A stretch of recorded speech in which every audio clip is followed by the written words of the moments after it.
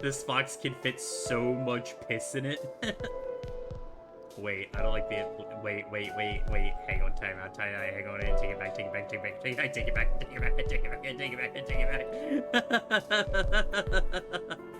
I take it back. I take it back. I take it back. I take it back. I take it back.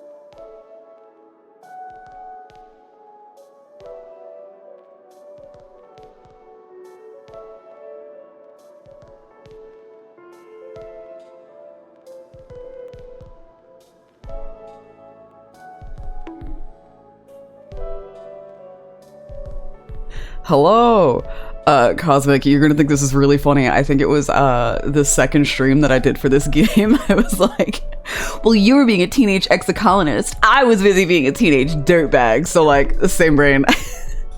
Dara Hem, thank you for the teeth. Yeah, squirt like the soda. That's why the S is capitalized. Clearly, I'm not just saying that to be some weird little nasty person on the internet. There's legal ramifications. I could probably get sued by Squirt if they so decided that some little idiot with 500 followers was advertising new blood flavor that they didn't have, even though it was in the works. That'd be crazy. I'm too gay for this shit. Leaves. Don't come back. Come back, hold on. We had an offline follow from what was her name? Lyra followed me, which is nice. And then pansexual kitten. Oh my god, I was like, hold on. That's for me? You shouldn't have. I'm the perfect level of gay for this. Okay, cool. Awesome. Listen, Hen, listen. I'm just a guy, okay? I'm just a man on the internet. I go on here. You got 6.9. Oh shit, dude. You know what that means? Hold on. If you send me a screenshot, I'll refund everyone their points for anything they've spent it on since the last time I refunded them.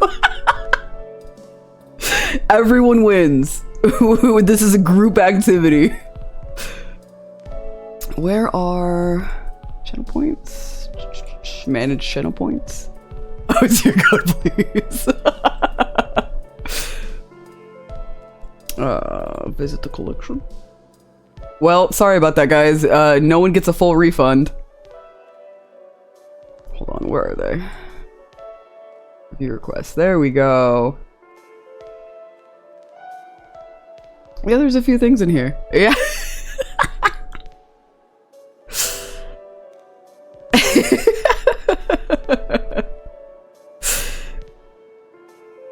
Listen, I came up with this on the fly, this refund redeem. I don't know what else you want from me, but you should probably have all your points because on February 14th, on the day where you have to delicately let me vivisect you so I can pull apart your ribs and pull that beautiful organ called your heart out of your chest and then eat it, you should have your points because I'm going to be writing fan fiction about me kissing the homies, and chat can be involved as well. So what you guys are gonna do is for a certain amount of points you'll be able to add more words because they're typically gonna be like, you know, X amount of words, and you guys can add different things. If you're like, hey, when you guys are kissing, can you do something weird like lick their nose? And I'll be like, absolutely.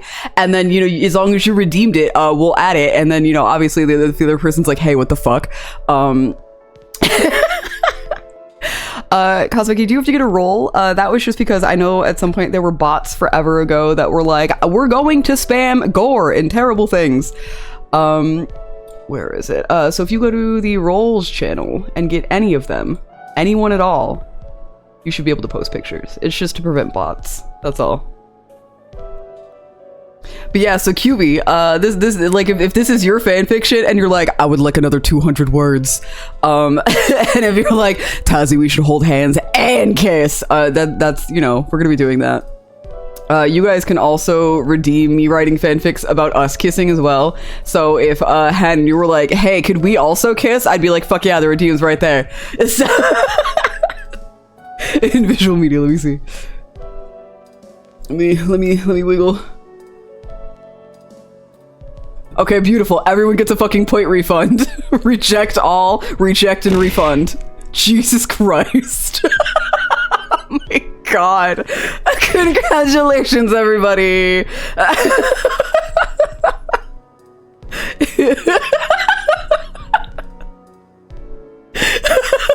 Woohoo, yippee! 32,000 points. Jesus Christ. Right here, right now. Can you wear my heart as a necklace at the end? Yeah, you just gotta, there's just gonna be a redeem and you just have to refund the redeem and put your text in there, but absolutely, QB. Listen, I the way that I yo-yo your points is kind of fucked up because you guys are like, damn, this is like 1,000 points for this thing, and then like 2 months later I'm like, congratulations, here's an excuse to have all of your points back, and you guys are like, that's what the fuck. Every time, and every single time I think it's funny because every time I wait, I feel like just enough amount of time before you guys are like, oh my God. The redeems are a bank. Sometimes I clear it out, and then sometimes you get all your money back. Don't worry. Now I need to formulate a good record. What are you formulating? Why are you doing math in here? Like, yeah, we're doing space science, but like, we're not math gays. Jeez. Oh my gosh. How have you guys been? How's your when you ever dream that you could do it? How have your dreams been? When's the last time you've had a dream? Tell me about your dream. What did you dream and why was it a nightmare? This was straight. No. Don't discredit furries like that who work in STEM. Come on, QB. We're no, not QB. Cosmic. Sorry, you're both purple. Hello, Pop Art. Listen, numbers are important, okay? That's how we calculate our paychecks and make sure that our bosses aren't skimming off the top. QB, you had just said something and you were purple. I'm so sorry. I got fucked by a toaster. What kind of toaster? Like a toaster oven? A toaster where like you just can only put like bread and bagels in it? Were we just referencing that weird gays hate? No, I was defending the gays who are good at math. I was like, don't do that to them, okay? I was like, the furries who work in STEM, the gay furries, they do math all of the time. I need to create the perfect sentence with her team of record this. My last dream was, my glass is not working properly. Interesting. Oh my goodness. Ugh. I just finished eating like 2 minutes before I had to start stream. So now I have hiccups. Surprising no one, because I feel like I hiccup a lot on stream. I'm always just like, oh my god. And like, I feel like there are pros and cons to not having a model, because then you don't know how many times I've needed to go, and then, you know, I think there's one time where I also didn't manage to mute before I sneezed, but you know, again, the crazy shit that you guys don't know that I do because I only move certain ways. I had a dream this night that everything was on fire and a tornado crashed into the building I was in and I saved everyone. QB, do you want me to psychoanalyze you? I did not make it though and woke up spinning around in the fire-nado. You forgot your intro? That's okay. You can still go do it. Oh my god. Also, so, you know how sometimes when you order... Sorry, I'm clearing messages. When you order strawberry lemonades from some places, and sometimes their strawberry lemonade tastes like they put oh shit. Sorry, I got distracted by boobs. Thanks. Thanks, Cosmic. You should not psychoanalyze me. You are already crazy. Listen. I was trying to talk about strawberry lemonade, and now I have to talk about how the fact that my roommates were both like, yeah, no, you're fucking batshit. We love you though. And I was like, not all the time. I'm not erratic all the time. They're like, when aren't you? And I was like, when I'm asleep. But that being said, you know how like sometimes when you get strawberry lemonade, it tastes like they put the whole fucking strawberry in there with like the green top and all, and then it's kind of like weirdly bitter, but like they try to cover that up with being sour. So I had ordered a regular lemonade. I got a strawberry lemonade. So in order to fix it, like a reasonable person, I got the rose syrup that I have in my house and I put that in it because the syrup is sweet and it's kind of floral, so it'll like even out the bitterness a little bit. And that was what I had along with a crazy fucking burger, like 5 minutes before stream. Tazi's talking about, listen, I'm just a man. I'm just a man who really fucking likes tits. I don't know what you want from me. You want me to not look at your boobs? You grew those yourself, okay? Jesus fucking Christ. Like, I know where your face is and I know where your boob is, and then I'm looking at the boob for a reason, okay? I'm appreciating, and you put so many of them right there, okay? Do you want me to be like, oh wow, your eyeliner and mascara is so pretty? Like, bitch, no. I know what I'm here for. You know what you're here for, okay? I'm gonna be a shameless harlot and be like, holy shit, babe, your body's banging on this fine evening. Can I get you a soda? Get like, what do you want from me, huh? Because I can't be fucking normal. You knew that when you signed up to be here. Hello? Oh my god. Okay. Everyone, do a little stretch for me. Ooh, big stretch. Oh my god, my spine. Oh my god. There's NSFW. Oh shit, do you? Hold on. I don't think I have an NSFW chat in my server, but you can DM it to me. That's allowed. I don't have it, so my DMs are weird. If you're in my server, you can DM me. Just be reasonable and not a freak derogatory, but freak positive, like DMing me spice is super fucking allowed. It's been a minute since I've... What do you mean, what the fuck? What do you... There's have you guys not seen the art that I've gotten? Have you guys... Did you not... There's at least 2. I'm real floral. Wink wonk.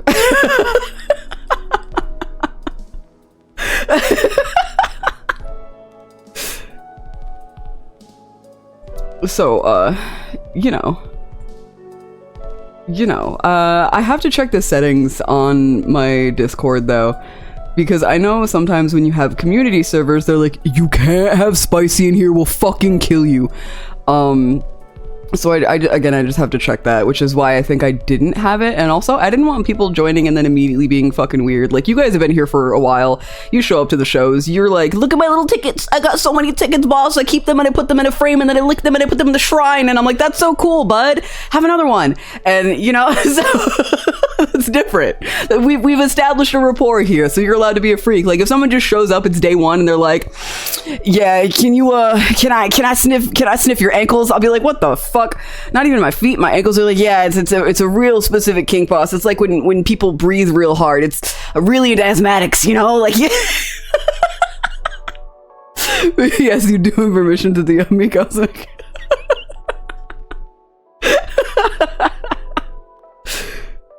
Oh my god. You know, I think I'm a pretty reasonable person considering that I'm medically crazy. Hold on, what do we have? What do we have? The collars, Boogie! Oh my god. These are so good. I also really like the draping of the third one. Oh my god. Hello? Well, I'm a zoom emoji, there we go. This is the face I made in real life, just so everyone knows. Blacklight art is good. I feel like there isn't enough of it. I feel like it's really kind of underutilized, you know? What were you referencing when you pinged me? Pop art, like, for comics and stuff, the other day, there was like, you know how sometimes on your computer, like, for the search bar, it'll have, like, a little thing, and it's like, oh, today is, like, International Zebra Day. Like, literally, that's what that is right now. The other day, it was Pop Art Day, so I was like, oh, shit! Pop art! It's you! It's a day for you! So yeah. You had a day dedicated to your namesake. And I thought you should know. Sorry, I heard popping and I was like, is that the cats? The cats being little freaks because they just had the zoomies and like I can't tell if they still have it, so I'm like, okay guys, bye, I have to stream now.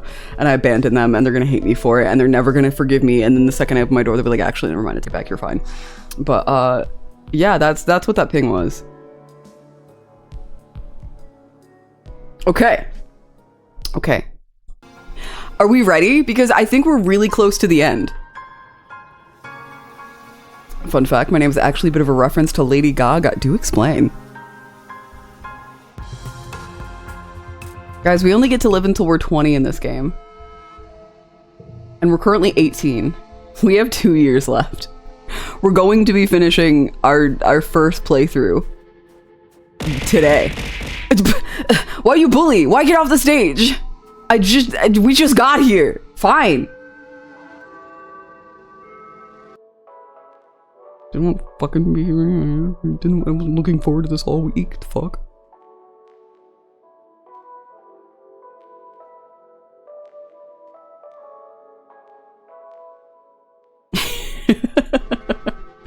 Her album Art Pop. I aped the name. No, that's it. I aped the name and flipped it around because I love her music. Nice. It's always really fun to see. Thanks, Keegan. It's always really fun to see where people get their name. What are you booing me for still? What is this wishy-washy bullshit? Do you want to feed me or not? Jeez. God, okay. So we're gonna finish our first playthrough. Thank you, QB. Of this game today. Let's do a recap of what we have going on. Cal is my ugly boyfriend who I love so goddamn much. Look at him. Thanks. He looks like a weird bird. Thanks. I love that he got a tattoo on his boob. What's his tattoo? That's for me to worry about. Don't worry, that's my business. Oh, I didn't realize we could take like a close-up of our little portraits. Oh, fuck, dude. We never really got super close with Anemone when we were kids. Tang we got close with. Tang's outfit fucks. Tang's really cool. This we also got close with because I was worried about his stupid ass fucking off into the wilderness and then never being seen again. Mars I wanted to get close with, but I was kind of sad that to get close with her when we were kids we had to bully Dis, and I was like, I'm not doing that. Tammy, I love you! We'll see you in the next life! Rex is a cutie patootie, and I'm kind of a little feral about him. But I was kind of already locked into Cal at that point, so I was like, I have to commit. Nomi, we're non-binary pals. Nomi, what are your shoes make you look like a horse? Oh my god! To Tammy, Tammy got electrocuted when we were 10, and she passed away, unfortunately. It says right there, up by her little profile picture on the left, killed by an electric shock when you were 10.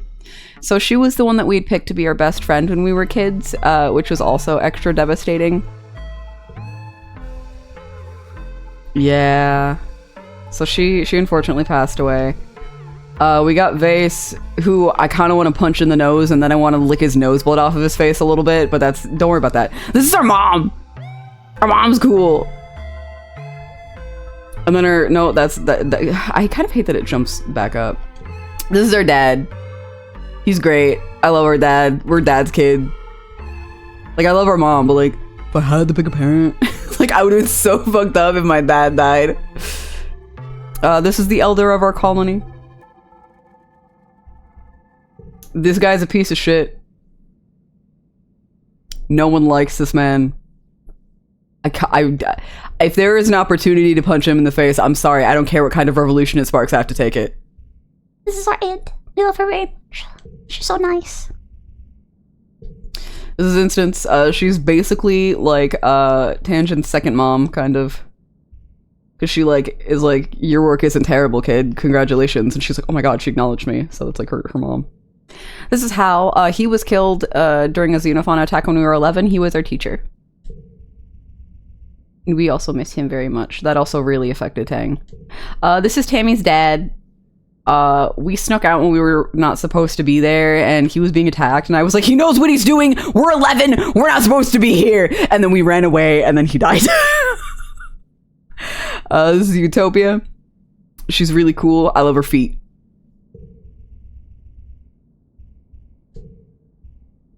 This is a security chief Rhett. He is kind of a bit of a hard ass, but even he thinks that Lum is full of shit. He does not like him, which I like.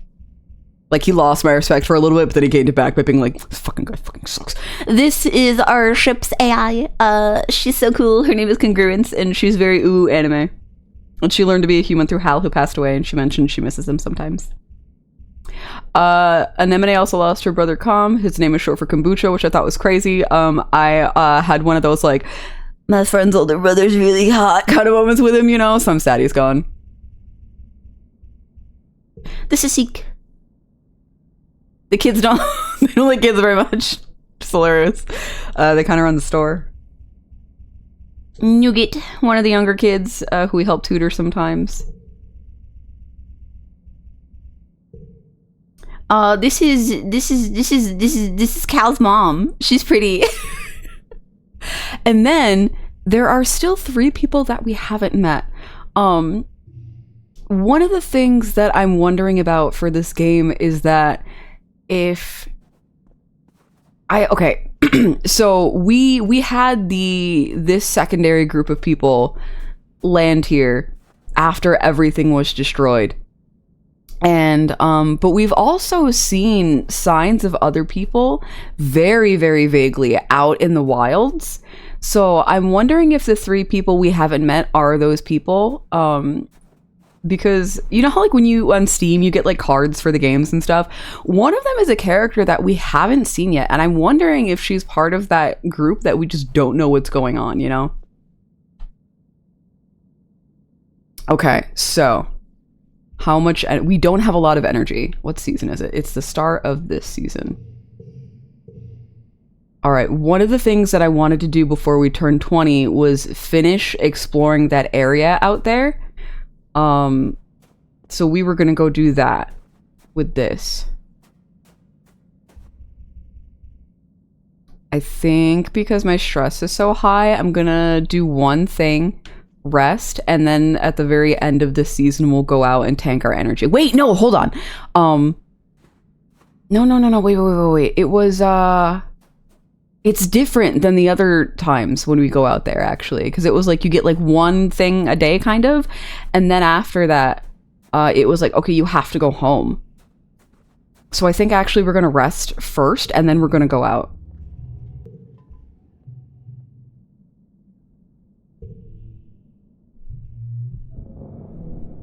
I'm going to keep all the cards. You're all out of bed at noon because you're allowed to. Because it's your birthday. Oh, I forget it's our birthday at the first start of the season. But also because you're exhausted. No! I just fixed my stress! You barely slept at all last night. You've been having these nightmares since the siege. More and more every night. Like they're trying to tell you something urgent. You can't make sense of any of it.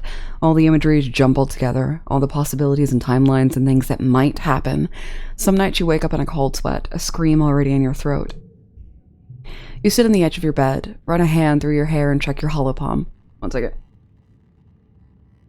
Oh, that hiccup hurt. A few people wished you a happy birthday, but that's all. You guess you're getting older. Birthdays aren't important as they used to be. Right. And Mars wants to meet you for lunch in the lounge today. You'll have to practice your smile. As you enter the lounge... Surprise! You do your very best to play along and act surprised. Woo! Streamers! Balloons! Great. This is a cute card. It's Tammy! All of your friends are standing around wearing goofy hats and clapping. Nomi is holding a bunch of balloons larger than they are, and Rex is wearing a cute little waiter's outfit with a bow tie. Oh my god! You accept their hugs and birthday wishes, trying to hide your exhaustion and demurring with a few pointed, "All this for me? You shouldn't have. No, really!" Rex wanders around with a tray full of little snacks, offering them to everyone with a vampy accent and a silly, airheaded giggle. The goofball act chips away at the natural awkwardness of the surprise party. That is the first 5 minutes after everyone shouts surprise, and soon everyone is laughing and enjoying themselves. Despite your exhaustion, you smile too. Your friends are so amazing, and they're all here because they care about you. Then you get some unexpected guests. The lounge begins to fill with Helio kids, mostly ones you don't know, the ones who usually keep to themselves, and... well, you don't much like your original stratospheric kids. Don't much like you original stratospheric kids. Okay. Vase and Nem are with them, his arm draped over her shoulders. Nem gives you a little wave of acknowledgement for your birthday, which earns a weird look from Vase. Hey, who invited you guys? Cal says, stepping forward with his hands clenched. This is a private party? It's a public lounge, Vase replies. We can sit wherever we want. Cal stomps right into the midst of the Helios. Oh, god damn it, Cal, no. And they've been trying to recruit him, so he's been super pissed at them. You guys think that just because you fell out of the sky, you're the wormhole's gift of Fortuna? He spits out. We don't need you. We never needed you. All you do is make things worse, like this party. You've rarely seen Cal so ready for a fight. He doesn't seem to care that his body language of the Helios kids has changed from cocky to dangerous. Oh, Cal! You're just a bunch of basses, Cal continues. You and Lum! Oh boy. Hold on. What is I need my stats up. Why did my stats go away? Oh, I'm just a scared little guy. Give me my stats back. Put them on the screen, please. Thank you. Friendship with Vase or Anemone. Oh, fuck. The lounge erupts, chairs screeching across the floor as the Helios jump to their feet, yelling at Cal, calling the colony illegal and Cal a fugitive. They jostle him around, but Cal plants his feet and stands his ground. You hear a bottle breaking and see someone advancing on Cal. He's not backing down. Oh my god, fucking stop. Your voice is drowned out by their argument, then someone throws a punch and it's all chaos from there. Despite Cal's bravado and brawny physique, he's no fighter. One of the Helio kids socks him in the stomach and he goes down like a felled gnarled tree. Rex throws himself between Cal and his assailant, catching a few kicks on Cal's behalf before the Helios get tired and leave. With a few parting shots at Cal's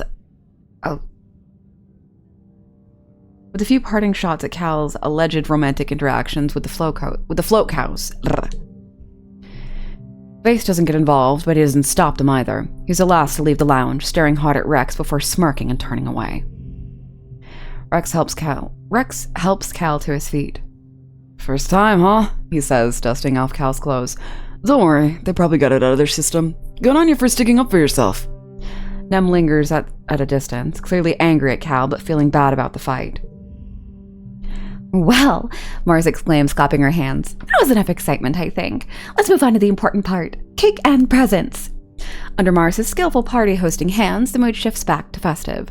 You enjoy your presents and your cake, but tension boiling over like that is a bad omen for the rest of the year. Man! Birthday fucking sucked. Wait, do I have presents? Hold on, what do I have? I have like nothing. Okay. Wait, hold on. What's Cal? Okay, it's fine. No bubbles. We're heading out, bud.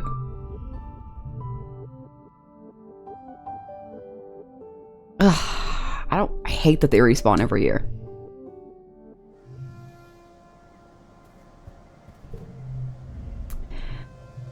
Oh boy, Vase is here. You report to the expedition tents to find not just Utopia, but Security Chief Rhett and Vase as well.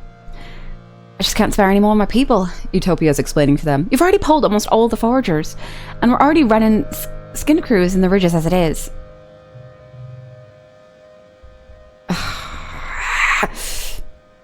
There's one person you can spare. Rhett replies, turning to face you. Hello, Celine.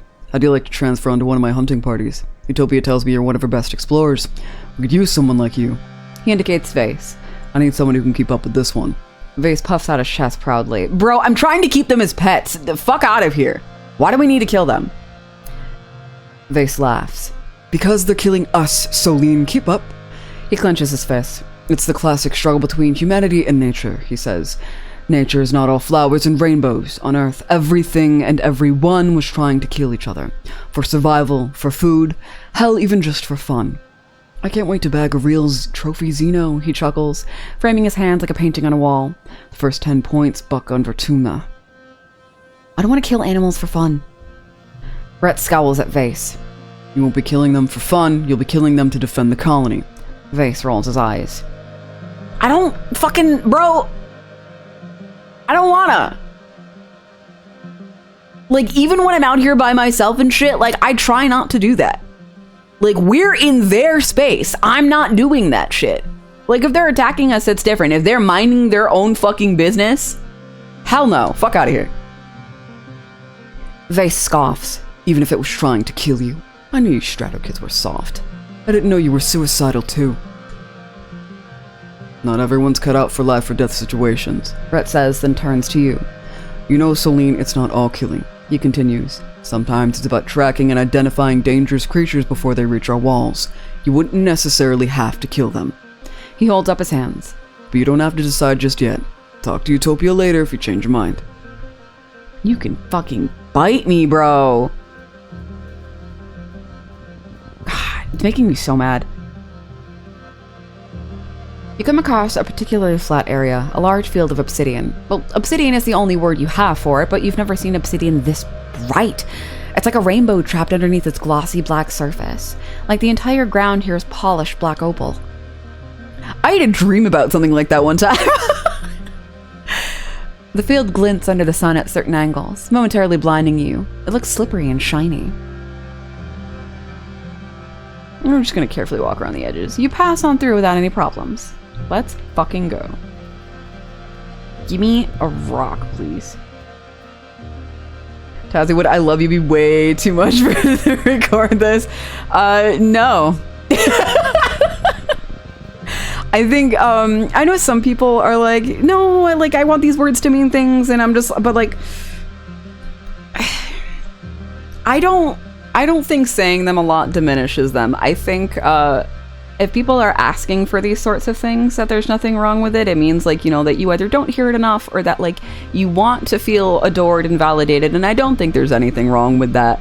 And I am very, like, oh my god, I love you guys! You know, so, like, that's not weird to ask for. You just need to let me know what tone you'd want it in. Yeah.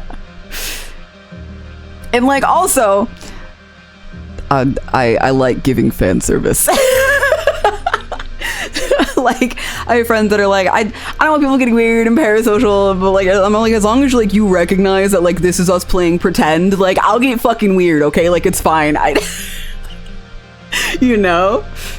And like some people have a very hard time distinguishing that, especially when you add into the fact that like we're VTubers, so like we're little funky anime characters, and like we can say things and interact with you directly, and like, oh my god, that's so special, that's so modern and new, you know? So I know it's hard for some people, but like, you're in here a lot, Hen. You know how this shit works. You know that I'm like hello, fertile and flexible. Why you throw a tomato? Why am I getting bullied today? Why are you guys being mean to me today? What did I do? Why are you mad at me? I'm just here. I'm just a little guy. I've never done anything wrong a day in my life. Don't you know that I'm gonna die someday, eventually? And thank you, QB. I'm not very social. I do not love my VTubers. I watch and respect them. Oh my goodness. Oh, hold on. I set my controller down funny. Now she's mad about it. Okay, we know what that is. We got pissed on again. We're all gonna die one day. You ain't special. Incorrect. I'm so special, okay? That's the whole point of why you're here, is because I'm so special that I live in your brain rent-free, and then I get to like track all my dirty little feetsies through your house, and I get to eat all your snacks and your fruit, and then I get to tell you that your flowers look bad and I fix them so I can eat them later, and then I take the teeth out of your mouth and we tongue kiss. I'm so special. I won't die. I'm simply too immortal. Oh my goodness. Okay, this is the one where we lost our canteen. We're gonna search for water.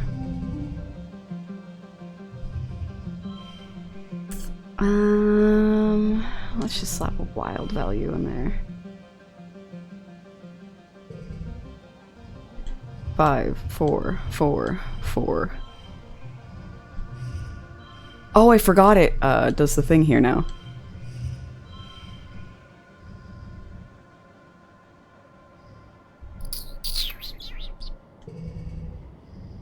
8, 6, 6, 5. Yeah, like this person, whoever this is, I want to meet them.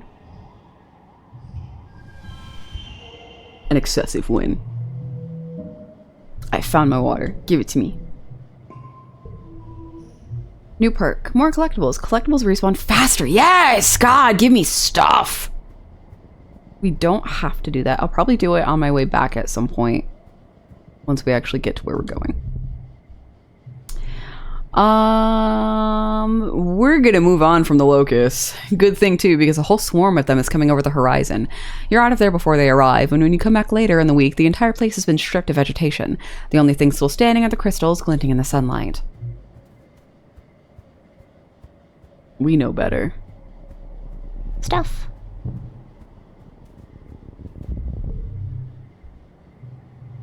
We're gonna cross it very carefully. And then we go down this way. You haven't been down into the deepest crevices of the ridges, where the crystals grow thick and the air is stagnant and dead. It's already sweltering on the ridges, but in the chasms you can see the heat warping the air almost like it's a permanent fog.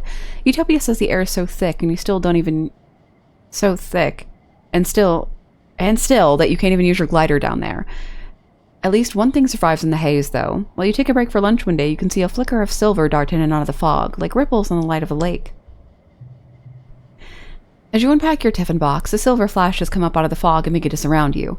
They're animals, eyeless, almost translucent creatures about the length of your arm, trailing meter-long tentacles behind them. Their mournful hooting is magical and strange. You look them up on your holopalms. Oh, air squid babies! Wait, air squids are predators. They're going to chew me alive. Unchangeable. Actually, wait. You don't know, you're fine. 2. There's your rainbow. Oh god, this is a high count. Okay, 8, 6, 5. Oh, you're a rainbow, so you're mad about it. Okay.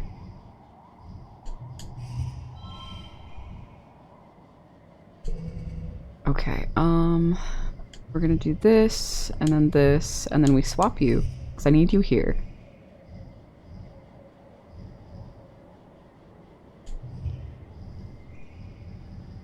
And then you.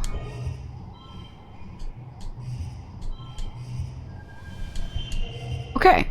Boom. You duck behind some roots and keep perfectly still as the creepy creatures float around and past you. They don't seem to be hunting for food. They must be on their way somewhere. Until they suddenly turn back in on zero on your location. You find yourself surrounded by curious baby air squid, and their tentacles begin to parse over the ground looking for you. You're not going to get eaten today. You leave your tiffin and bolt, paying no heed to the noise you're making as rocks clatter down the side of the chasm.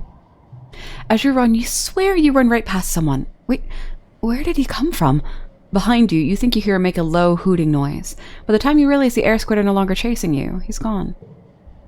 You're not too worn out to continue, but we saw the guy again! We saw him again! Okay, it's sleepy time. We're cranky and tired. Again. Oh wait, hold on. Before we end the season, let's go give Dis a present. Hello, bud. I have a thing. What else do I have? Do I have 5 of these fucking things? Hold on. Mars! Mars, I have so many of these fucking rocks. Here you go, beautiful.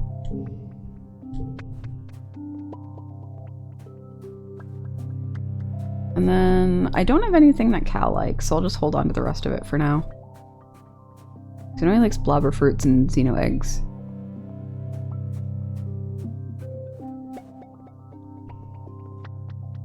Okay. Nim, I'm sorry we weren't closer as kids. I love you.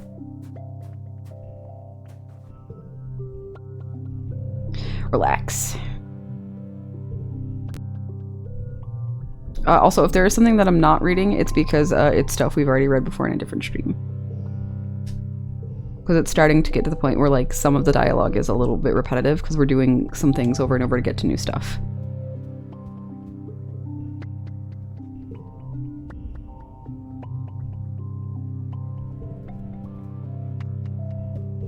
Okay, let's go back out to the ridge again. I was kind of expecting Utopia to be there because he was like, talk to Utopia if you wanted to, like, fucking fuck off. But, like, also, I was anticipating way more pressure about that. Like, I'm not here for your dumb little fucking war on the surrounding nature. I'll kill you with a rock. Hold on, I know I shouldn't be doing this, but I want to know. We're gonna... I want to know, because it wasn't here last time. It was in a different spot. Engineering challenge. My engineering isn't super bad since I've been out here. Let's do 2 4s. 9, 5, 3. Actually, wait, can I... Yes, okay. And then 1. Oh my goodness. We need 20. That's not bad. That's doable. 6, 5. 24.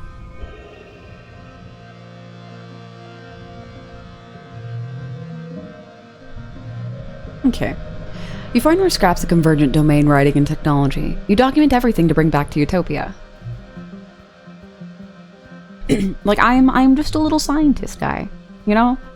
I'm a little farmer scientist. I'm here to hang out with the animals and mind how they behave. I'm not here to fist fight things. I feel like even the zipper mouths are obviously, like, they're only aggressive during glow season, and that's the only time we see them. They're fucking huge. Where are they when it's not glow season?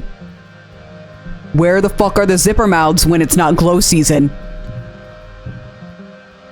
Like, obviously something is going on there. And the fact that they have decided to simply get aggressive rather than trying to understand why they're behaving that way pisses me off. I'm a knower. I want to know things.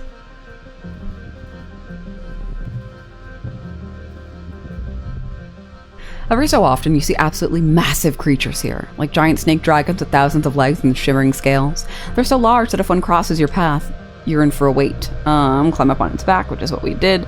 We're gonna hassle the Dorbsmons, which gives me back a little of my stress. Stuff. Any more stuff? No. Okay, this way for stuff. Okay, and we don't have to do that one. We can do this one. Radiation. We know how to neutralize it.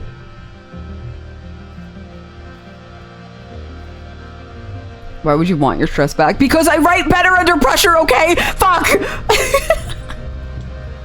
Okay, and then we made it all the way over here. Awesome. You return a disc to the pyramid in the ruined wormhole observatory. The headache building. This again? This ass, unsure. Are you sure you want to go in there? Oh, fuck! It was, Oh, what were our stats that we needed to be higher for this?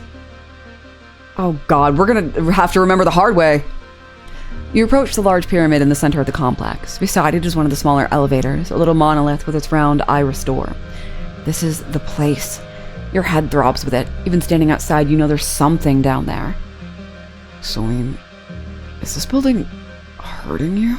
Dis asks when he sees you rubbing your temple. Find a way in. You look for one of those elevator monoliths near the pyramid and find it, but it's overgrown with snaking vines and brambles. Hold on.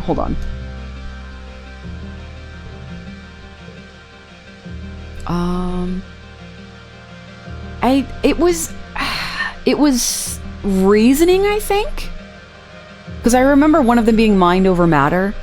So it might have been reasoning and toughness. Because it was one of the two, and I think it wanted them at 50. Do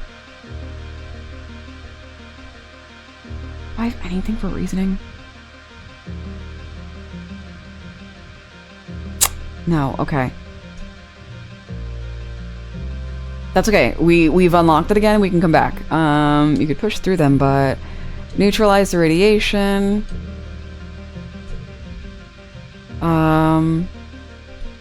We're gonna leave. Hold on. We're gonna keep exploring though.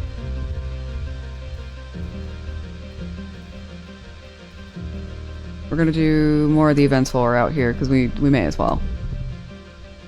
Utopia sent you and Dis to study one of the large crystal outcroppings. Up close, you can tell that these are more of the convergent domain solar panels. They're angular and hard to touch. They're angular and hard to the touch, but they have a sort of sponginess and warmth to them that's a little disconcerting. They emit a humming noise. Oh, we got kudos. What a fascinating combination of biology and engineering. Truly remarkable. You take readings and collect data for Utopia, being careful not to break any. Maybe someday the colony could figure out how to harness the electricity from these. A new park. New cards in the depot! Well, now we gotta go fucking shopping. Mars would be proud of us. Okay. Let's go back to the one that I wanted to look at before, and then maybe one more, depending on how much stress we have. And then rest, and then... No, hold on. Do our reasoning, and then rest. And then come back. Okay, so that should be either the end of pollen or the start of the season after. I think it's wet season next.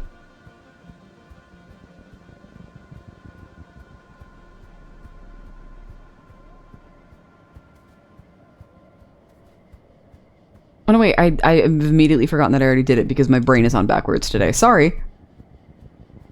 I'll do this one then. The flies. We're gonna swat at it, because last time we didn't do that. Why not? And I like doing the card challenges. 8. 3, 5. 7, 6.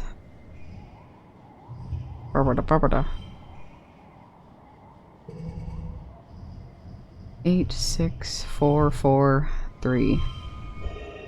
Cool. The eye fly is like the size of a human eyeball and made of concentric rings of rainbow hues. Black, yellow, green, blue, and purple. You find yourself staring right back at it. You wonder if the rings has something to do with the light refraction. You let it land on your arm. Then you strike! Haha, got it. Squashed. 10 minutes later, there's a new fly following you. Oh no. Oh, okay. I was like, oh, this is gonna be bad. We're fine.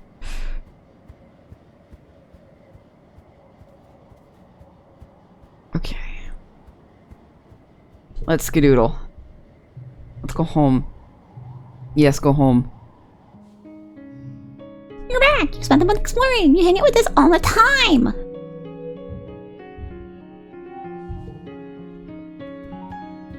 Okay. Let's double check and make sure there's nothing on the floor. What is my stress at? 80? Okay, we can probably do one thing and then we have to rest. Honestly, we should probably rest first and then... Oh shit. Oh, that's crazy! That thing is 300. Oh my god.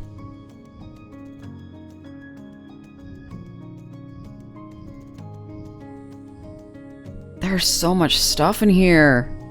Plus 15 to all skills is really good though. Wait.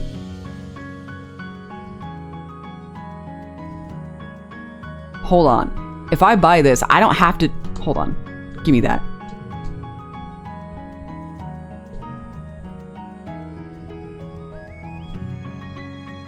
Oh my god, let's go!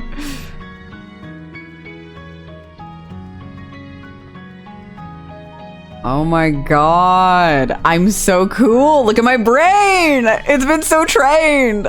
This is awesome. Okay. And now we have 61 reasoning. Perfect. So now we can just rest and go back.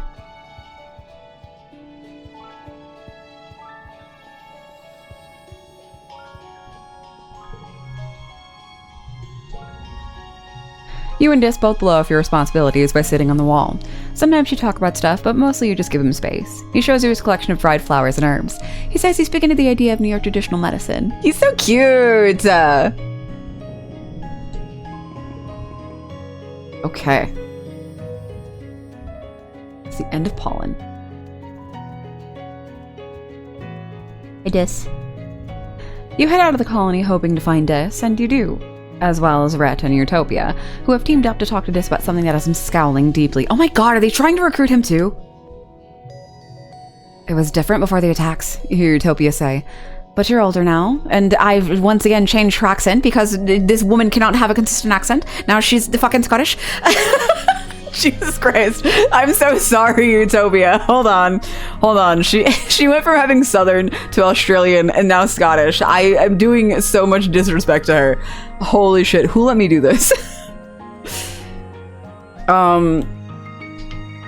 on. We're gonna try to rein it back into Southern. I let her be fucking Australian last time, and at the start of the stream, we gotta. Oh my god, if it's been too far in between me doing an accent, I'm not consistent with them. Holy shit. It was different before the attacks, you hear Utopia say. But you're older now, and when you're on an expedition, you can get into a lot more danger than when you were just a little kid going on a walkabout. When you're out there on my team, I'm counting on you to do as you're told, and to be where you said you'd be. She gestures beseechingly. What am I gonna do if something happens to you out there, kid? What if you disappear one day and you're hurt and no one knows where to find you? What if... I'll be fine. Just cuts her off. I can take care of myself. And if I can't, that's on me. That's not how it works here, Rhett says, his voice stern. You're not just putting yourself in danger out there, you're putting the whole colony in danger. I know you're a bit of a loner, son, but you have a family here. All of us. We're all your family. We're going to send people out to find you, and what if they get in the same trouble you did? He continues. We're counting on you to follow directions out there to keep everyone safe, not just yourself. What if I don't want to be found? Dis explodes, waving his arms. What if I want to be left the hell alone? Oh, he's angry. Look at that sprite. Oh my god, he's pissed. Rhett and Utopia are stunned by Dis's outburst. Rhett opens his mouth to respond, but Dis talks over him. If I don't come back, just leave me out there, he spits. If this planet wants me dead, maybe I deserve it. Huh? Do you ever think about that? Maybe I deserve to die out there. Maybe we all do. With that, Dis stomps away. Rhett and Utopia look stunned. Oh, he's so mad. You follow Dis around the outer walls of the colony to where he's angrily pulling things out of the drain pipe hiding hole he's long since outgrown. Stupid humans, he grumbles, stuffing what looks like a bedroll into a carrying bag. Then everything of anything except... Oh. He continues, trailing off when he sees you. What do you want? You okay? Great, Dis mutters. Just awesome, actually. Yeah, thanks for asking. You watch him pull things from his hideaway and throw them into two piles. Screw this colony, he says. I didn't ask to be a part of it. I don't need it. I don't need anyone. I'd be better off living in the woods, like an animal. At least that's real. He reaches in far and pulls out a busted-up-looking mechanical device. His old alien communicator. He made using gear he stole from command. Jeez. He laughs. Guess I don't need this anymore. Oh... Oh, no! Oh, fuck! Oh! I knew this was gonna... I knew it. I knew he was... Oh... I knew since you were like 3. We were like 10.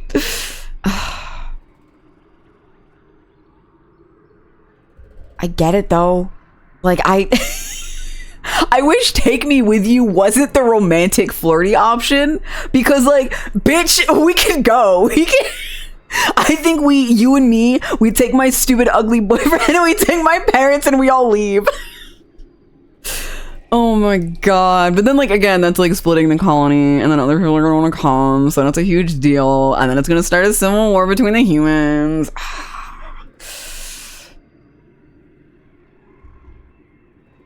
But I don't want him to go.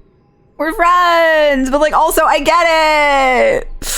We were supposed to explore the weird place together. Just come on. I don't want to go in there without you. I'm a big weenie.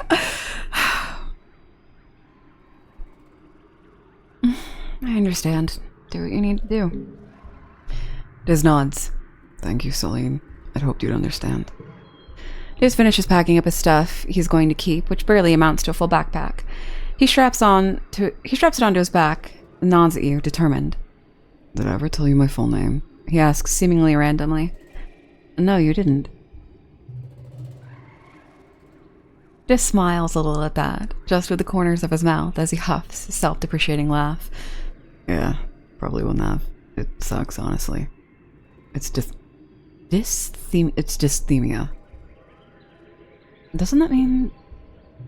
Yeah, Diz says. It means being sad. A joke, right? Names the kid that. He shakes his head. Aunt Dan always talk about how babies make everyone happier. Was my mom sad before she had me and Tang? Or did having us make her sad? His smile twists. Was it me? Was I the reason? Just scuffs his boot into the dirt. Whatever. He mumbles. No one's cared about me. Basically ever. Since before I was born. My own mom didn't love me. The, like, one person who you think could. He looks up at the sky and blinks rapidly. Whatever. He repeats. I'm out of here. Thanks for everything, Celine. You're the only good thing about this shithole. I'm gonna miss you. Yeah, give me a hug, you stupid idiot! You throw your arms around Diz, who grunts and pats your back awkwardly. He doesn't relax until you finally relent and let him go. You watch him disappear between the fungal trees. Within minutes, he's out of sight. You're getting ready for bed later that day when you receive a colony-wide announcement through your holopalms. It reads as follows. Colony notice. Reminder that there are to be no unauthorized trips outside the walls without prior authorization from Expeditions Command. Anyone caught in violation of this rule will be punished. This includes going for a walk. It is dangerous outside of these walls and only to be done by trained and armed personnel. Thank you, Command. How about that? You send Diz a message. Huh? Diz messages you back immediately with just a picture of a knife. You're guessing he didn't get very far. Oh no! He's so pissed! Oh, he didn't even get to fucking leave! Oh, he hates this place! Oh no, Diz! Oh no!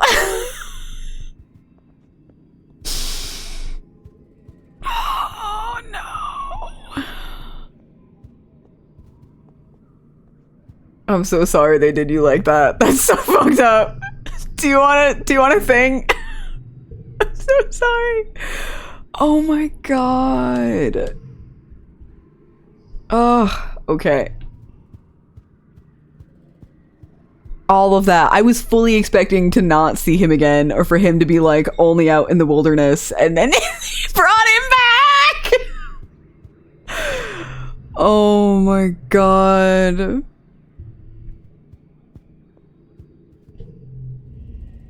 Oh, okay. Do you want to rock? Hey, Nomi. I have a present for you.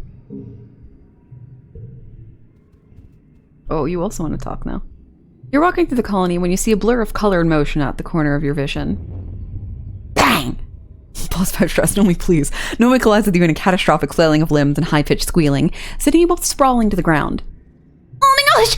Nomi exclaims. They immediately get to their hands and knees and begin to collect the papers they've exploded out of their hands when they fell.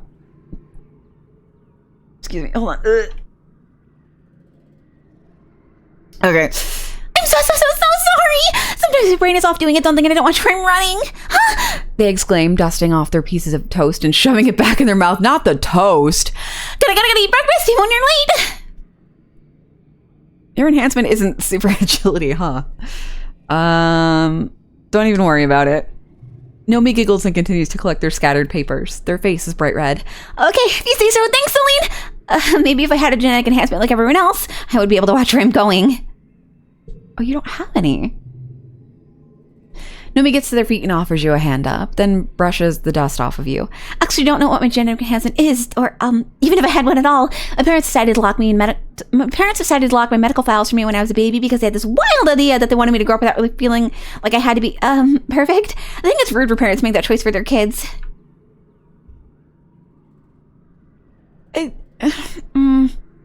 I get it, but like also that's like being like, yeah, we've locked away your like medical history and like your family medical history because we don't want that to impact how you act as a person. Like, bitch, for all you know, like, oh my god, that sucks. Well, kinda. Nomi replies, poking their index finger to their cheek thoughtfully. But kinda not too. It's fine, actually. Sometimes I don't mind at all. Nomi wiggles their eyebrows. Maybe I'm just like Galactic Cyber Princess Umiyama, and one day a talking hotbite will come to me and tell me I have to defeat the Mecha Ultra Nether Beings. I love you. You're so fucking goofy. They truly just like were like, this is a weeb. Congratulations, Space Colony. All right, let's go survey stuff.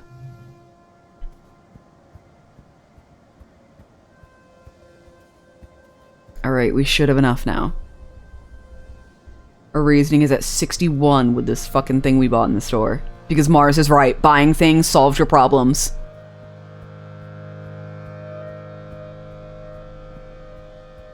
Okay.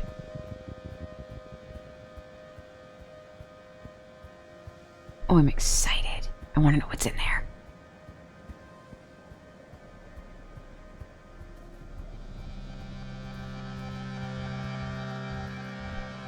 Bum, bum, bum.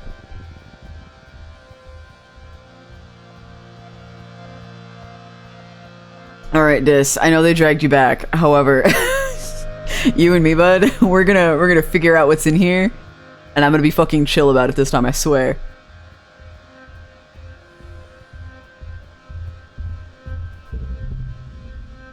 The headache building. Yes. Find a way in. Neutralize the radiation. Keep going. The fog slowly clears from your eyes. Your head still hurts, but you can think again. Dis looks concerned, even going so far as to reach out and steady you. Are you okay? Keep going. Yes! Past the antechamber is a long hallway sloping down. Things around you are starting to look kind of weird, like two slightly different realities overlapping. Just his face is starting to phase in and out of existence. You're hit with a strong wave of dizziness and nausea. Things seem to move in slow motion, but also far too fast. You lean over and concentrate. Mind over matter. You keep going. At the bottom of the hallway are more crystal panels on the walls, many facets broken. Or are they whole? The walls have crumbled and roots creep over everything, but also they don't. Every time you blink, the room seems to flip and swim between the two realities. All the same, you feel absolutely compelled to continue.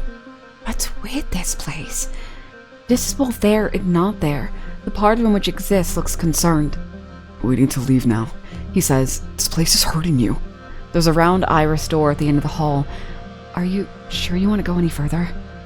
One more room. You pass through the doorway into a large square chamber with sloping ceiling. Your sense of this place, of the vibrations, is telling you that this must be directly under the big pyramid on the surface. The floor and even the air here thrums with vibrating energy. Ugh, even I can feel it not too. Dis mutters behind you, rubbing his head. Ooh, reasoning. Okay. The room is empty except for a kind of raised platform in the middle, which looks enticingly like a bed, which is convenient because you are definitely going to faint this time. You collapse onto the platform and are overcome by a spectacular migraine headache. It feels like your head is going to explode. Focus on the pain. +1 to blue cards. Interesting.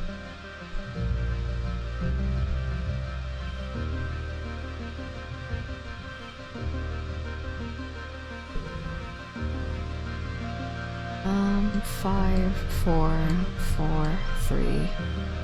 Oh no, that's a 5, that's right. So then swap you.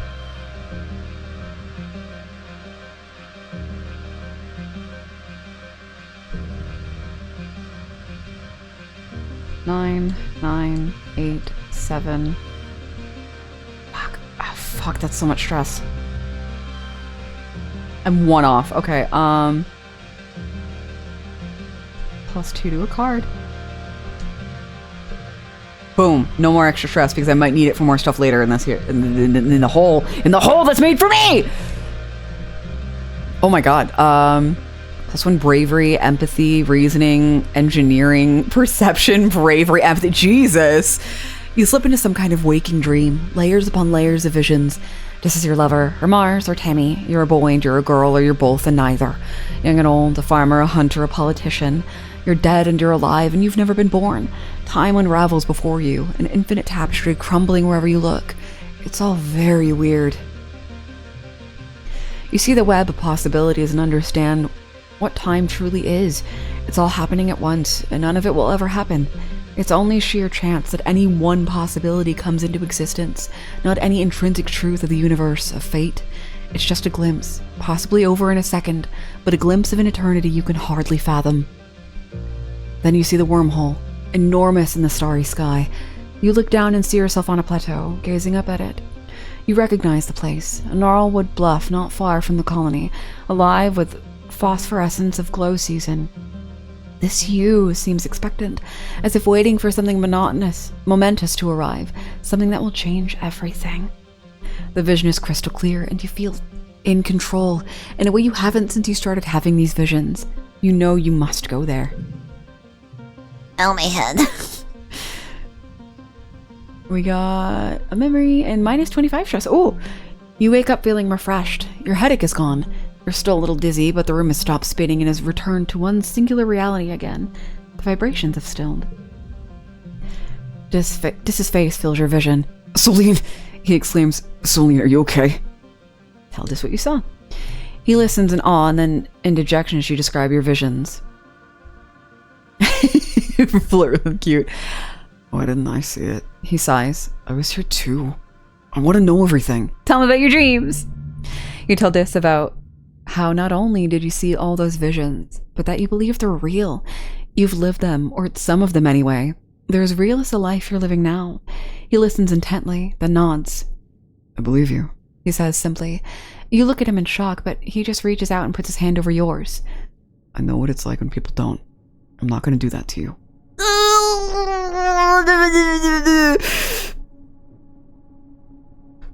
I like him so much. You don't know what any of this means yet, but you're one step closer to figuring it out. You feel like you've just had some kind of mega prophecy, but it was way too much all at once and too hard to understand. Could the Convergent Domain handle this kind of information? Could they remember past lives like you? Is that what this room, this observatory was meant for? The only thing you remember clearly from these visions is the image of yourself during glow season, standing at the top of that gnarlwood bluff just outside the colony, waiting for something.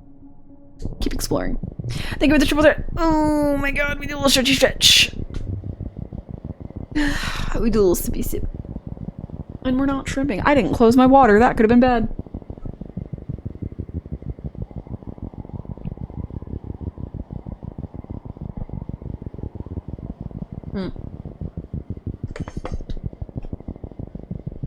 Okay. Ugh. That was good. Now, again, not just once again glow season, something funky happens there, and now we know that next glow season we have to sneak out. Okay.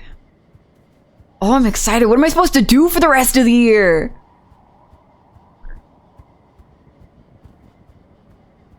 Ugh. Ugh! Sorry, I'm excited. You've been saved a few times from certain doom, or at least discomfort, and it can't have been a coincidence. Something or someone has taken an interest in you. You're being followed. You're beginning to get a feel for this place and its danger, so the next time you hear the mournful hoot of a passing air squid, you head towards it instead of away, keeping an eye out for anyone watching you from the cliffs. There! Just as you think you're going to grab its tentacles and fly it. Just as you think you're going to have to grab its tentacles and fly it like a kite to get your savior to show up, you see a shadowy humanoid figure appear over a nearby ridge. You make eye contact and both freeze. His almond-shaped eyes widen in his not quite human face, and he slips out of sight again. Track him carefully. Rather than rush after him, use your tracking skills to carefully follow his path and sneak up on him. You pounce like a manticore, and the two of you tumble to the ground. You pin his arms. Hold on, wait. Ooh, ooh.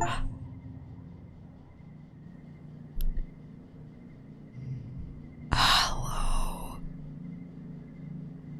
You get a good look at his face for the first time. The long, delicate features, the odd tone of his skin, almost purple, and his glinting alien eyes. Before he can answer your questions, you jump off him and back away. Oh, what is he? He's beautiful! Oh my god! Oh, I'm so excited! I thought I was going to wait for an entirely other new playthrough. Oh my god! He brushes the dirt from his clothes and stands up tall. Very tall. You have to take another step back to get a good look at him. You catch a glimpse of a pale purple wrist under his tattered black sleeve. Delicate, like bird bones.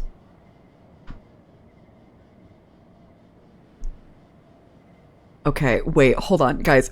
So, I don't know if you know, but I have these OCs.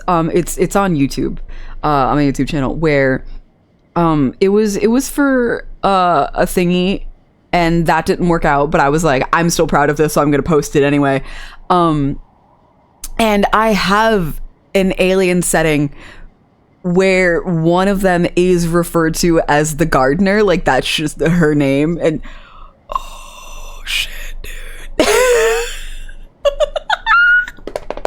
Guys, I think my OCs in someone else's brain fucking synced up. Oh shit. Oh my god. Holy fuck. Hold on. You know what? Hold on. Pause. We're opening, closing this. I'm gonna show you. Okay? Because fucking, oh my god. This is crazy. Hold on. View your channel. Videos. Where is it? Okay. Hold on. I'm gonna... Because I made a bullshit visual novel for a thing. That it's not even a fucking visual novel. Because the fucking... I don't know how to code then. But I had the art! It was really pretty. I don't have art of her on this PC. It's on my laptop. But... Hold on. We're gonna fucking screen share so I can show you her really quick. Actually, no, hold on. I'm a fool. I can just take a screenshot. I'll even get the video in there so it's like See, I'm not bullshit, guys. See? oh my god. Wait, hold on. When did I make this? A year ago. Okay. No, not a browser. Give me an image. Okay. Browse. Pictures. Screenshots. She's huge. Hold on. So this is my alien flavor of the gardener. She collected people that were sent to this planet for exploratory purposes and to like gather samples, and she turned them into local flora. That was her thing, and she basically made them into topiaries, and she thinks humans are so cool because their bodies are so malleable in terms of like being modified into what she wants. So, you know, that's my evil, beautiful wife. So there's the gardener, and then her antithesis is the groundskeeper, and I think he's really sexy. Hold on. I made him, yeah, but like also he's sexy, you know, like no, hit browser and that's not what I want. Image. Where is it? Where is he, my beautiful man? Hold on. No, come back. Put him back. I hit the wrong button. Ugh.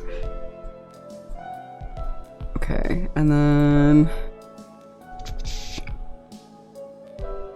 Hello, scaling. I'm paying attention, I promise. I'm not just looking at him, I swear.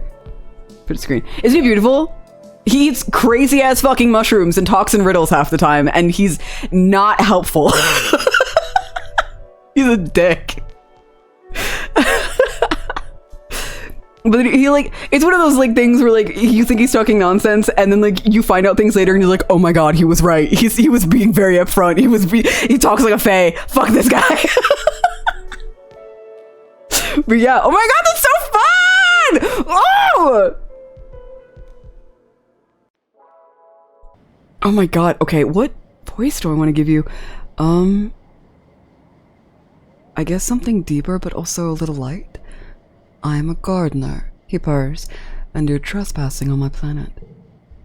Now that you can see all of him, you can confirm he's definitely not human. Besides the purple tint to his skin, he's also just constructed differently. Human, but not.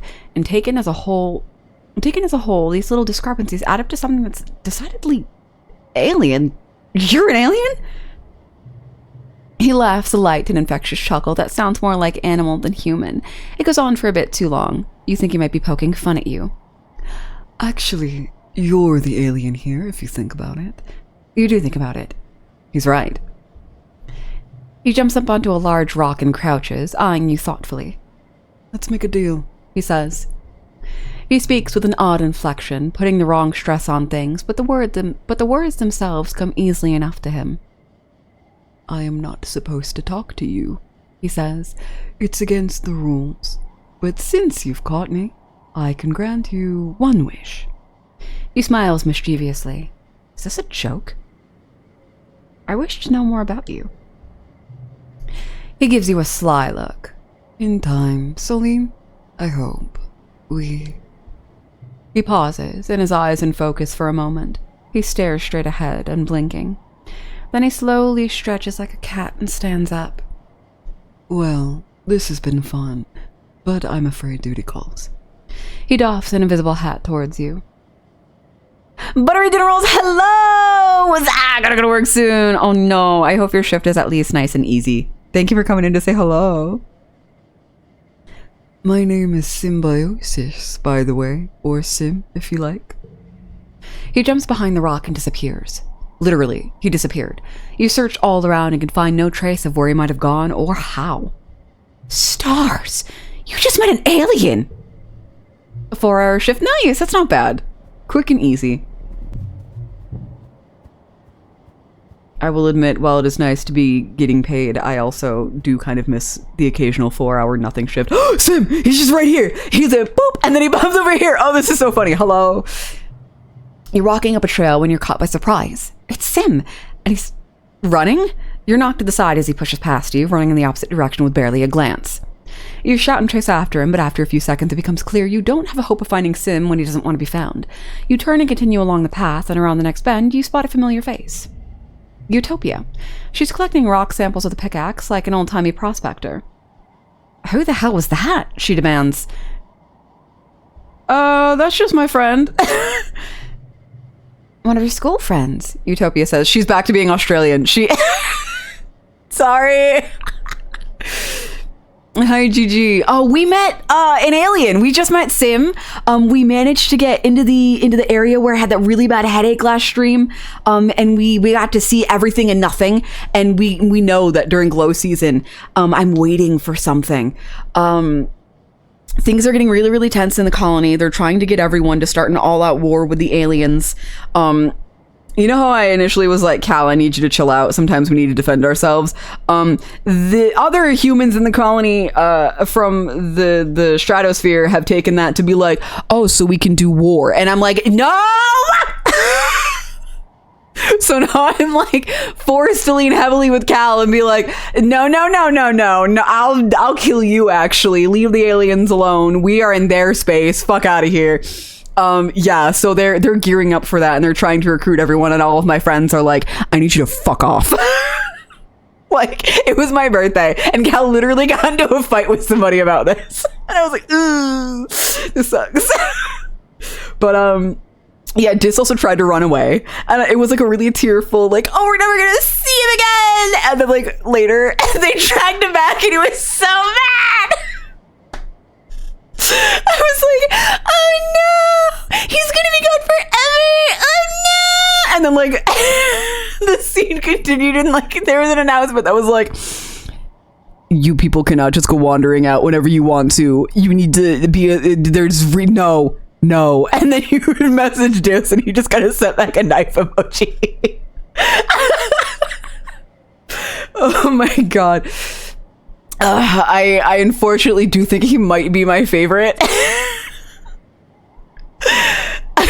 I like the progression of our relationship. I like that it started off as like me fully knowing something was going to happen to this kid if we did not watch out for him, and then it kind of being like, because we were constantly following him around and making sure that he was okay, like he opened up to us a little bit, you know, and then like he showed us his really cool rock that makes him feel nice, and then we learned his whole name, and he shows us his music, and like it was really cute and really genuine, and I didn't need for it to happen, but I think he's my favorite. Yeah, the shirt. Yes, I did play Blasphemous. That was Wednesday this week, even though it's normally supposed to be Tuesday. Oh no, he's gone forever! Comes back the next day, literally. It wasn't even the next day, it was that night. You didn't fucking get far. Oh my goodness. Also, I just realized Utopia's shirt is like a little see-through, and you can like see the contour of her abs. That's fucking crazy. Oh my goodness. One of your school friends, Utopia says, wiping the back of her hand across her forehead. You kids are sprout fast. Or does just have an older brother I don't know about? She hikes her pickaxe off her shoulder. Whatever. Just watch where you're running, okay? The gravel's loose around here. You agree, happy to be out of this conversation without any trouble, and continue along the path before Utopia asks any more questions. You walk for a couple minutes before you see Sim again. He seems to be in a good humor, despite the close call. Oh, he says, leaning against a tree. It is tiresome to be so secretive. He wipes his eyes, brimming with mirth. Isn't he charming? I'm endeared by him. It is a pleasure to be around you in this, and to not have to hide myself. Oh, he also hangs out with this! Guys, new polycule unlocked. He sobers quickly. I do appreciate your desertion, he says.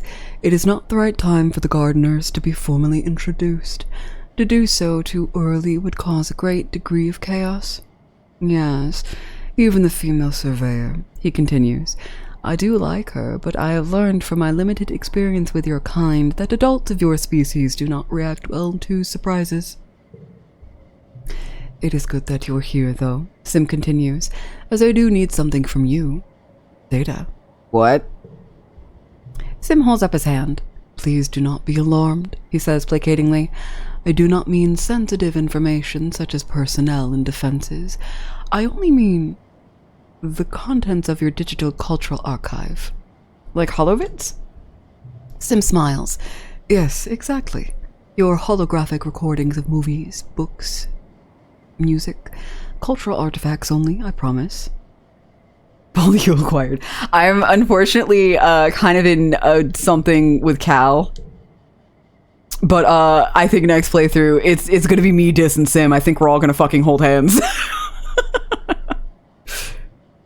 His bio! Mysterious man who appears when you needed him the most. When you need him the most. He, him. Oh my god. There's still 2 people that we haven't met yet. Oh! We only have 1 year left.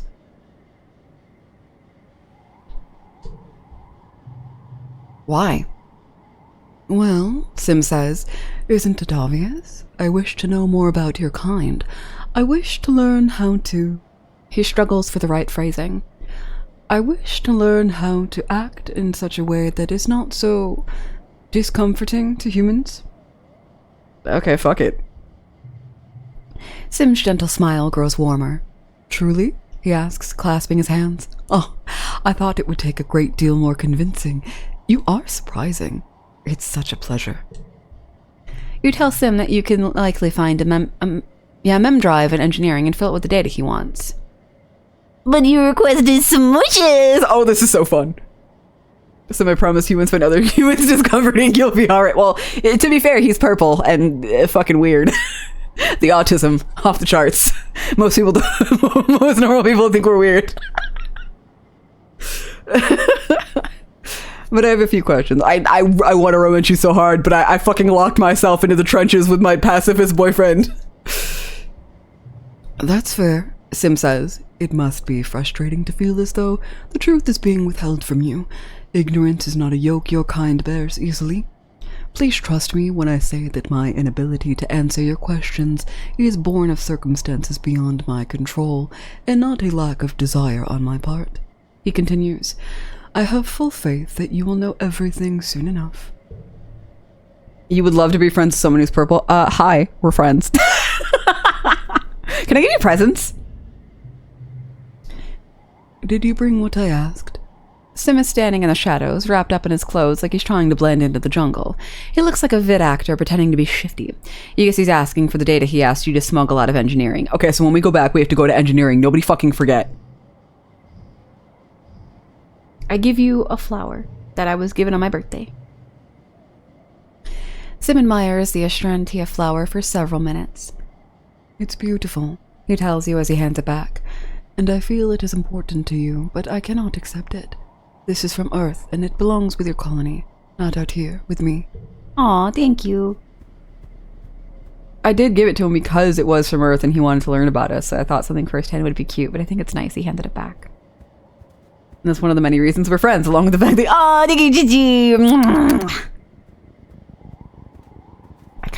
No, I'm saving my energy now.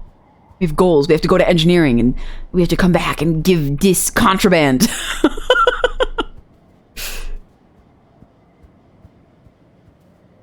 I think we should give him magical girl anime that Nomi likes. I think he'd be like, what the fuck? Go home. Yes, go home. You're back. It is early dust. Oh, my mom wants to talk. Hi, Mom. Your mom and dad are taking a midday break. In the shade of the trellis, a wave... Your mom and dad are taking a midday break in the shade of a trellis and wave you over as you approach. Celine, come here, your dad says, pulling up a crate with his foot and patting the top invitingly. Come spend your time with your old mom and pop. How's your day been? All right, I guess. Our fearless explorer, your mom drawls, taking a swig from her canteen. She swipes her mouth with the back of her hand and passes the canteen back to your dad. Made friends with any alien life forms yet? Your face goes on a journey. Friends with any... What? Do they know about Sim? How could they? Your parents chuckle ear expression. Wow, Celine. Your dad says, you know, like the little hop eyes that sneak in, or blip bugs. Oh, those kinds of aliens. You thought for sure they were talking about Sim, but hey, well, they're asking. Nope, just boring old humans. Minus my stress. Your mom and dad nod and go back to their conversation.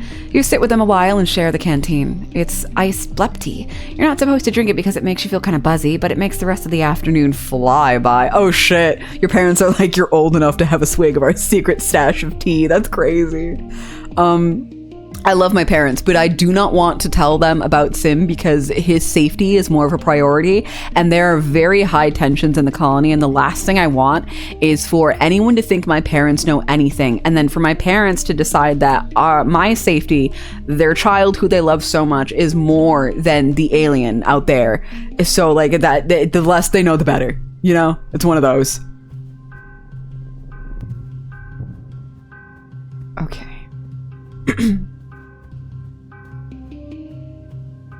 Have a good shift. I hope it flies.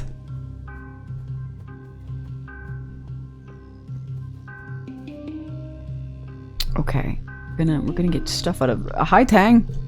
We're gonna get stuff out of engineering. Crazy now that we can study together. Do you want to rock?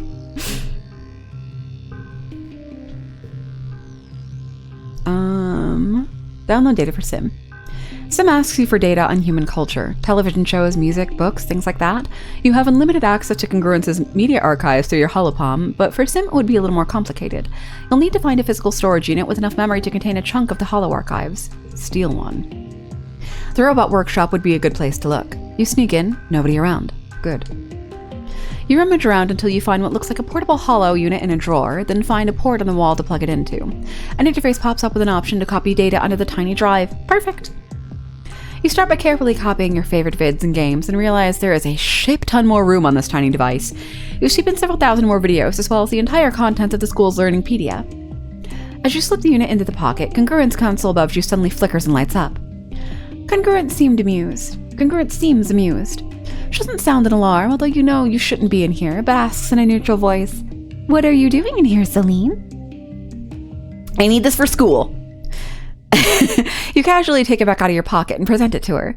You tell her Professor Instance told you to come get one and put some data on it. You're studying old Earth media and humanities. Congruence actually believes you think? It's hard to tell since she has complete control over her facial expression.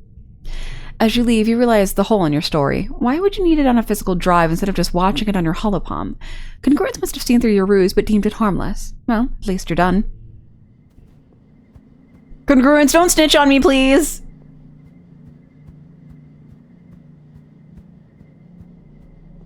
Okay, and then earlier he had bubbles. Oh. You and Dis are sitting on the tailgate of one of the expedition vehicles, shelling bobber seeds with your teeth and spitting the hard bits on the ground.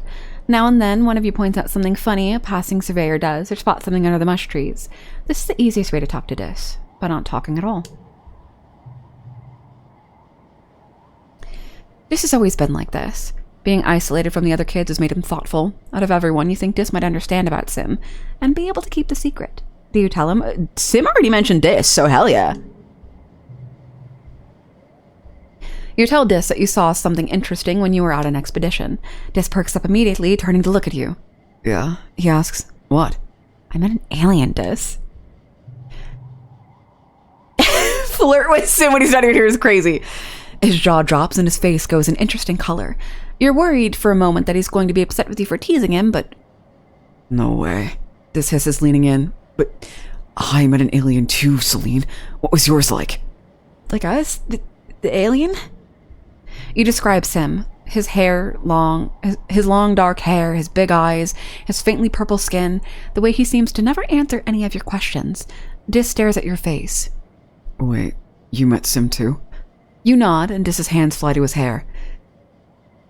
He said he met another human kid, but he didn't say who it was. It was you this whole time. He made me swear I wouldn't tell anyone else, Dis says earnestly. It's a weird expression on him. If the Helios found out about the gardeners, they'd probably just try to kill them like they kill everything else.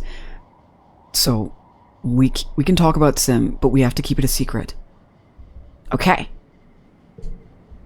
Dis nods, looking serious. Good. He says simply, then repeats it. Good.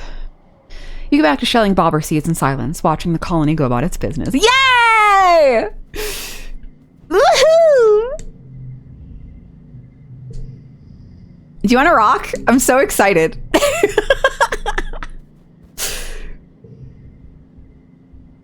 Damn, he's only 10 points away.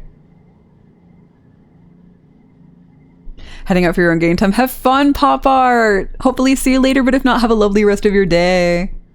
We got 20 friendship for Sim already. That's pretty high.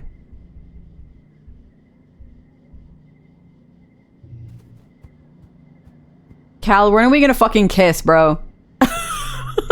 We've been friends since we were like 5. When are we gonna kiss?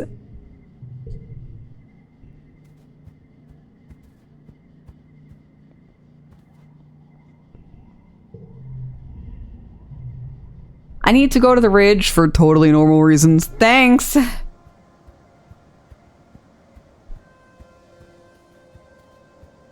Let me in.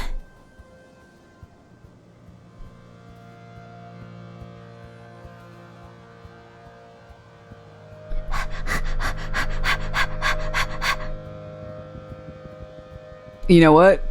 While we're here, why not? Let's investigate the little guys. We've seen this. They're really funny and they're kind of assholes.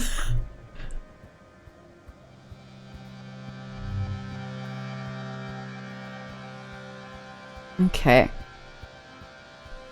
Dis! Oh, there's a crystal over here. Hold on. Dis, I brought you data. Did you bring what I asked? Sim is standing in the shadows, wrapped up in his clothes like he's trying to blend into the jungle. Okay, we already read that part. Take a closer look. I'm gonna do this first and then I'll give you the data. It's only fair that you observe Sim in the same manner that he often observes you, intently and while hidden behind a tree.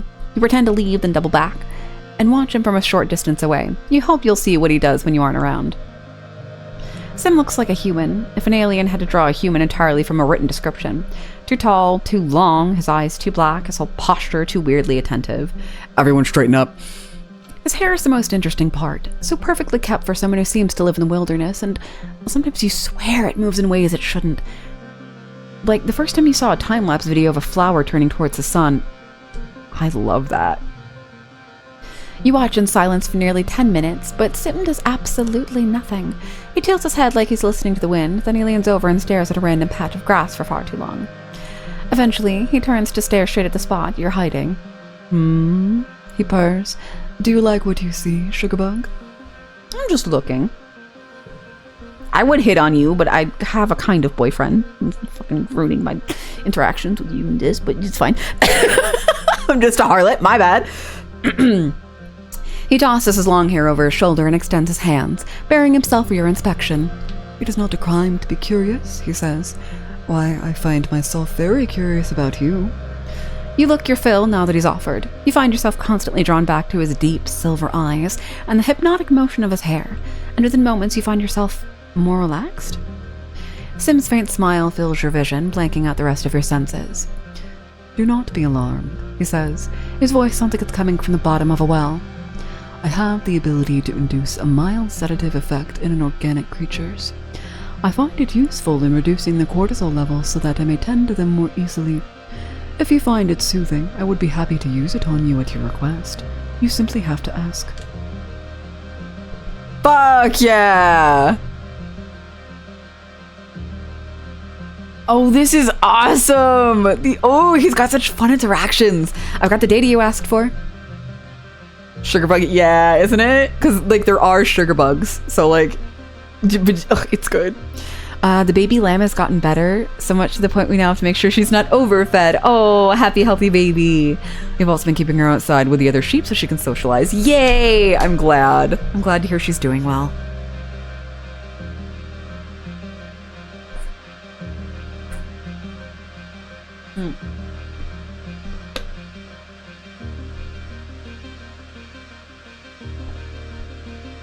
I knew it, Sim exclaims. I dreamed about it last night in my vat. I'm assuming vat is like, I read Homestuck. I know what that is. Don't worry about it. Yes, but answer a question first. Sim sighs and crosses his arms, but from his smile you can tell he's amused by your little game. Okay, I'll answer exactly one question, he allows. What is it? How do you know my language is good? I feel like that could be answered in a variety of ways though, but I want to know more about the ruins. As your surveyors suspect, they were made by those you call the Convergent Domain, he tells you. They built cities and created the gardeners, then ruined everything and left, about 20,000 years ago, give or take. He is one of the gardeners. They created you? Sim wags his finger. I said one question, and I've already told you too much. You hand over the data drive and Sim takes it reverently, staring as if he could see what's inside. Marvelous, he says, like a genetic payload except with digital data instead of organic. What will I learn from this trove, I wonder? You're still puzzling over the implications of the phrase genetic payload as he continues. The other gardeners are so tedious and obsessed with their work, he complains. They're more concerned with maintaining equilibrium than experiencing new things. They don't understand that novelty is what makes life interesting. He slips the data drive into his sleeve. Thank you, Salim. I will treasure this. You're welcome! You little freak! Take an even closer look at Sim. This time you'll catch Sim doing something weird and alien. You send a survey drone to follow him and watch through your holopalm as he heads into the forest. He comes to a still pond and crouches by it, staring intently into the water. Then with a flick of his wrist, he snatches an eel from the depths and bites its head clean off.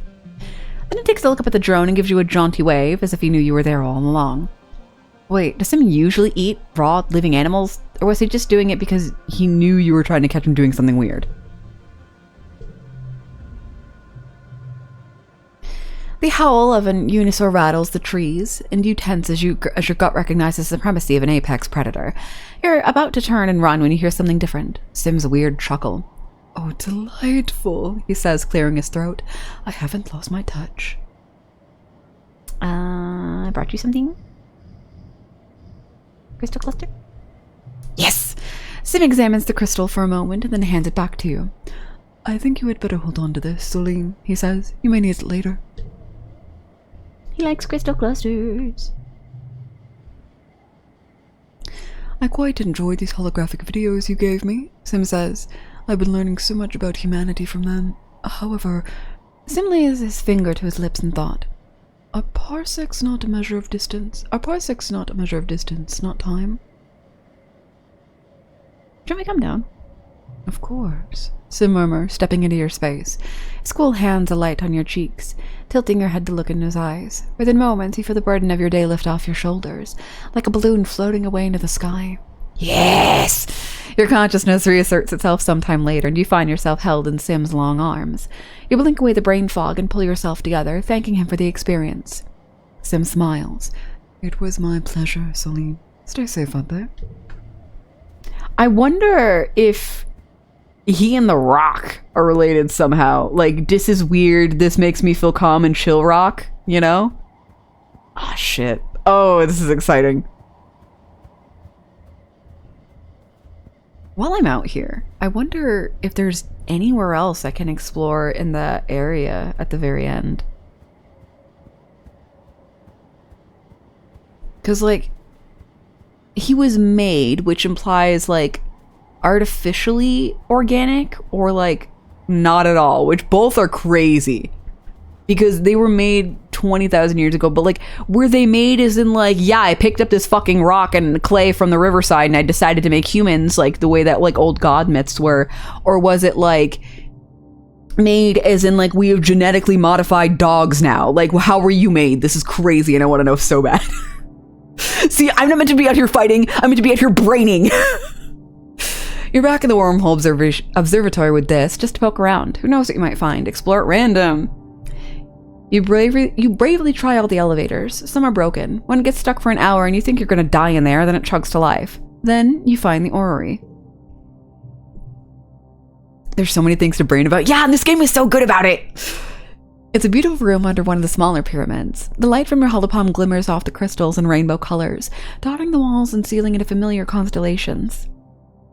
There's one huge crystal plate embedded in the wall, engraved with deep glyphs. Convergent domain writing, you guess, in some kind of map? In the center is clearly a representation of the wormhole. Lines extend from the wormhole to the other points on the map, and many more glyphs you can't read. The crystal is cut up into shards like it could move around, but it's still in dark, and probably has been for thousands of years. You run your hands around the panel, looking for a way to turn it on. Your hands encounter a slot. Wait, this says, this looks familiar. He pulls a glowing crystal artifact out of his back. Yeah, that is back. Okay. We could try this. You slot the glowing pick device into the slot. The crystal panels on the wall come to life, the glyphs on them glowing. They start to move in an unnervingly organic way, like melting into water and sliding over the surface, rearranging themselves. It's not just the writing, it's the very surface of the panel raises and lowers like braille. The glyphs pulse and glow the same swirly purple pink as the glowing device, which you realize must be a power source, a convergent domain battery. Is it like an orrery for the wormhole? This must be one of the best preserved bits of convergent domain technology you've found yet, and an excellent sample of the writing. You're starting to piece together the glyphs of the converger's language. You can recognize the symbols for Vertumna, the wormhole, and converger, and basic verbs like being and going, and one that seems to mean bending or twisting, that is used all over the place. Alright, so, you know Homicipher? We're playing Homicipher. It starts to get easier. You think your brief connection to the array must have left some of the converger's language in your subconscious. Yeah, you get it, GG. Oh, we got money from this. Cool. It's all so much to take in, and it's getting linked. Better bring all of your recordings back and let Concurrent and the rest of the archaeology team crunch away at it for a bit. They'll be thrilled. I wanna do that question mark over there and get whatever we're gonna get from it, and then we can leave and go home. Because I think that's the only thing out here I haven't done yet for this year yet. So we only have one more year left, which is fucking crazy.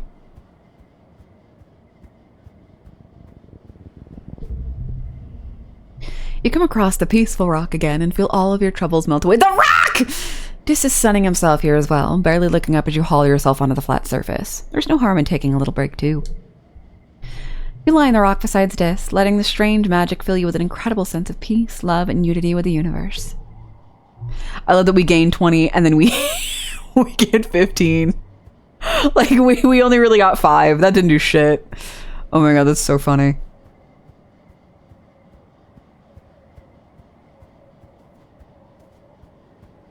Okay, I think that's everything out here. I feel like I've done so much and yet nothing at all, you know? And I guess that's kind of how life is in general, where like you don't know what you're doing, there isn't a set guide to do it, you just kind of do what you like when you're younger, and then when you're older you get into something more specific, and like your feelings about things change, but like also you have like dedications to people that you have been with for a long time, and then like also your viewpoints change depending on when they're tested, and just oh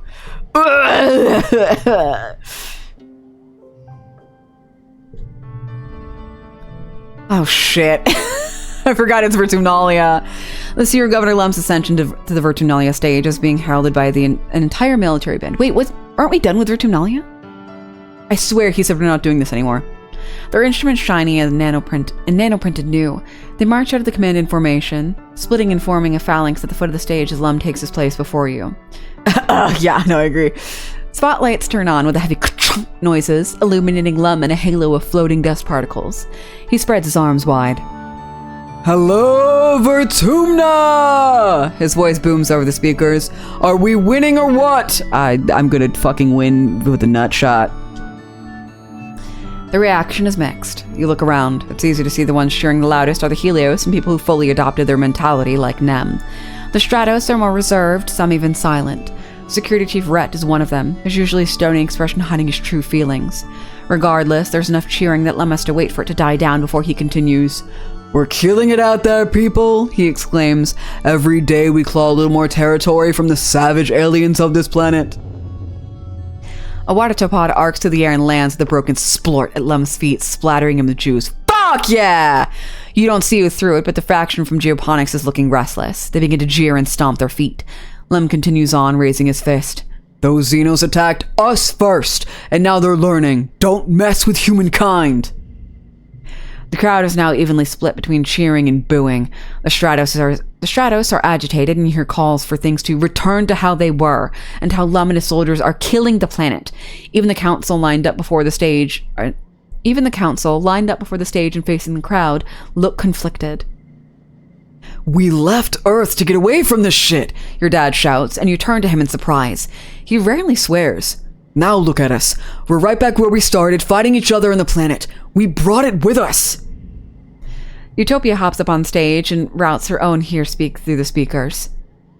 He's lying, she yells bitterly.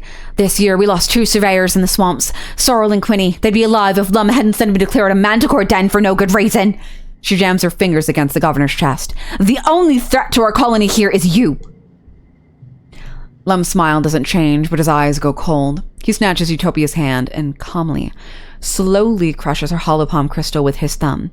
You can hear the crunch of the bones in her hand before her feed cuts out. Utopia yelps as her knees buckle with the pain, her bravado gone. She holds her broken hand to her chest and is too shocked to resist when Lum shoves her off stage. The crowd is stunned into silence as well. Lum clears her throat and approaches the end of the stage, looming tall over the council. Thank you for your input, he says icily. Your concerns have been noted. This isn't the buffoon Lum presents on his daily holovlogs, or the nuisance he is when he visits a work site. You see something in his eyes you've only caught glimmers of before. Hatred. You Stratos are lucky we didn't crush you under our boots and take your colony by force, he sneers. Before we got here, this colony was doomed. You're only alive because I was merciful. Just a bunch of burnt-out hippie fugitives. What was your plan for surviving out here? Wishful thinking, singing songs, and talking to animals? Laughter ripples through the Helios. You, He gestures to the council, then jerks his thumb at his chest. Need us, not the other way around. I'm done pretending I need to listen to your opinions. If you want to live, you'll do what I say. He stares at Dr. Instance, who glares up at him with hate in her eyes as she tends to Utopia's hand. Maybe it's time to clean house, he threatens. We need team players here, one who shares the visions for the future of Vertumna. After a few tense moments, Seek clears his throat. Sure, shall I continue with the traditional formalities now? Lum scowls down at Seek, then throws his hand in the air. Whatever. Do it if it makes you feel better. Oh, cowards. He turns and stalks off the stage, his marching band scrambling to follow him with his exit song. As promised, there are no contests this year, but there's plenty of food and alcohol. As the sun begins to set, the Helios, including Vase and Nem, head straight forward and look ready to part into the night. The other teens seem a little less at ease. Dis, quite predictably, has already left. Get me the fuck out of here, dog. You don't find Dis on the walls, or in the robotics lab, or in any of his usual hiding places. Not even congruence can get a read on his location. You have an idea where he could be, though. You creep up on Sim and Dis, meeting in secret outside the colony walls. Trust me, Dis. I'm not concerned, Sim says, his hand resting on Dis's shoulders entreatingly. The planet is in no danger of being subjugated by humans.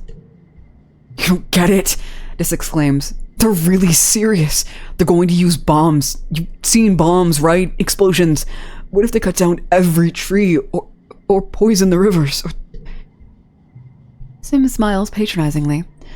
I forget sometimes that you're so human, he says, and Dis scowls. You are stuck in time, unable to see beyond the next 100 years. Even if your species manages to wipe all life from this continent, we will simply bring it back again. It may take 20,000 years, but this planet will outlive you. Dis knocks Sim's hand away and wipes his eyes. Why are you always so calm? He spits out. Other gardeners aren't like this. Other gardeners know the humans are dangerous. Dis, Sim sighs, closing the distance between them and folding Dis into a gentle hug, like one would approach a biting animal. I'm not like other gardeners. Not anymore. Just like you're not like your humans. Dis sniffles and buries his head in Sim's tattered clothing. I just wish you'd let me help, he murmurs, almost too quiet for you to hear.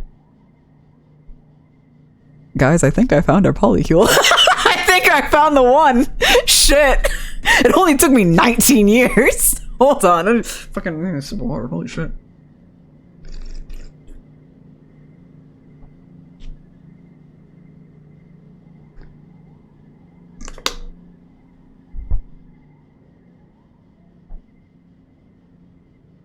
Not anymore. Yeah, I also picked up on that. I think it might be implying that either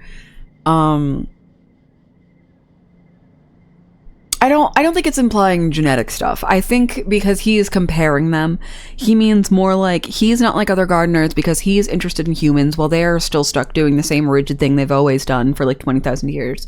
And then Dis is also not like people because he's also like, get me the fuck out of here. I need to go do other things not with you guys. And then Sim is like that as well, where he's like, I don't care what the other gardeners are doing. I want to know what the humans are doing, you know? So they have that like very othering kind of bond between them, which is what he's emphasizing. I do feel like I'm intruding, so I'm gonna be like, You let yourself snap a branch as you move through the dry underbrush, and Dis leaps away from Sim with a guilty expression. They both relax when they see it's you. Dis scrubs his red face. Celine, he stammers. I should go back now, huh? You and Dis sneak back into the colony as the sun sets, dodging Vase and his reveling friends. They've somehow wrangled themselves a live trivet and are in the process of skewering it to roast it over a big bonfire. You can hear its dying squeals from here, and shortly after, the smell of sweet charred scent of roasting over the flame. Dis curls his lip. I hate this place, he mutters. Sometimes I wish everyone would just hurry up and die. The week after Vertimalia is one of the hottest since you landed. You're supposed to take time off for a much-needed break, but it's just so humid and awful and tempers are short. Shortly after the festival, you start seeing graffiti cropping up everywhere. It seems that a lively, if not particularly civil, conversation between the two factions is being held on the flat surface of the colony. +5 stress. Lemon announces a zero tolerance policy for political graffiti, but you notice that not every tag is being removed. Just the ones against the war, of course. The atmosphere of the colony is oppressive, as thick as the choking dust heat itself. Everywhere you try to relax, people just want to talk about the war. To make matters worse, the sweltering nights are making your nightmares intense again. You return to work feeling more stressed than before.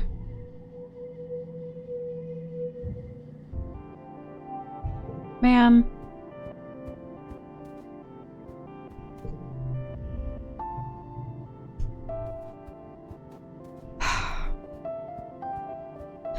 I also have noticed that there are way more opportunities to hit on Sim and Dis than there were with Cal, despite, like, Cal being the one I was gunning for. Like, what the fuck?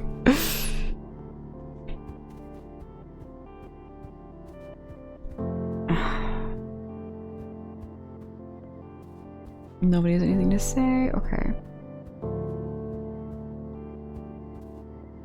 I don't even know what to do right now. Like, that felt exhausting.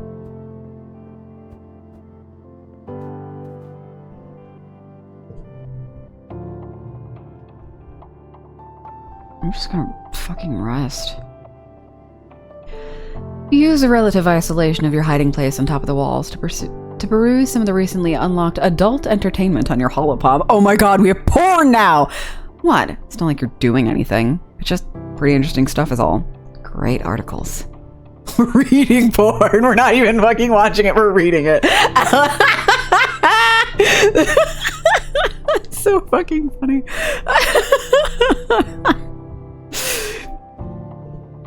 Oh my god, okay. Oh, Rex wants to talk. This is relaxing in the back of one of the expeditional vehicles, absorbed in a hollow novel. You clear your throat, and he jumps and gives you an awkward but genuine smile. Hey, Celine, he says, pulling his legs out of the way so you can climb in beside him. It's getting harder to find places to be alone here, don't you think? I'm killed to be exploring, but Utopia insists we have a rest day. He rolls his eyes. This closes his hollow novel and sighs. It's just so crowded here, he complains, and boring. I'd rather be out there with Sim, learning about this planet. Dis continues, looking wistful. He folds his hands over his heart. He's so interesting. I could talk to him forever, you know? Like, we really connect. Have you gotten much out of him? Yeah, Dis exclaims, sitting up straighter. Well, I mean, sort of. He says there's stuff I'm not supposed to know yet, but I've figured out a lot on my own. The biggest thing is that the planet is basically all connected, like a fungal network that's so old and complex it's practically a computer, he says, talking fast and excited. Oh, I love this! Oh, I love the world building! I love when things are mushrooms! And not just the mushrooms, the trees, the animals, even the rocks and the water. Dis smiles. He didn't want me to know that one. He confides in you, but I guessed it. Remember how your dad got sick every year from the pollen and it was actually fungal spores? Well, I just started thinking from there, and yeah, it's like every year the planet refreshes its communication network with fresh spores. It's so cool. I didn't know that. That's awesome, though. How about the fact that Sim is really old? Like, really, really old. Dis continues. Like, probably thousands of years old. Sometimes he talks about stuff from ancient history like he was really there, because he totally was. Dis laughs a little. But he still looks like a kid sometimes, you know? Like, he loves holovids and candy and playing tricks. I knew that. Oh, right. Dis says, he said that you helped him get access to the holovid archive. Good job, by the way. Oh, and I've seen the other gardeners. Dis says quietly. They don't look like Sim at all. They look like, well, they look scary. I wonder if they're the zipper faces. Wow, no way. Okay, one more. Dis says, face going pink. The gardeners don't have clothes. Sim was naked when I met him, and I had to bring him clothes from the colony. I mean, that's not surprising. If they're meant to, like, maintain their surroundings and they are in tune with them in a way that mushrooms are, that's not that weird. Dis totally has a crush on him, though. Whoa. What about you? Dis asks. What has he told you? Well, Dis listens intently. Sim's hair seems alive. Dis rolls his eyes. Well, duh, anyone who sees him knows that. He says, it, like, moves, right? I thought I was imagining it, but it's kind of like a plant move to face the sunlight. That's all I know. I wish I could tell people about Sim. Dis says, I feel like if people knew him like we do, they'd realize that what we're doing here is wrong. But I'm scared that if I tell someone, Sim will never talk to me again. He says we're not ready. I can't tell anyone what we know. No. Dis mumbles, sighing as he thunks his head against the window of the cab. I don't want to mess up whatever plan they have. I just want to help, though, you know? I know. Dis nods and turns away, done with this conversation.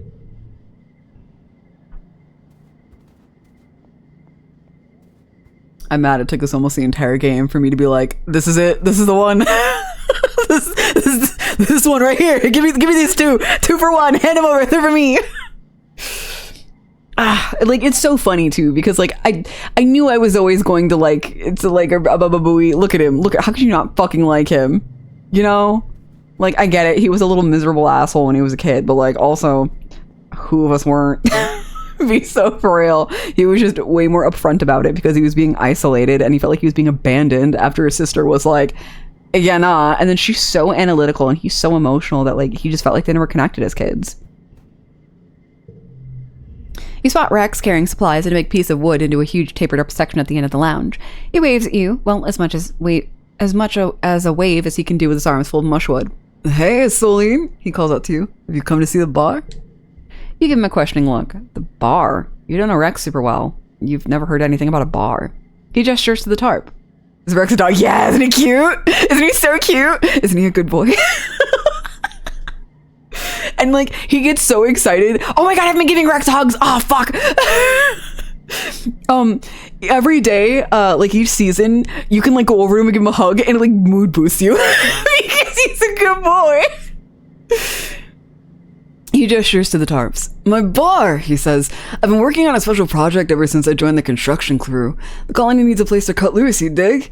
He looks up at it, beaming with pride. I think it's about halfway done. You take a look at what you can see. Rex has kept it all pretty well tarped up and hates letting people inside to peek, but you can tell it's big. Wood is correct. Perhaps a little too big, ambitious maybe for a first solo construction project, but Rex has a lot of help from his crew and from the whole colony. You'd have to be able to find enough wood. I'm sure it'll be great. Rex comes over to you and slings you into a one-arm hug. Just seeing you makes me super energized, he says. I can almost hear the music now. That's right, the bar's gonna have live music. You know anyone who plays an instrument? I'm gonna have to work double time to finish this place. If you want to help, bring me all the mushwood you can find. I play a stupid little instrument, actually. Look at, we can hug him. You find Rex sitting in the bowl of one of the unfinished buildings, taking a hit off a rolled cigarette that smells powerfully skunky. Oh my god, give me a hit of that. He jumps a little when he sees you before relaxing. Oh, it's only you, Celine. He says, waving at the cloud of fumes and giving you a squinty-eyed smile. Don't mind me, just testing some of the latest crops for quality assurance. Hugs incoming! And you get +2 friendship for hugging. Rex folds you into his arms, bending his whole body to you. He smells warm and a little spicy. Tell me if I'm saying your name correctly. Yoshi 15. Thank you so much for joining the circus. Hope you enjoy your stay because now you can never leave. He smells warm and a little spicy, like clean sweat and sunshine. It's a good hug, the kind that makes you instantly just a little more relaxed. Okay, I have wood. I'm coming in for another hug. It's so funny. You spot Rex lying in his makeshift hammock, and he's not alone. He shushes you as you approach, placing a finger to his lips and indicating that the person snuggled up under his arm is fully asleep. Hold on to the hammock, he whispers. I'm gonna try to get out. Between the two of you manage to get Rex out of the hammock without waking his sleeping friend. Rex looks a little tousled and kiss-bitten, and his eyes are bright with mischief. Thought him right out, he murmurs, pleased with himself. What you need, Celine? Good for you, doggy boy. You said my name right. Thank you. Happy to hear it. I'm gonna help you with the building. Actually, I'm working on something right now, Rex says, producing a hollow projector. It looks so familiar. Wait, it's the hollow projector you used to watch vids on in the crash. It's been broken ever since the crash was destroyed. I was hoping you could help me fix this up. I went about their movie nights. I love his stupid little smoochy face. He helped bring the holo projector back to life, then helped make an outdoor theater for it, complete with the overhead lights and comfortable places to pile up your bedding. Aunt Anne provides the snacks. I just woke up almost an hour ago. I live in Australia. Good morning! Rex looks at it with pride. We just have to figure out what to play for our opening night. One of my best friends that I've had for, oh god, since I was like a teenager, actually lives in Australia. And I got to meet her last year. I was going to say this year, and I was like, no, it's January.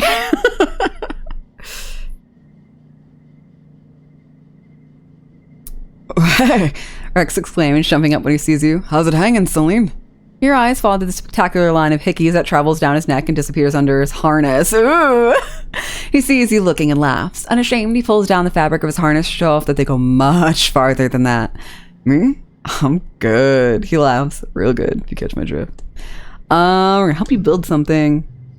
Look at her. She's so pretty. Oh yeah, it's all coming together. You know what my hammock needs? Asks Rex. An automatic snack delivery system for when my hands are busy. I was thinking, if I hang a big barrel of cookies up here, He continues, pointing to a gnarlwood tree nearby. I could use a ramp and pulleys to bring the cookies over here. He gestures to the hammock. And they could just roll right into my mouth. It's a bold plan and involves a lot of twisty-turny ramp gears, levers, swinging arms, and more. It's probably a lot more complicated than it needs to be, but it is hilarious to watch Rex press a button and send a cookie rocketing down a chute, eventually into his mouth. The ground is littered with the cookie detritus of failed runs, but Rex is proud anyway. Works perfect, he says, his mouth full. Thanks for the help. He's so silly. Mars is gonna have her hands full making sure her boyfriend isn't kissing everyone in the colony every 5 minutes.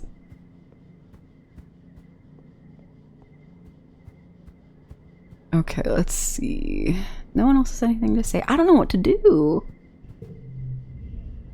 Oh yeah, let's hang out with Nomi and make something. You know I do, Nomi exclaims. I've had this great idea in my head for months. I want to build something huge and I need your help. What do we get? Creativity. Nomi walks you through their plan to craft the biggest thing yet.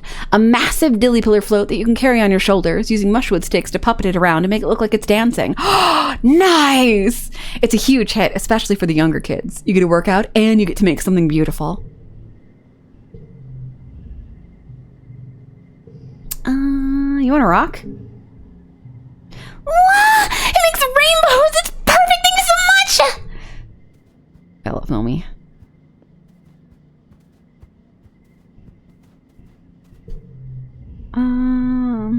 Tang, you want to study together? This is something we should have done as kids, but my reasoning was never that high. Tangent doesn't notice your approach, absorbed in staring at her hand. She flexes it a few times and touches her thumb to each fingertip. When she notices you, she looks surprised for a moment before her expression smooths over again. The body is a remarkable machine, she says, so weak as a child and so strong in its prime, then ravaged by its own imperfect biology until it literally crumbles around us. And yet, somehow we made it to the stars. And then here. She closes her fist. Imagine what we could do if not burdened by our physical forms. You want to study? You're going to help Tangent with her schoolwork, but she just shrugs you off. I'm not working on school anymore, she says. Chief Engineer Instant says I'm smart for my age. My talents are wasted in school. She opens her hollow palm and shows you some of her lab notes. Ugh, it's so much work, though, she complains. Honestly, maybe it would have been better to be like everyone else, and intelligent people seem happier. What do I say all the time, guys? I wish I was stupider. I wish I was stupider. Tang, I see you. Just then, Nem jogs by with a squad of soldiers, all marching in time. She gives you a little wave, then cringes as the leader barks at her to keep her eyes forward. Tang shudders. On second thought, forget I said that. I'll keep being smart, thank you. You know what? You're right. You're so right. Stupid people tend to fall in line. You're right.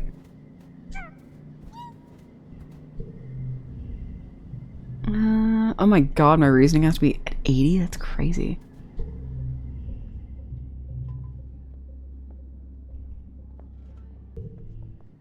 Oh, no. Oh, I feel so weird and awkward talking to her. Can we do... No? Okay.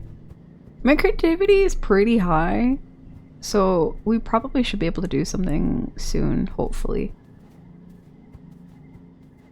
Do you want to do anything? Do you want to make out?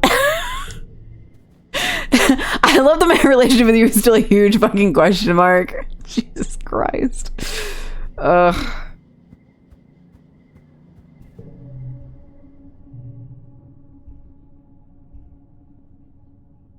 Let's practice the photophonore. You can't practice all the time. When you're not making music, you're enjoying long walks through the colony to help you find inspiration for your next piece. Like that tree or that broken ladder. There's not a lot around the colony you haven't seen yet. 8, 4, 5, 3, 3. Oh, wait, hold on. Boom.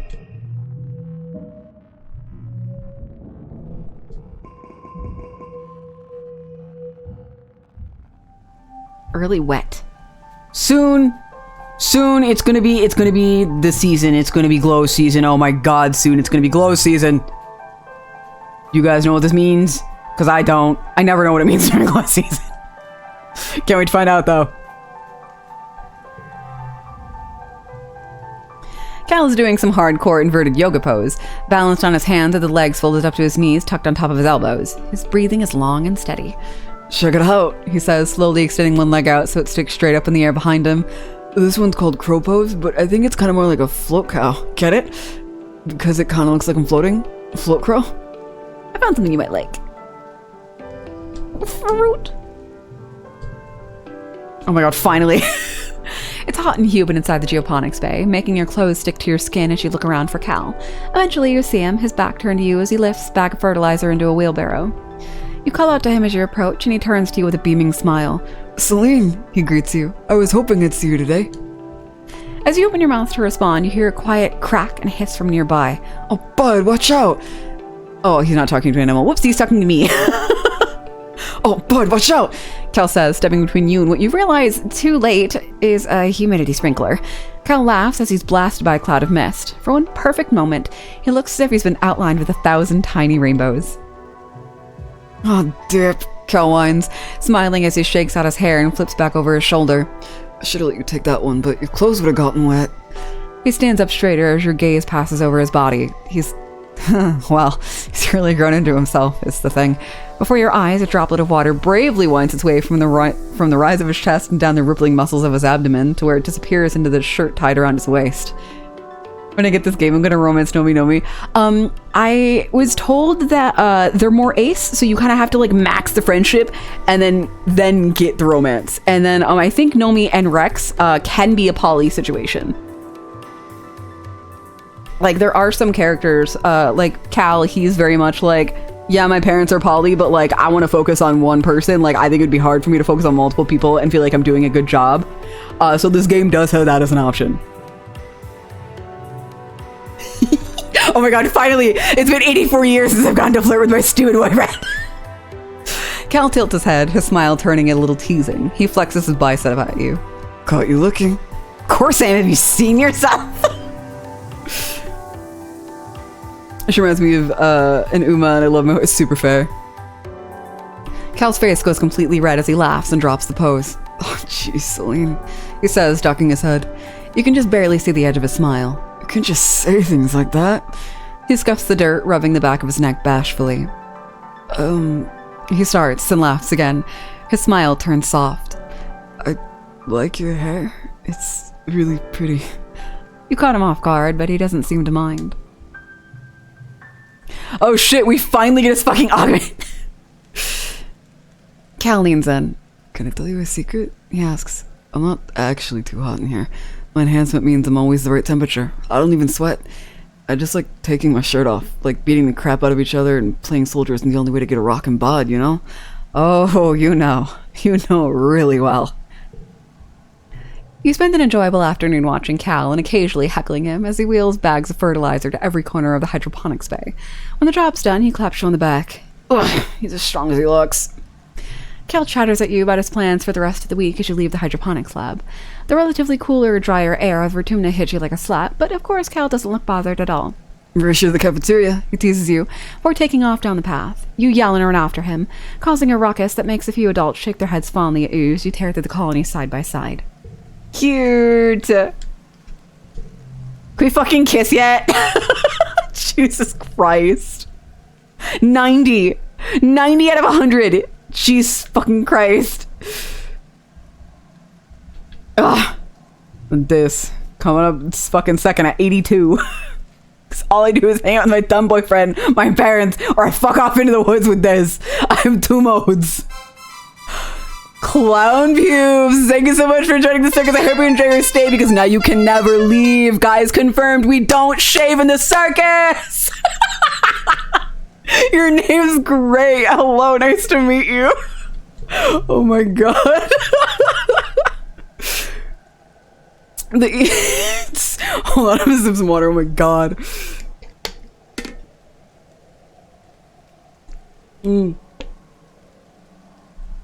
Yeah, amazing name. Fucking delightful. 11 out of 10. Please never change it.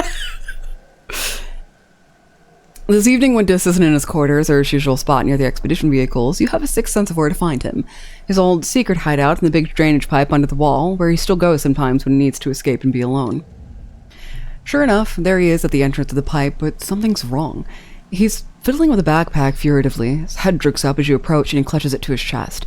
You can barely believe your eyes, but you know a bomb when you see one. What are you doing? Oh my god. What do you mean it needs to be 90 or higher, bitch? What was it at? It was at fucking 82. Oh my god, this, bro, I was worried about you your whole life, and this is it. This is the moment, and I've still failed you. Jesus Christ. Dis stares at you for a few moments, weighing the truth. I'm leaving, he says eventually. The Garners made me a deal. Sabotage the colony during the next attack, and they'll let me become one of them. Don't get in my way, Soline. Dis says, I don't want to have to hurt you. Bro.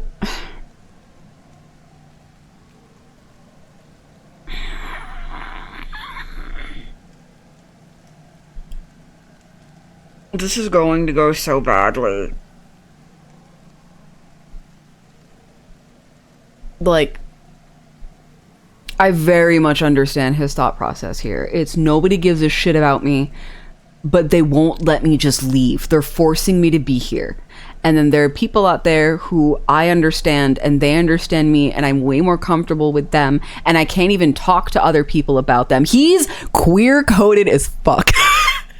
And then, because he's feeling so cornered, he's going to drastic measures so that way he feels that he can prove himself to people he wants to be with, while also hurting people who won't just leave him alone.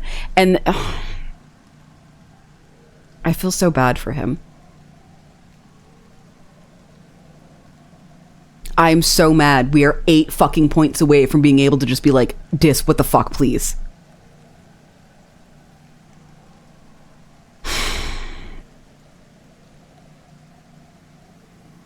And it's not that I necessarily want to stop him. I very much agree that shit is going really, really poorly, and I feel like he's smart enough to at least sabotage certain things. However, when it comes to hurting people, you don't get to pick and choose who gets hurt during things like this. You don't go, oh, I only put it in the garrison. Well, for all you know, the aunt could have been bringing them food, or your parents could have been like, hey, I need like 2 of you over in hydroponics. Like, anything could happen for any reason, and then you hurt people who actually did give a shit about you and who did want good things for you, but weren't in a position to help you, you know? So, but I can't let you do that. Like, I will not stop you from leaving. I will do the best I can to help you leave. However, you know?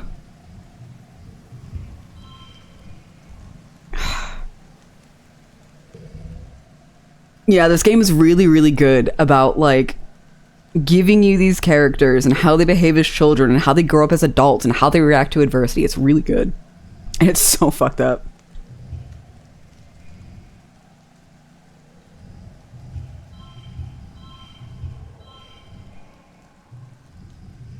Hold on, no, it's 25. No, it's 26. Okay.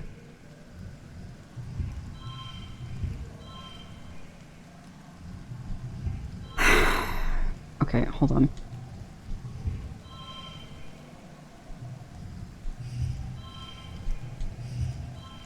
$21. Oh, because I have the wrong 28. There we go.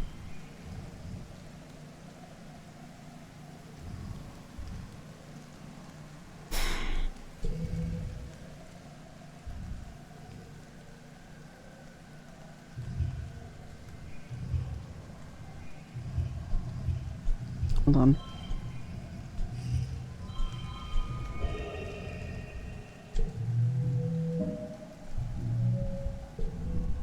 Diz clutches the explosives to his chest tightly and lets out one shuddering sigh.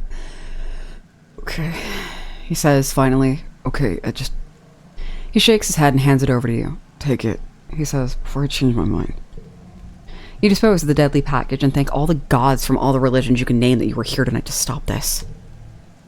This, you stupid fucking idiot. Cut that shit out. I know you're frustrated. I should have asked you to run away together. I'm sorry. I have regrets, okay? My lore is deep and complex. I should have abandoned it all. We should have ran away together. Fuck! What do you fucking like again? Strange devices. I don't have any of those. I have rocks. Fuck. Only gives you one. No me. No me take a rock. Fuck. That was my fucking mind. Guy did pick to be my boyfriend, hasn't fucking even kissed me yet because he's a little punk. The fucking guy that I'm like, actually, this might be the fucking one, but I fucked up in this life. In our weird alien boyfriend, okay, like, fuck. Fucking end it all. I don't even know what the fuck to do right now. Ugh. Fucking probably play the photo Fenor. What do I need for persuasion? Jesus Christ.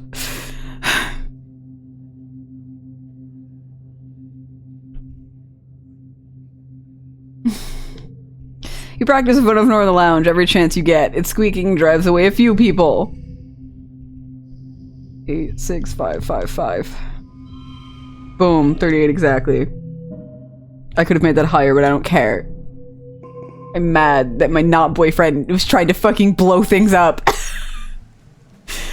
Like, bro, I need you to not show up to school with the gun in your backpack, okay?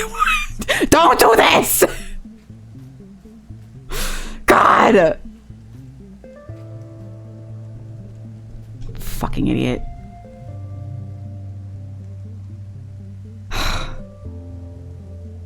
That's crazy bravery out of me. Fucking mind your fucking business. I'm fucking lose my mind. Fucking God. Yeah. I don't want to forage anything. I want my energy for glow season. Cranky and shit.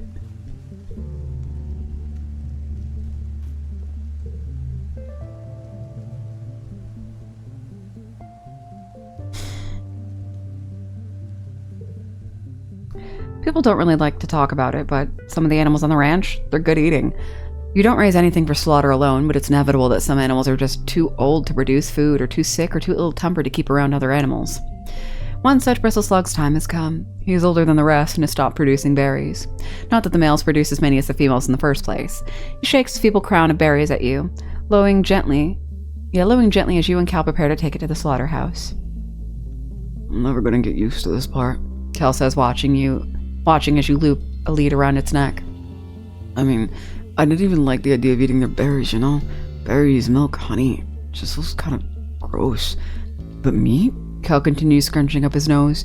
Meat is definitely wrong. You're lucky the colony doesn't need food. You wonder if Cal would change his mind if he was starving. Bud, you are, once again, severely leaning way too hard to one side of this. Meat is yummy.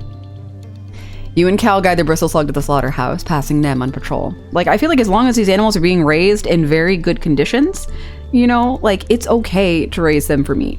Like, a lot of the current industry and standards of living that the animals have for being raised for slaughter for meat is not good. But I feel like if we have taken care of them and given them the best life that we could possibly have given them, that it is still okay to eat them. That is fine. Like, he's leaning way too hard to one side. You and Cal guide the bristle slug to the slaughterhouse, passing them on patrol. Ooh, she says, shouldering her plas rifle. Meat's on the menu tonight. Here, sluggy, sluggy, sluggy. Cal frowns and pats the bristle slug. Gross, Nemi. Don't be rude. It's a living thing like you and me. Look at its cute face. I doesn't know what I'm saying. Nem laughs and puts her hands on her knees to get eye level with the bristle slug. Who's that tasty, tasty hungry steak? It's you. It's you. Cal steps between Nem and the bristle slug, and she stands up again. Oh, come on, Cal. We have to eat. What's one little bristle slug gonna hurt the planet? We're not going to be a small colony forever, Cal retorts. Why not think about conservation now? Why start ever? Nem shoots back. We're omnivores. Look at our teeth. She opens her mouth wide and shows off her teeth. Eh? We've been doing just fine on a vegetarian diet, Cal says. He shoves the bristle slug's reins into your hands and takes a few steps towards Nem. Plus, we're smarter than our bodies. We have soy and beans. We have farms. We can grow our own protein. Just because we have to eat meat to survive. So you do think that it's okay to eat meat to survive? Nem crows, which sets off a shouting match. You stand there with the bristle slug's reins in your hands, both of you completely ignored while Cal and Nem yell it out. Turns out it turns its big head towards you and blinks, waiting placidly for your instructions. My folks gonna joke about how some of our jerk sheep were likely delicious mutton, but we still do our best to raise them well. Yeah, exactly. Slaughter all the males is crazy. Oh my god.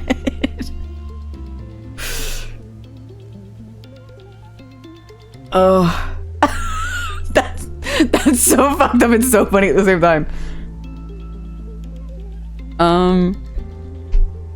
I don't think he's necessarily attached to this one, but I feel like this, if I pick this, it'll be the start of him just doing some crazy shit, you know? Oh my god, Cal, please, I need you to not start looking like you're gonna get making space pita. Don't make space pita, Cal, I'm begging you.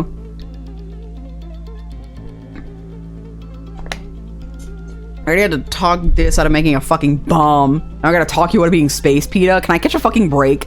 Can one of you be normal? Oh my god. We need to get going. Cal and Nem stop arguing abruptly, but you can feel the resentment lingering in the air. As an Umumusume fan, I have a special hate for Peter, right? They're always doing some crazy nonsense, honestly. Like, wild. Cal is better than Space Pita. He's just a bit intense vegan. Yeah, you're right. Cal says begrudgingly. Alright, big guy. Let's go. Jeez. Like, I do feel like she is kind of being antagonistic too, considering, there we go. Considering, she's, you know, kind of leaning towards the Garrison side after losing her brother. So she's also not being sensitive, which just pushes him further into feeling like he needs to defend his beliefs in these animals, which isn't helpful for anyone. Cal.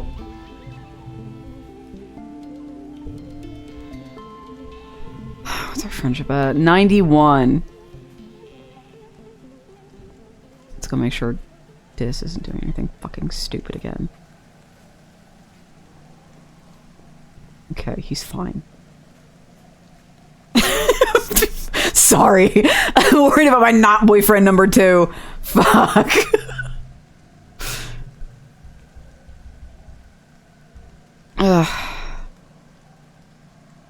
It's only +1 friendship. I need it to be more than that. I need us to fucking... I got a year left before crazy shit goes down. I need you to get it together and we need to kiss, bro. I gave up on a sociopath emo for you. And you look like generic space lead number 204 in a 90s movie. Get it together.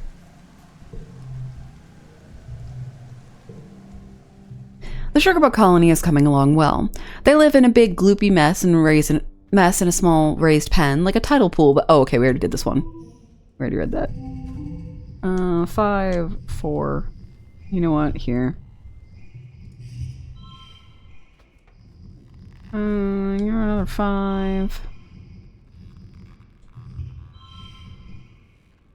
Oh, we don't need that. 8. Shit. Make it even higher. Why not?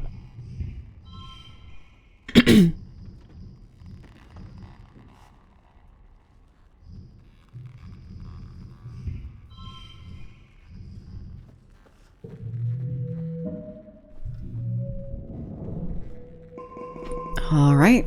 Glow season. Let's see if something happens or if we have to wait until next year.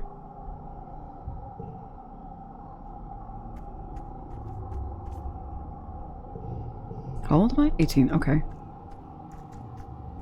So it might not be next year. It might be the 20th year.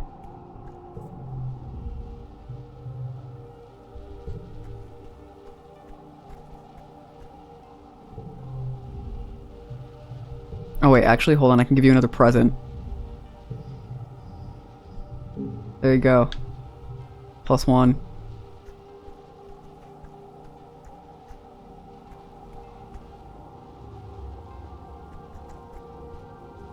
It's always kind of cute to see her sprite like standing super close to his because we know they're dating. Okay.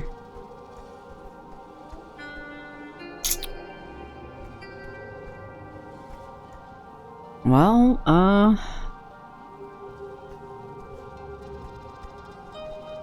I don't necessarily need to rest. I could probably do something. Where do I get persuasion? Oh, repair robots. That's an option I forgot.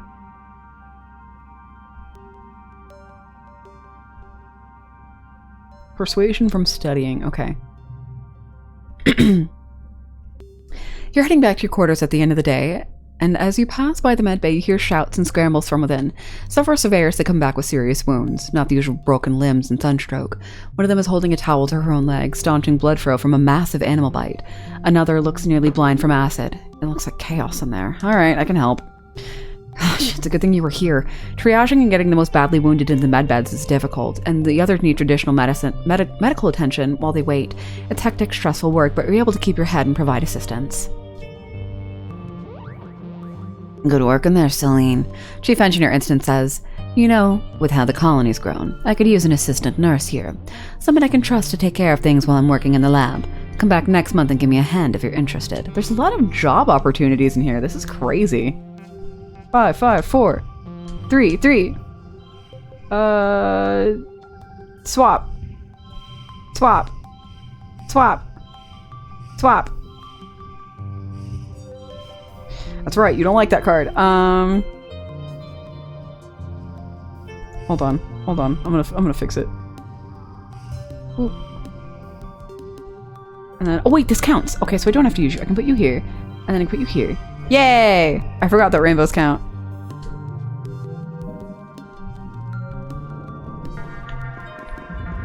You're heading to bed when the sirens begin to wail, heralding the beginning of the yearly xenophono attack.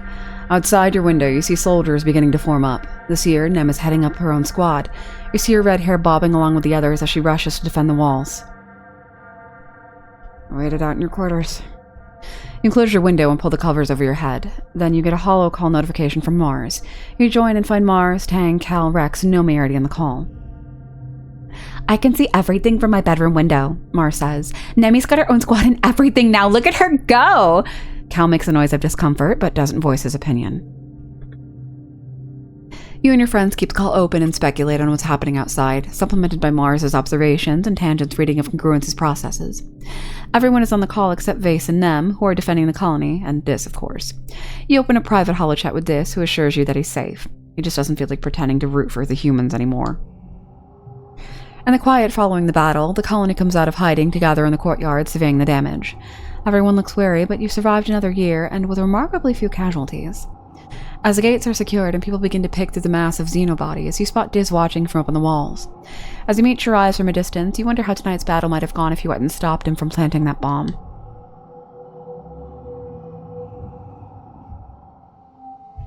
Ugh. We're 19 now. And I don't know if it ends right as we're 20 or if we go through our 20th year.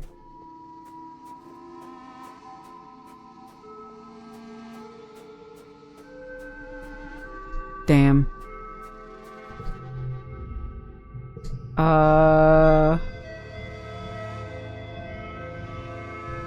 have a rock.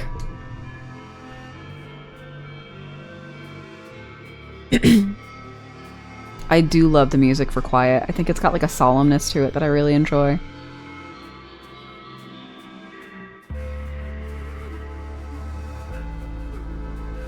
And especially after glow season, like I think it suits it so much. Your dad is head honcho around here, just like your mom is for the plant-growing arm of geoponics. While he sometimes holed up in the lab at the little greenhouses, he never shies away from getting his hands dirty. You'll learn a lot from him about the value of hard work and empathy, two things you need in abundance when you're working on a ranch.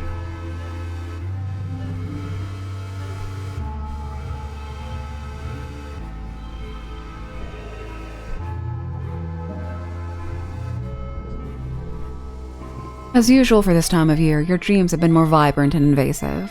You have trouble distinguishing dream from reality during the day, and you feel dread falling asleep at night. Huh? How did that Hopeye get into your bedroom? You chase it out of your balcony door and find yourself in a thickly wooded path, the mushwood pressing in close on every side. The light is weird. The light is weird here, pink and glittering, casting teal shadows. The Hopeye disappears down a hole in the ground, and without thinking, you dive after it, squeezing your shoulders to fit through. You tumble into a cave, beautiful and surreal, shimmering with a light that seems to come from within. When you take a step forward, granules of pink sand crunch underfoot. I was wondering, yeah, we are tripping. The cave opens out into a forest that seems lifted from a fairy tale. The sunlight beams through the peaks and the trees, illuminating a path of mushroom-ringed stepping stones that leads you to a small cottage. You spot the Hopeye hurrying further down the path. We're gonna go to the cottage. You don't meet anyone in the cottage, but it isn't empty. There is something alive in the old green crate at the back of the cottage. It's banging furiously, jiggling the latch, demanding to be let out. You lift the lid and find yourself falling into the empty box. Oh, that was where the little pet that Cal had when we were kids was. You land hard on solid ground, your breath whooshing from you. It's hot here, impossibly hot. The two suns beat down on you, burning your skin on contact, and the air is almost painful to breathe. In all directions stretches a barren wasteland of dead trees, like bones puncturing the dry skin of the planet. You rise from the dusty, cracked earth and begin to walk, stumbling over the bones of unknown creatures. You don't know where you're walking, only that the horizon doesn't change. The red sky just stretches overhead, like a great bowl of heat pressing down on you. A guy. Oh, my nightmares of manticores eating Tammy's dad. A great roar shakes you and you turn to see a chimeric nightmare. A manticore, but with Governor Lum's face. He towers over you from a podium, his claws clacking, his tail thrashing as he prolesticizes. "We primeval forest fellings," he chants. "We the rivers stemming, piercing depths the mines within. We the surface broad surveying, we the virgin soil upheaving." Overhead, the sky is streaked with smoke. You hear rumbling in the distance. Bitch, I'm killing you with a rock. In my dreams. You plant your legs and refuse to look away from the beast. With a yell from behind you, Mars appears and swings a sword made of light at the Lum abomination. Oh my gosh, hello Crow, how are you? Its head rolls across the dirt, but it continues to speak. You turn from the scene and walk away, feeling the memory of it clinging to you as you push and claw your way through to another reality. Okay, hold on, I had to finish that. Now I'm gonna give you a shout out. Guys, you should go check out Crow. Crow's model is super cute. Crow is really fun to listen to, and Crow reminds me of someone that I was friends with in high school. I hate my job.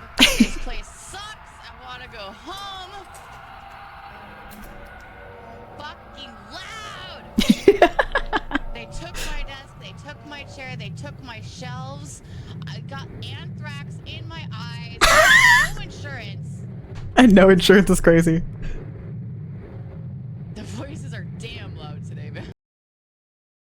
Anyway, you guys should go check out Crow. Go smash follow. I'm expecting the viewer count to drop right now because you're all going to Crow's page and hitting follow.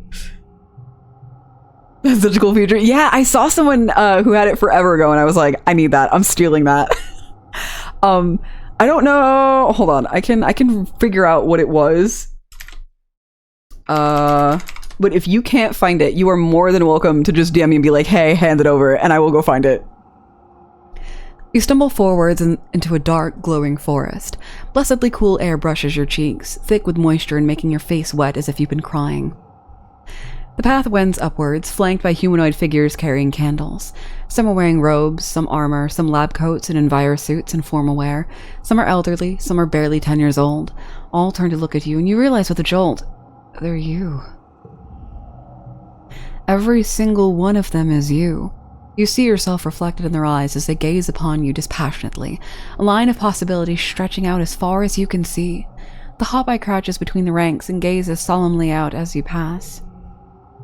You walk steadily upward, feeling their unflinching gaze follow you.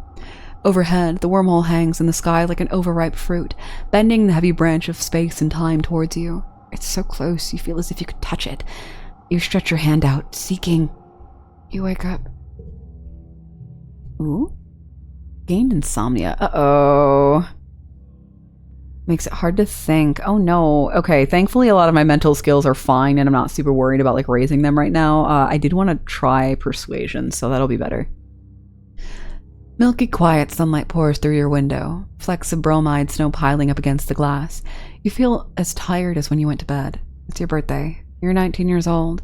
Only one more year as a teenager.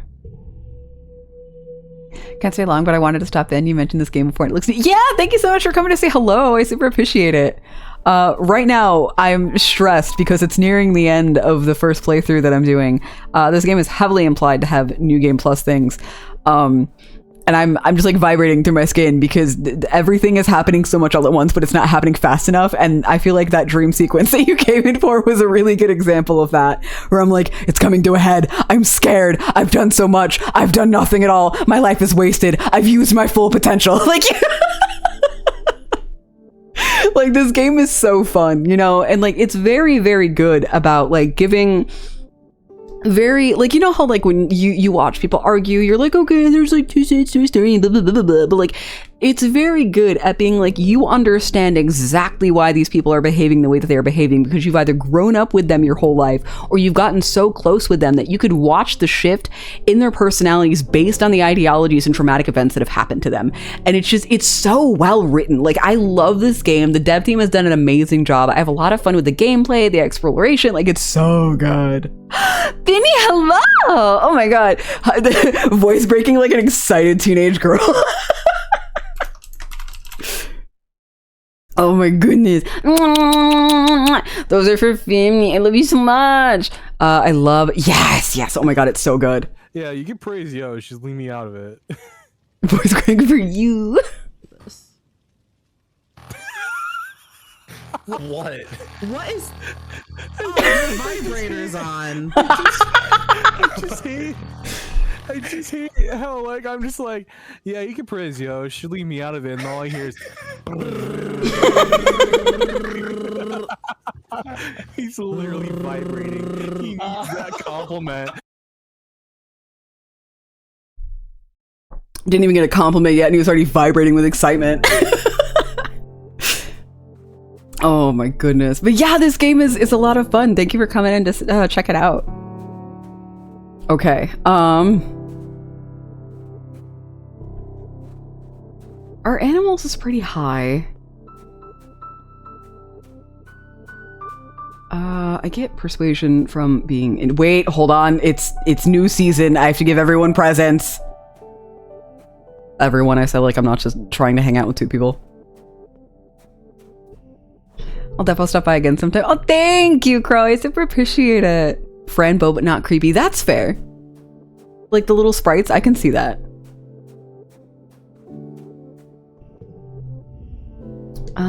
Do you want...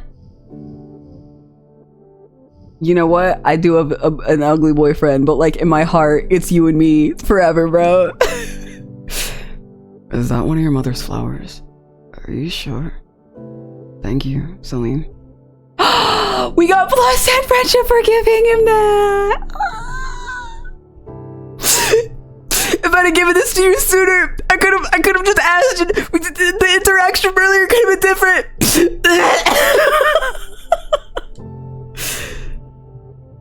You spot Dis about to head out on expedition. He is carrying a full backpack with a second one at his feet full of surveying equipment. As you approach, you realize he's writing in a notebook. An actual notebook with paper and everything, braced on his knee with one foot on his equipment. He looks up as you approach and closes his notebook, slipping it into the jacket pocket over his heart. Oh, it's small. Oh, hey, Celine, he says and tucks the pen behind his ear. Are you coming, Tool? Tool? Are you coming too? That's cool. Maybe we'll be posted near each other. What were you writing? Just stuff. Is he writing poetry? I bet he's fucking writing poetry. Or that he's writing love letters for our alien boyfriend. He's our 2010s emo scene boy. I bet you prefer muffins over cupcakes. Damn!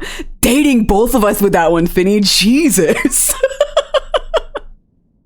He was this miserable little kid, and then he grew up and looked like this, and I was like, fuck. I was like, damn it. I knew I was gonna love you, but still, this is kind of fucking pathetic. Just stuff. Dis says dismissively. I like writing on paper. It just feels more real, you know? And it's more private than having everything on your holopalm where people could find it.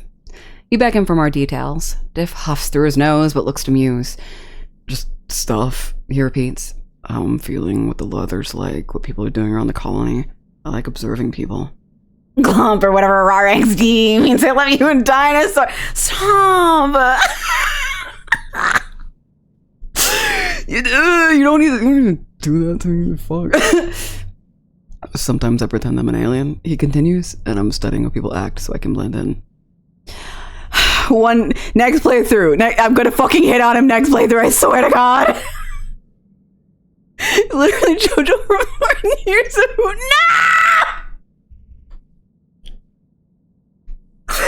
Why would you do this to me? On the last Saturday of the month in the year of our god, Hatsune Miku 2026. Ugh. Oh my god. Oh my god. Finny, do you want to see my ugly boyfriend? I thought he was so cute when we were little, and then he turned into an adult, and I was like, I'm a little disappointed. Oh wait, hold on, I can do it from here actually. So when we were kids, he was really cute and he had a really round face and he was like really into animals and he was very sweet. And then he kind of like started pivoting a little too hard that way, and he's like low key like almost space PETA, but not quite. Like I'm kind of talking him out of it, but like he looks like every male protagonist in like a early 2000s kind of 90s era space movie, you know, like. No, listen, we aren't even properly together. Our relationship is a fucking question mark. However, I am committed, okay? Because I did that. That means all of the cute romantic interactions I could have had with this, I don't fucking have because I was like, I gotta commit. I regret it. I regret it so much. I know what I'm here for. I played myself. And it was, I was telling everyone earlier that I actually really liked, from like a player perspective, why I kind of fell in love with him, because I was really worried about him at first because he very clearly was by himself and he was sneaking off to be alone, like back before like we had like, you know, better weapons and like, you know, we knew where things were. So I was worried about him. I'm like, this kid's gonna get him fucking self-killed. So I would like start hanging out with this because I didn't want him to die, because like we had someone when we were 10 who was our best friend die. So I was like, I don't want him to die. I don't want any of the other kids that I grew up with to die. So I started really like just like watching out for Dis, and then like we started hanging out together more. And he's the kind of character where he's like, we hang out by just sitting next to each other and I don't want to talk. And I was like, he's perfect. And like he started like opening up and like showing me like this video game that he made and like the music that he likes. And then like we both have the same alien boyfriend that we found out in the wilds. Like we so I was like, fuck. So yeah, when I do a new game plus, it's gonna be this wholesale. And then, oh my god, I have to show you our alien boyfriend. Where is he? No, hold on. He gets hearts. He's up here. This is Sim. This is our alien boyfriend. He's really, really tall and he's kind of fucking weird. And his hair is like sentient, like flowers, and it like turns when he's like he's weird. I love him. He's so beautiful. But we did happen upon a very intimate interaction between Dis and Sim, because Dis is like, nobody fucking likes me, nobody understands me, nobody wants to like help the planet, they just want to blow it up so we can live here, and I hate that. And then Sim is like, baby, it's okay, I understand, my other alien peers are also kind of weird and I'm the odd one out. And like they hugged about it and I had to be like and they were like, oh hi, it's just you. And then they went back to being gay. Like, shit, dude. I love them so much. And like when we had the new kids, I was like, I don't know, man. I might go for Nomi. You get me the pastel non-binary anime weeb. We might be friends. And Nomi is apparently ace, which I was like, cool. All the more reason for me to hang out with Nomi. And then I was like, I don't know, dog. I don't know if I want to romance Nomi anymore. We're just friends. I like Rex. Rex is a hoe. I also really think Mars deserves a cute boyfriend, so I'm not gonna take that from her. So I think in my heart, do you want Mars? Are we going back to Mars, or are we going back to Rex? The amount of times we've come to talk to him, and this stupid whore has been covered in hickeys. The whore. He's beautiful, isn't he? Like, what the fuck? Oh my god. You're there for me. He's beautiful. I love him so much. I'm actually kind of sad Nem and I weren't that close when we were kids, because now the fascists got her. They took our friend. I did make friends with Tangent. Tangent's I was friends with Tangent more than I was with Dis when we were younger, because like I felt like Tangent was easier to get along with and like we could do study projects together, and Dis was very like, don't fucking talk to me, I'm Angie. And so like it was harder to be friends with them when we were kids. And I'd also wanted to be friends with Mars, but when you were younger, in order to be friends with Mars, you kind of had to be addicted to Dis. And I was like, that kid is going to try to kill himself or us. We cannot be mean to him. And I was right, because he just tried to fill the fucking bomb like 2 months ago. Okay. But yeah, the fence took our hot red head. But this is the hot redhead's boyfriend.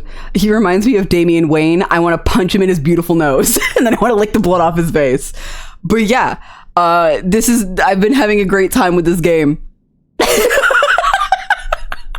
If I speak. Say your words. Say them, Finny. Hand them over.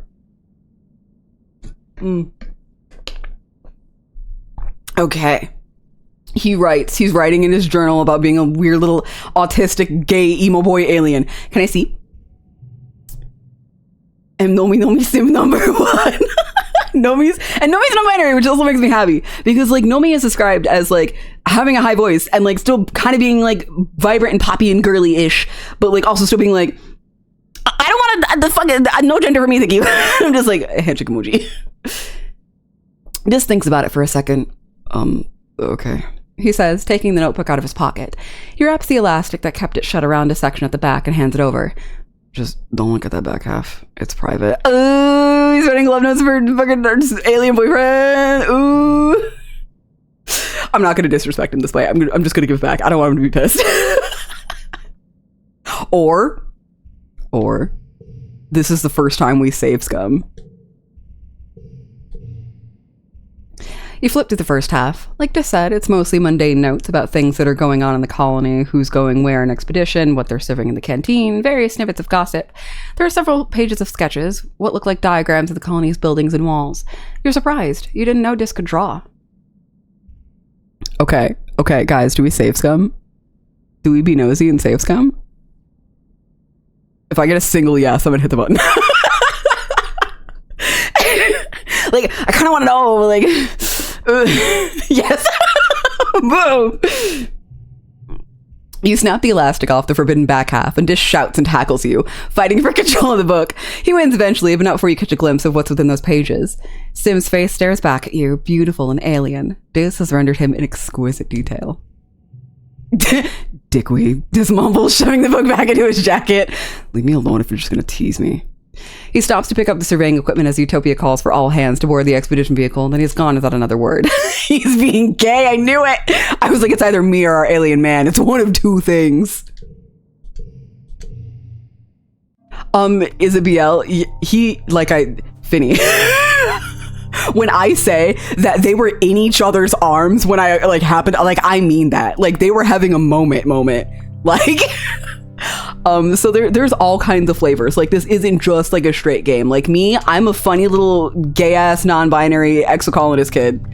Where are my stats? Where am I at? What's going on? Who am I? Is it just, yeah, like, I'm androgynous. I go by they, them. Anemone is she, her. Cal is he, him. Tangent is trans, she, her.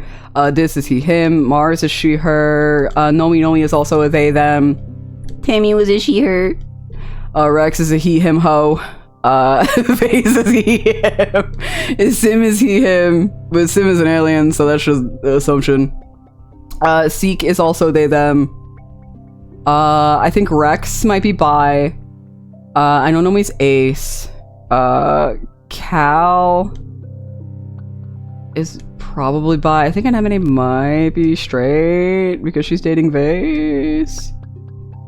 Tangent might be Demi. I know Mars for sure likes dudes.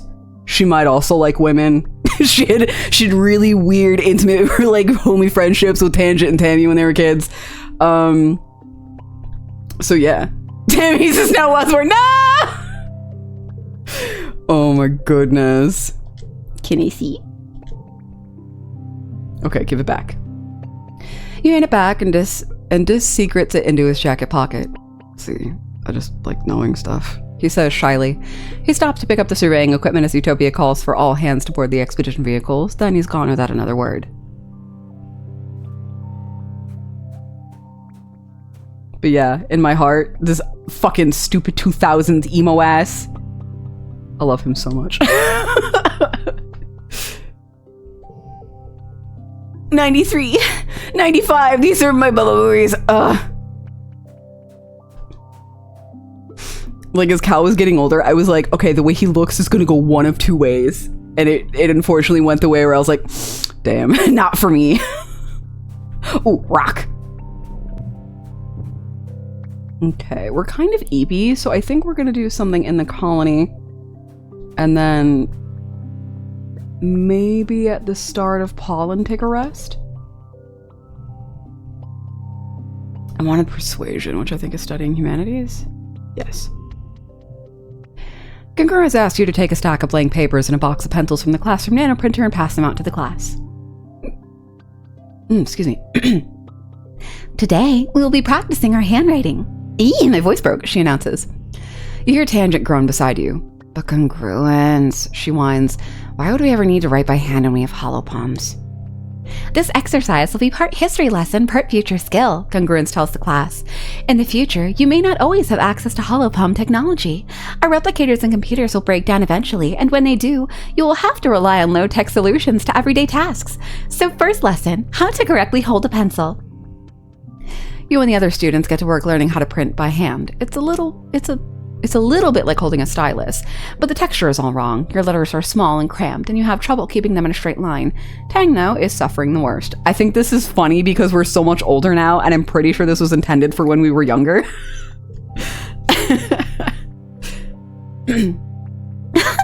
Mars laughs.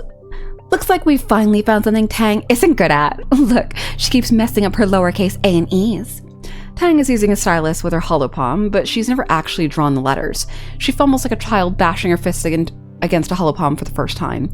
It's painful to watch. You can tell she's getting more frustrated with each letter. Mars, on the other hand, has lovely penmanship. She can even write in cursive. My papa taught me when I was little, she says, showing off her paper. Culture people know how to write for real. Handwriting a seismograph is crazy. I'll help you, Tang. Oof, I don't need your help. Tang sneers. She hates being bad at something, but being patronized is even worse. Just let me do it myself, she grumbles, balling up her fifth piece of paper and tossing it onto the floor. Mars laughs, but after a few minutes of tense silence, she looks over to Tang's work. you're pressing too hard, Mars tells her softly. Loosen your grip. It's different from typing in the air with a stylus. Try moving your shoulders instead of your wrists and fingers. Tang takes a deep breath and tries again, slow and deliberate. Mars nods and slides closer, putting her hand over Tang's and guiding her pencil on the paper. There, see? You're getting it, she murmurs, Tang's cheeks going pink. My bad. I forgot Mars was also doing shit like this with Tang when they were like teenagers. After a minute, Tang eases her tension, and her writing starts to flow more naturally. Thanks, she stammers, pushing her chair away from Mars. 7, 5, 5, 5, 4. Boom. Look at me, I'm so cranky up in the top left corner.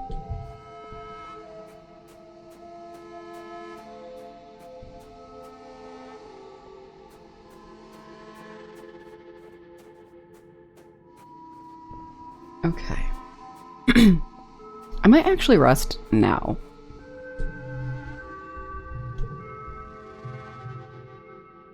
You relax on the walls again this month. Compared to the hustle and bustle of the colony down below, it's pretty boring up here. You look through some of the independent study modules and catch up on some schoolwork. Hopefully, when you go to class again, you'll be a little smarter than before. And if not, at least you'll be a little less stressed. You took the month off.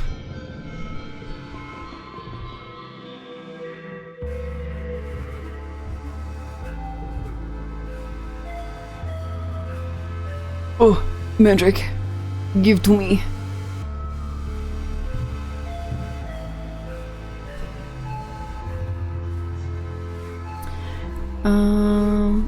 You find Cal behind the garden shed, kneeling down and peering under a tarped up old watering bot. He shushes you and gestures for you to come look under the tarp. There, in the dusty gloom, 6 four-eyed hop kittens blink up at you, eerily out of sync. I haven't seen their mom in a while, Cal says. I don't want to touch them in case she's still around and smells me on them, but... He sighs. One of those damn jarheads probably got her.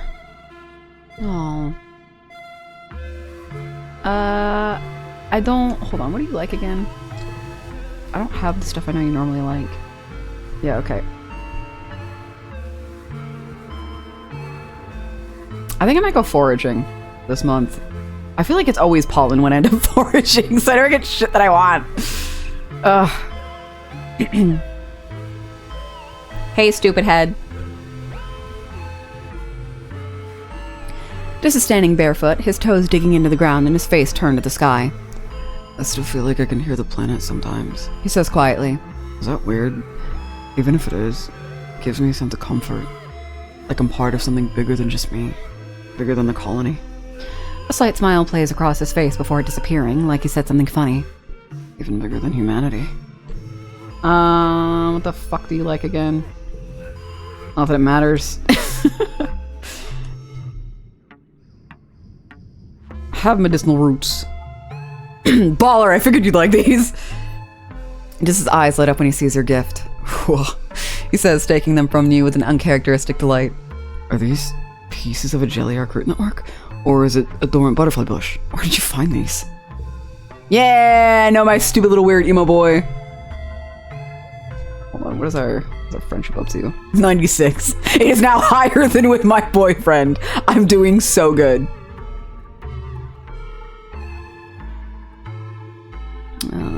Perception is what one?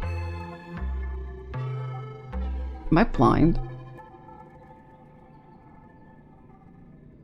I don't need any more biology though. I'm maxed out on that.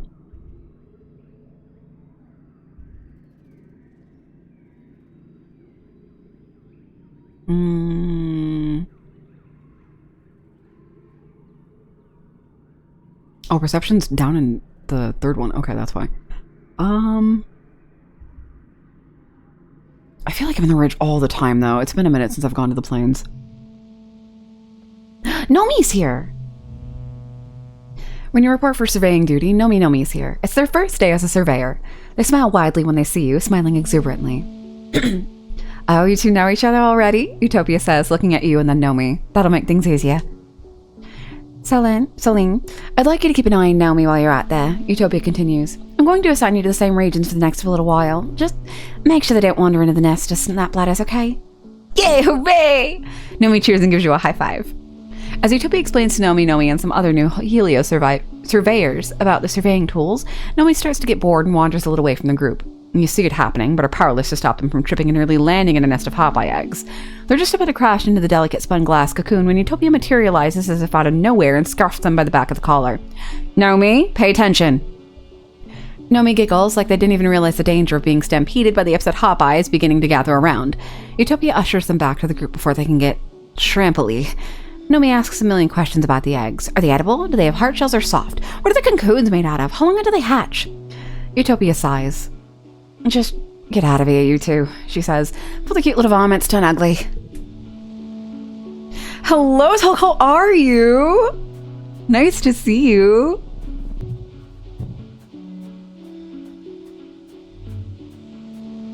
Okay. It's a cloudy day. You hear the crash of thunder from somewhere nearby loud. Sounds like it's getting closer. Suddenly, a massive, impossibly tall something punctures the low clouds and slams into the ground ahead of you. It's as tall as a skyscraper and 1 meter wide, covered with chitinous bones like an insect. You think it might be a leg? Another crashes down, then another. The creature's body must be up in the clouds, so high you can't see anything but the legs. Last time we didn't get to see what this was! Yes! You watch the clouds, and as the next leg breaks through, you dodge it. It slams down where you'd been with enough force to crush a boulder to dust. This creature is so unbelievably massive, you're like an ant to it. As it passes overhead, you marvel at how such a thing could even exist, and hope it never wanders any closer to your colony.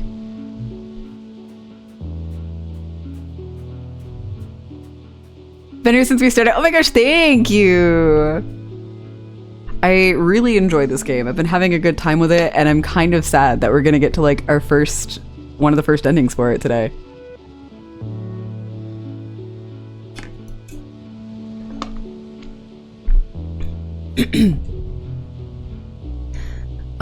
Bush Bob, we're gonna go find a road through the territory. Yeah, no, it's so nice to look at. I feel like the gameplay is really fun. Oh shoot, I didn't mean to hit that. Okay, whoopsies. We'll save that for last. Hold on, this works out in my favor if I put this guy in the middle. And then I keep you. Yeah, there's sometimes where I'm sad where like the music kind of dies off and then there's nothing, like if I'm sitting and chatting with you guys, but like aside from that, it's been really nice. I feel like it suits it. That's not what I wanted. There we go.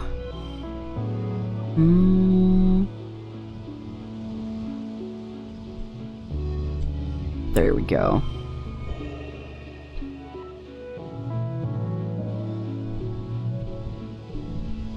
You sneak through the gloop mushes, crawling under them so the bush bubs don't see you.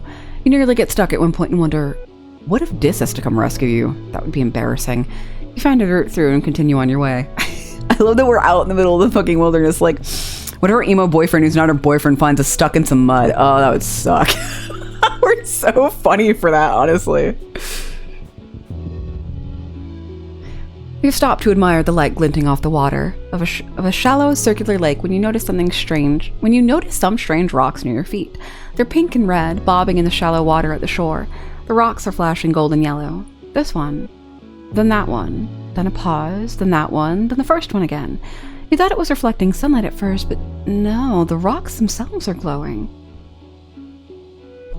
Repeat the pattern. You play a memory game with them, touching the stones in the pattern they give you. You feel emotions come from the rocks. Affection, interest, gratefulness. Somehow you understand. They like the contact. Are they creatures or rocks? Sometimes the lines between the two can be blurry on Vertumna. They can't move, but learn about the world from creatures who pass by and touch them. Like the way animals rub to leave their scent. These rocks entice animals to play with them and leave information about the world. You get the sense they're excited for your new scent. To what end, you don't know. Our alien boyfriend's out here. I thought he would just be in the other area. Oh, it's so nice that he's here too.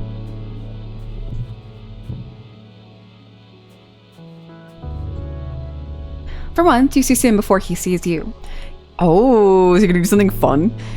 He's crouched just off the path, staring at a flower, his face blank. He doesn't react as you approach, so you watch him for a while.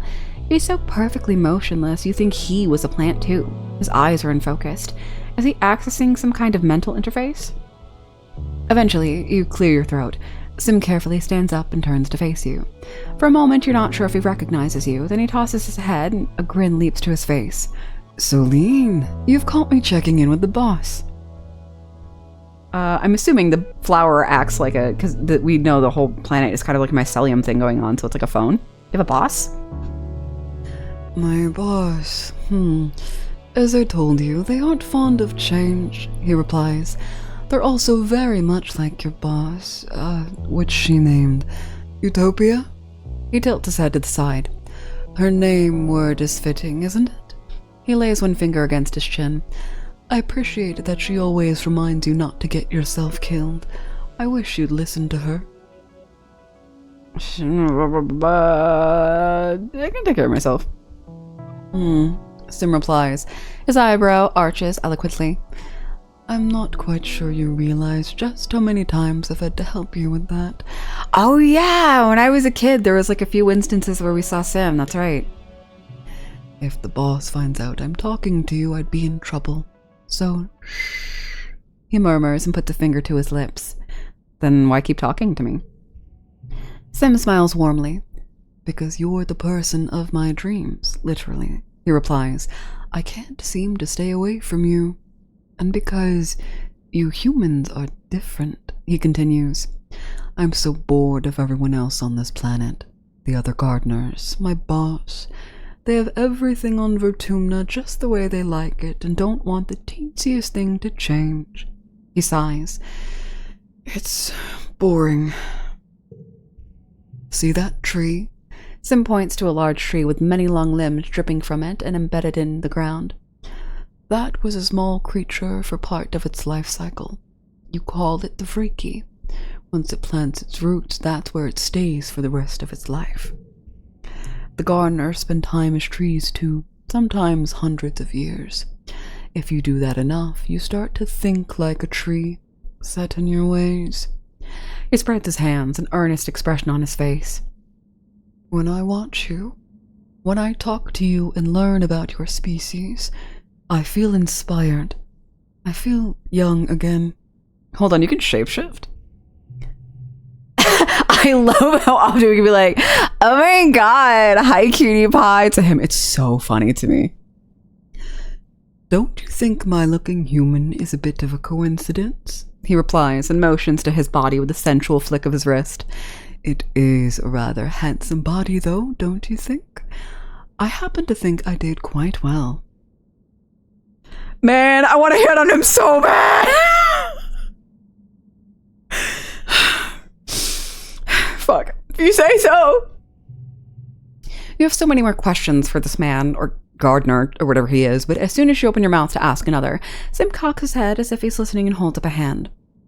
I'm sorry, he says, looking for all the world like he's listening to the dang flower. But I must away. And with that, he's gone, off to protect the wild or rescue damsels or whatever. Or maybe it's just avoiding your questions. Hello. You come upon Sim practicing something that looks like yoga. His body moves in very unnatural ways, like he's double-jointed. There's so much possibility in this body, he observes. I cannot help but think humans don't appreciate the limits of their forms. I feel positively nimble. I brought you something. Do you want a root? Ah, yes! Sim examines your gift in great detail and asks various questions about where and when you found it. He hums to himself as he turns it over in his hands, a broad smile on his face. Remarkable, Solene, just remarkable, he says as he hands it back to you. You are truly the most thoughtful of gift givers. I have enjoyed your present to the fullest. You try to explain that he can keep it, but he just smiles again and shakes his head. I love him.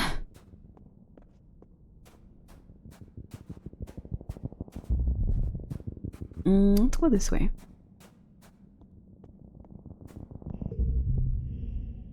Something big suddenly bursts out from the jungle and scampers across the path in front of you. It looks like a miniature landslide, bush-covered stone being pulled forward by powerful arms. It's a bush bub, and hot on its heels is a second smaller one. Those slow, thoughtful creatures are rarely so full of energy. I don't want to attack them. I hate that that's an option sometimes. They charge back and forth across the path as you wisely keep your distance from the powerful animals, but for all the crashing and stomping they're doing, they don't actually seem to be angry. It's weird they're actually being playful. Oh yeah, I get my hand hurt if I watch them too close. I'm going to carefully walk past them so I don't get hurt. You skirt around the edge of the path and leave the two camouflaged creatures to their whatever they're doing. I'm a little eepy, but it's okay. Let's open this one. One of your jobs as a surveyor is to document the flora and fauna through photographs. You've spotted some baby photosynths, all shaggy purple fur with leaves growing out of its head. It's grazing on top of a large mushroom cap. You've got a camera built into your holopalm, but it's not equipped to capture difficult shots like this. You'll need to put in the work. I'm gonna try to get close. My animals is fucking maxed out. Hold on, look at this. Look, you can't because I'm in the way, but like, it's at 100 out of 100. I'm so good at this. Wait, hold on. We're gonna do this. We're gonna do this, and then we're gonna swap you for this. 8, 4, 3. No gems. 5, 7. Oh crap. Oh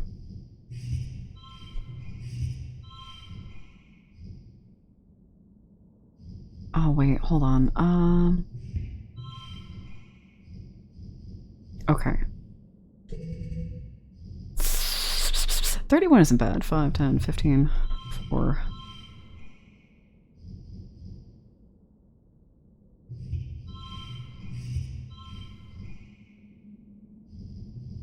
I need you all to move. Swap. This way. Thank you. I'm 3 away.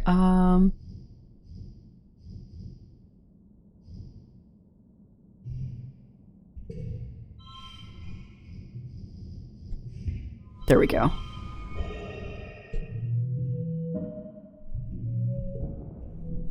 You cautiously crawl up beside your subject, raising your holopalm to get the best close-up possible. Ouch! Just as the camera takes the photo, your subject bites you on the finger. You hope it's not venomous. On the right side, you got the shot. Give me the log. Nomi! You hear Nomi shouting for help nearby. Oh my god. Babe, you sprint to the sound of distress. Nomi seems to have fallen headfirst into some kind of Nomi-sized flower. Is it eating them? It's engulfed Nomi's upper torso, its petals pulsing as it pulls them down further. Girl, if you never played Zelda, I thought you liked weird vintage Earth shit. No. You could use your plasma cutter to cut them out of there if you could figure out what part of this creature to cut without hurting Nomi. Nomi's struggling and you hear muffled sounds of distress from inside. You have to try. 8, 8. 1. Perfect. You're great for this. Wait, hold on. Pop you in the middle. There we go.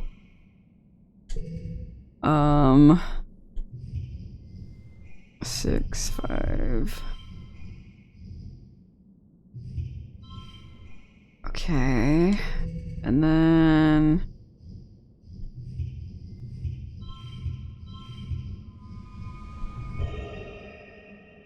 Cool. Super goal.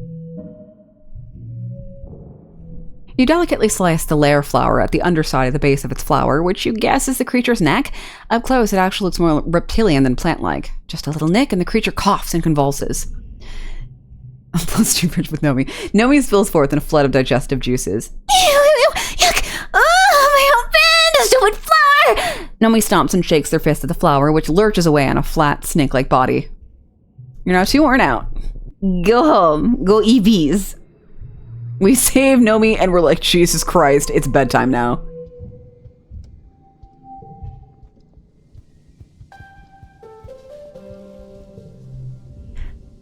Where you'd normally find Rex and Nomi playing together, you only find Rex. You ask him where Nomi is and he shrugs. Sorry, I don't know. They mentioned they were kind of under the weather. They're probably leveling their Legend of Amvar character. You could try messaging them on their holopalm? You thank Rex and go back to your room. You get comfortable on your bed and load up Nomi's private Legends of Avamar server. Back on Earth, there would have been thousands of people playing this game, but now it's just a brave few nerds. Just as Rex said, Nomi's logged into one of their characters and they send you a message. Hey, hey! Sorry if you were looking for me. I feel super crummy, so I'm gonna spend some time in Avamar. I'm leveling it out right now. If you can do char, I can help you with the first group class. What kind of character do you want to play? Rogue. You log into the game with your new character after spending a few minutes having a minor existential crisis over their name. Oh, of course. You eventually give up and name them after yourself. Nomi is waiting for you with their new character, Mydrius, an elven archer with long red hair. They jump a few times in your general direction. Your character is so cute! Let's play. Okay, let's go! Oh my god, cute. I love her bullshit little avatars. That's such good art.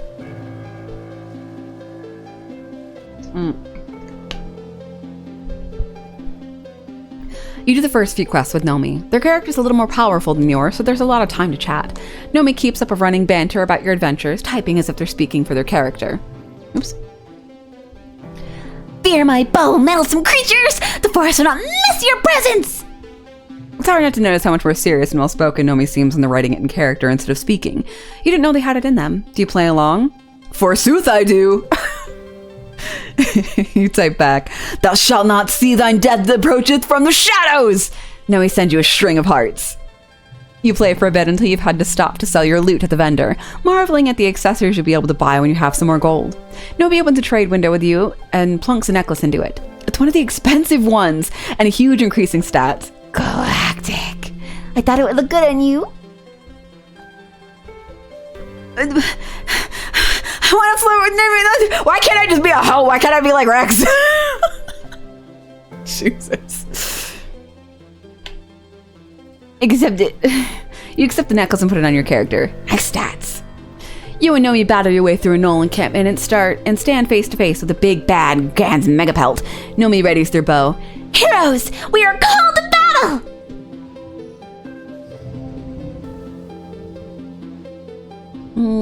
4, 3, 3, 8.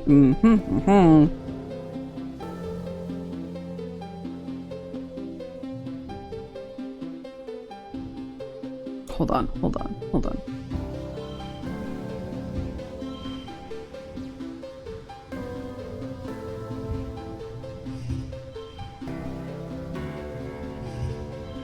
There we go. Ba-ba-ba-bum.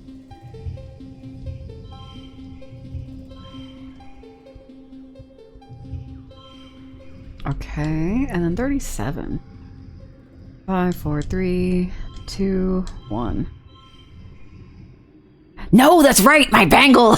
My bangle ruins my blushes. Okay, well, if it's gonna mess it up.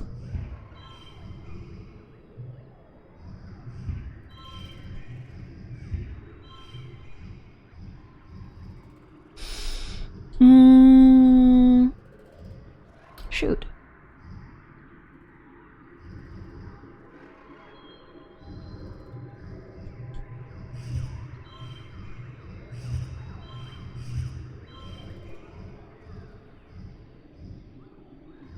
How much am I off by? 33? By 4? Okay, I would have to use both of my logs.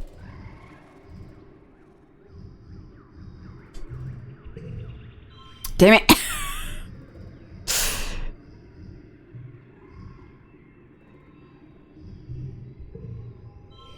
Hold on.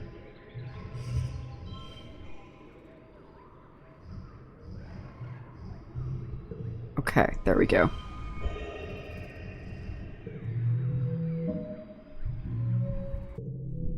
You stand victorious over Graz megapelt. When you click out at the loot window, you have a message waiting from Nomi. Our bond is greater than any evil that may befall this land. The power of true love conquers all! Nomi sends you a kissing emoji, then a string of question marks. Wait, what? Don't be weird, oh my god. It's just in the game. But I have a technical boyfriend, and he's weird. Look at him.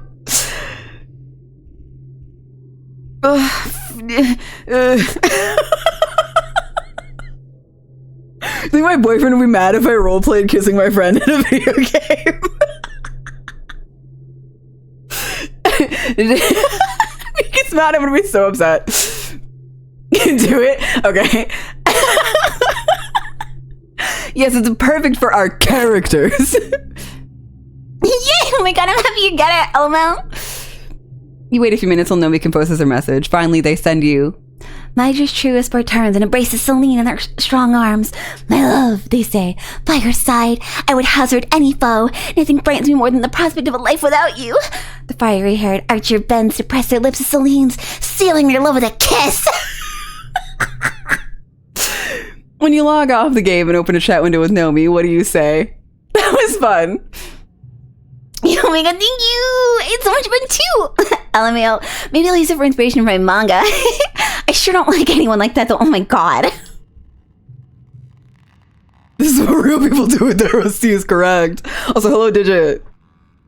Or is it Dig? It was, I'm so close. I'm so close to what your name was and I've forgotten. It's vacated my brain. Which one was it? Was it Dig or Digit? Sometimes it feels like everyone's just a big ball of hormones here. Like all of a sudden everyone cares about who's doing smutty stuff and I'm just sitting here like, yeah! She's so funny. Maybe you haven't met the right person. Oh, gee, rude! Oh, Celine, you can just say that to someone. That's not how it works. Just because, sure, okay, I might like someone in the future. Doesn't mean your feelings aren't valid now. Sorry. It's okay. I just can't imagine liking someone that much. Or them liking me that much. Oh, wait, why? Because it's gross somehow. But anyways, thank you for playing with me. Sometimes it's easier to talk about this stuff when I get to pretend to be someone else, you know? You need some time off. You're EBDB. Listen, Nomi, I'm sorry, but also, girl, what the hell? Girl, gender neutral, what the hell? Like, I'm your flavor of ace, babes. You meet the right homies, and then you hang out with those homies for forever, okay? I'm allowed to say this because you and me, same bitch. It's Dig. Okay, thank you. Let's relax on the wall. You and Dis have the kind of conversations that are impossible to describe afterwards. You talk about everything and nothing. What you think you'll be doing in 10 years, what are the best and worst parts about being alive, is human nature fixed, or is it a production of society? Are emotions necessary for survival, or do they just get in the way? Dis has some surprising opinions. You find yourself enjoying talking to him, even if he is a little intense. Why is this some dumb shit that I actually talk about people? Why is he made in a lab for me? Fuck! Oh my god.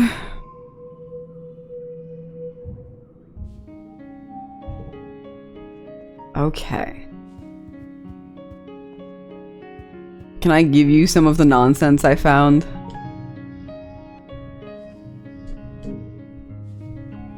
+1. Cool.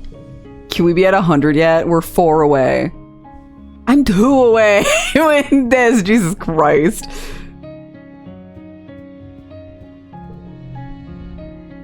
Okay, I can't give you another gift yet. If I go do stuff in hydroponics, it'll give me more for Cal. So I'm trying to max out before we're 20! +3 animals. I really don't need it. I'm so good at it.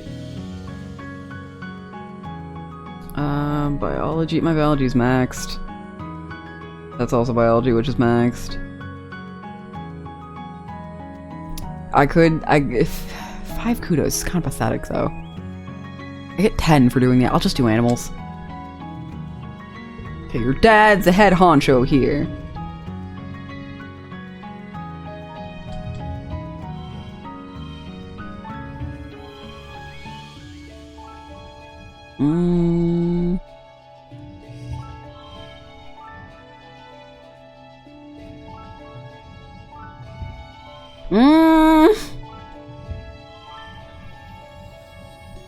Might lose.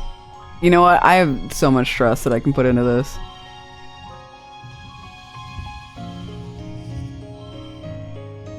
Oh, we're so close. 15 is not bad, though.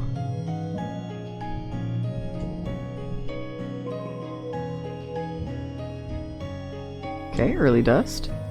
Double check, make sure nobody has anything to say. Can I give you another present yet? Can I max you out? Take a flower. What are we at, like 99? 98. Beat him up with my mouth. God. Can you just be at 100 already? Jesus Christ.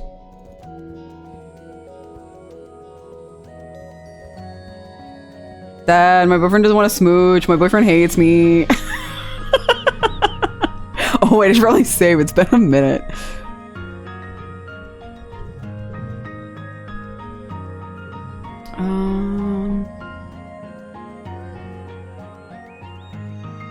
Okay. Hint to animals. You hear shouts of surprise as you come up the path of the animal pens. As you get closer, a trippet comes running towards you, its roots slip slapping on the path. Wait, a trippet? You knew they were more animal than plant than the colonists had originally thought, hence they could be moved into the barn. But you didn't know they could run. You race the rest of the way back to the barns. It's the trippets. They've started a revolt? Rancers are trying to hold them back with rakes, but the trippets are popping and flopping all over the place, more agitated than you've ever seen them before. You undercover your ears. The trippets are making the most atrocious whistling noise. Celine, Cal says, brandishing his rake like a shield as the trippets launch itself at him, trying to smash into his chest. Help! What do we do?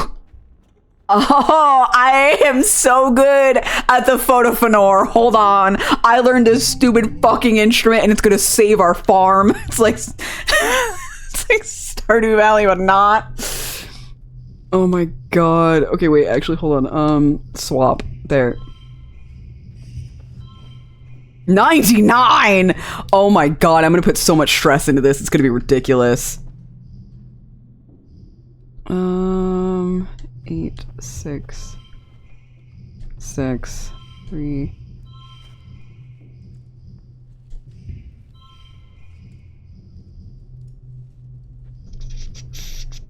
It's just rainbow. It's all rainbow. 45. Okay, 6, 5, 4, 8, 8.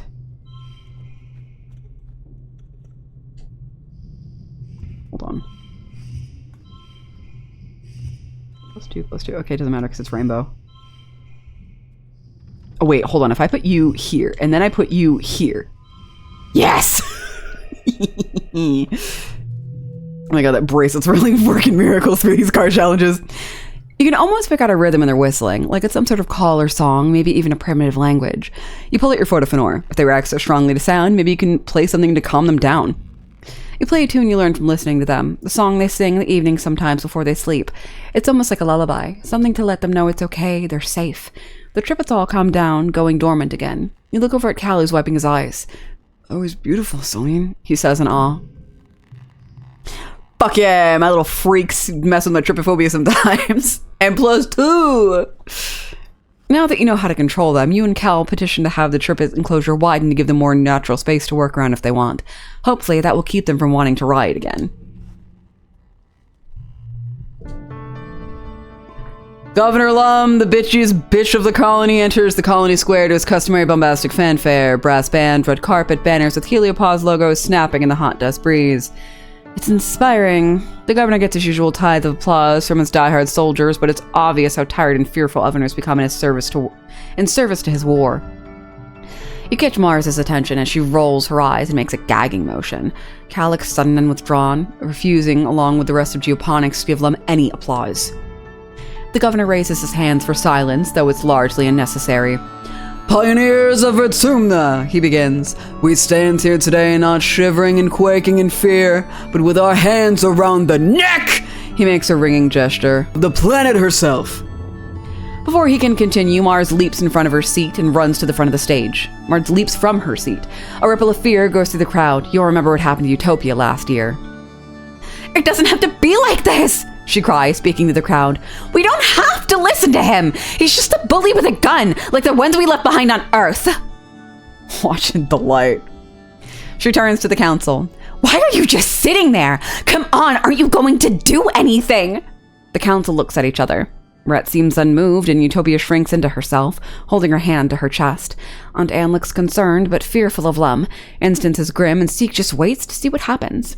Only your mom looks enthusiastic, but she wisely looks around at the others and doesn't voice her support. Given that Lum's already hostile towards her, she'd be risking too much. Lum gestures sharply to his guards, and Morris is seized and taken out of sight. In the uncomfortable silence that follows, the governor strides to the front of the stage and looks down to the crowd. As I was saying, you can trust me to lead this colony and humanity into a new era, he says. An era of peace and prosperity where we no longer need to fear the creatures that come out in the night. He raises a fist to the sky. This planet is rich, he cries. It is the earth we were promised, unscarred by the mistakes of our forefathers. Here, we will become what humanity has always strived to become. Caretakers of a new garden. Children of a new earth. Also, in a dream, God told me I should have multiple wives. Jesus Christ, I hate this man. People cheered, spurred on by Lum's display of dominance. Lum looks upon the crowd with pride. Pioneers, we're so close, he says. Soon this planet will be ours, and all her riches and wonders with it. But first, he continues, we need to adapt to the harsh realities of our current world. He gestures to the council. I know you all love your council, but it's time we thought about the future. We need to guard the colony leadership, he says with some disdain, against sudden upheavals, deaths, imprisonment, and the like. I've decided to instate a second position for each seat on the council, he announces. Lum explains that every council member will take an official second in command. Seconds will be trained in the running of the department and will be ready to take over the department should the worst happen during an attack. The council looks concerned. Is this how Lum begins to cycle out the colonial government with a veneer of legitimacy? Applicants must have spent a minimum amount of time in that department and will be judged by the council based on their relevant skills, though Lum will likely argue hard for his Helio appointees. You scribble your name on the ballot for...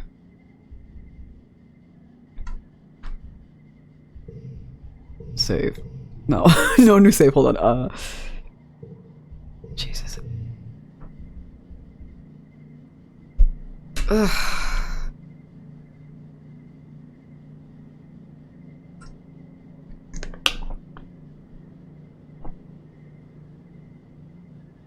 I'm assuming Tanga's going to do engineering.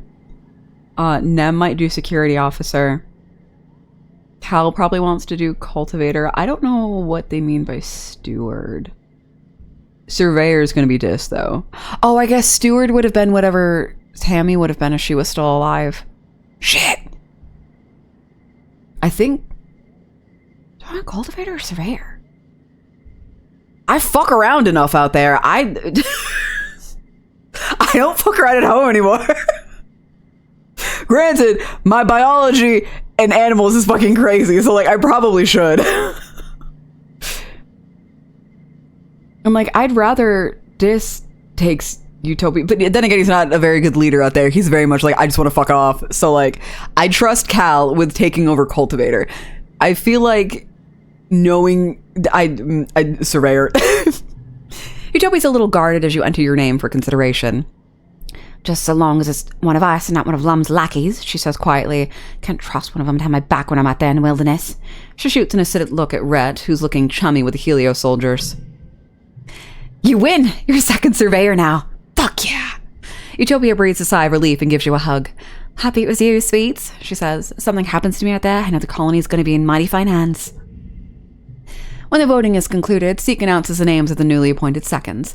The crowd cheers for you when Seek reads out your name as second surveyor. You don't recognize the Helio appointed to second administrator. Must be one of Lum's people. Vase is appointed to second security officer under Rhett. He gives a little speech essentially congratulating himself and promising to single-handedly win this war. Tangent stands proudly in her rightful place as Chief Engineer Instance's side at her second. As her second. Correct. Cal is chosen to be second cultivator. He looks a little overwhelmed. Your mom must have put in his name. Fuck yeah! Called it.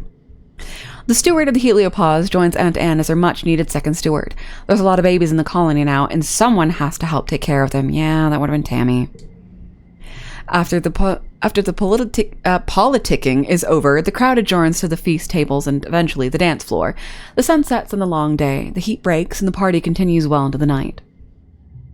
After the festivities, it's straight back to work as usual. Everyone complains, usually get at least a few days off after Virtunalia, but Lum reminds the colony that it's only a few short months before the next attack. Your dreams begin to increase in intensity as the wormhole draws closer to the planet, filled with terrifying and confusing visions. A feeling of urgency dogs your steps, like you're running out of time.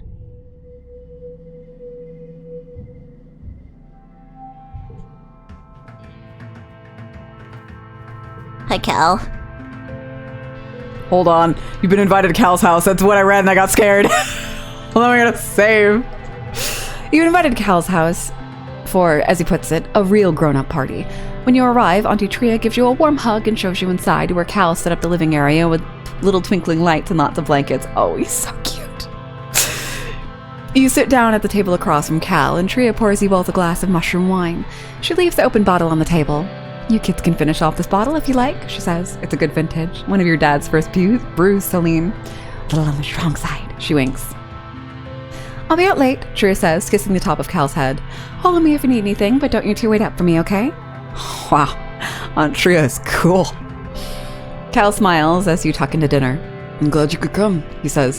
Thought about inviting Rex, but he's like zero chill, you know? Besides, he continues, you're my BFF, remember? I can't think of anyone else I'd rather be with. You've been friend-zoning me in your brain this whole fucking time? Do you know how much crazy, emo, psycho, I'm gonna bomb this place pussy I could have had right now? Cal! It's fine, it's chill, it's chill. I'm regular, I'm fucking normal. I'm so normal. I'm so fucking chill. I'm so chill. Cal's strength on the main menu. What? What was that achievement? Cal puts his fork down and looks at you earnestly. I'm really glad you're my friend, Celine. I'm so proud of everything you've done. Sometimes I think I really love you as a person, you know? He looks down, suddenly shy. Sorry, I know that's a lot. I'm just really grateful for you. You and Cal share a wonderful dinner and polish off the bottle of wine. Afterwards, you settle into a big pile of blankets to lie back and look at the stars through the big skylight in his living room. And so that's why I think we should domesticate more Unisar. It just makes sense. Cal finishes and you laugh. He's right. Who doesn't want to ride a unicorn? You deserve a unicorn. You've been laughing a lot. Everything is just so funny and also so pretty. The stars look like they're swimming in a big dark ocean, and the little twinkling lights Cal put up look like stars you can touch. You reach out to grab one and come up hilariously short, and Cal giggles at you. Cal is warm against your side, and the blankets are so soft. Everything is so wonderful. Thank you for the shoulder. Ooh, do a stretch. Oh my god, my arms have been popping so much today.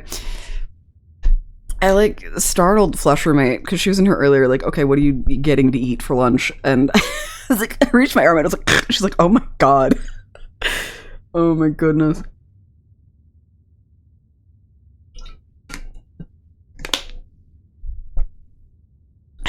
Thank you.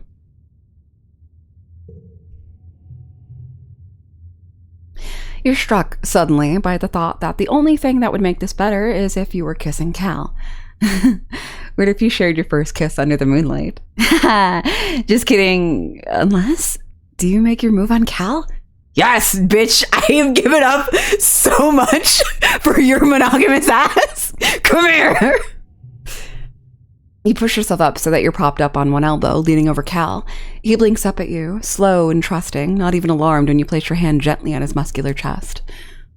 Wow, that feels nice, he says. Everything feels so nice, you know? You do know. You summon the courage to slide your hand up Cal's chest and over his throat, stopping to cradle his jaw. His stubble prickles under your chin. Now there's a question in Cal's eyes. What's up, Celine? How do you answer? I'm gonna tell him because he's kind of stupid. He's so sweet and he's so dumb. So I'm gonna be like, I wanna kiss you, please, please. Cal's eyes go wide. Oh, really? He breathes out. His blush surges down his face, almost to his chest. Celine, Cal looks away. A long time ago, I told myself I could never be with anyone. Not after Tammy, after she... He swallows wetly. Sorry. That was a lifetime ago. I was just a dumb kid, too young to even really know what love was. I just feel guilty. Cal wipes his eyes and looks up at the stars. She would have wanted us to be happy, right? You wait in silence while Cal struggles. Eventually, he smiles at you, shaky and sweet. You do make me so happy, Celine. Okay, thank fucking God. I was gonna be like, this whole time, are you gonna... Fuck! I was gonna be so mad. This game stressed me out. Not even like the reason you think I'd be stressed out. Like, my homie being like, yeah, I'm gonna bomb the colony. I was like, no, come here, give me that. And he's like, okay. And fucking... There's so many other things that are gonna stress me out. And this is what does it. This is what makes me so pissed.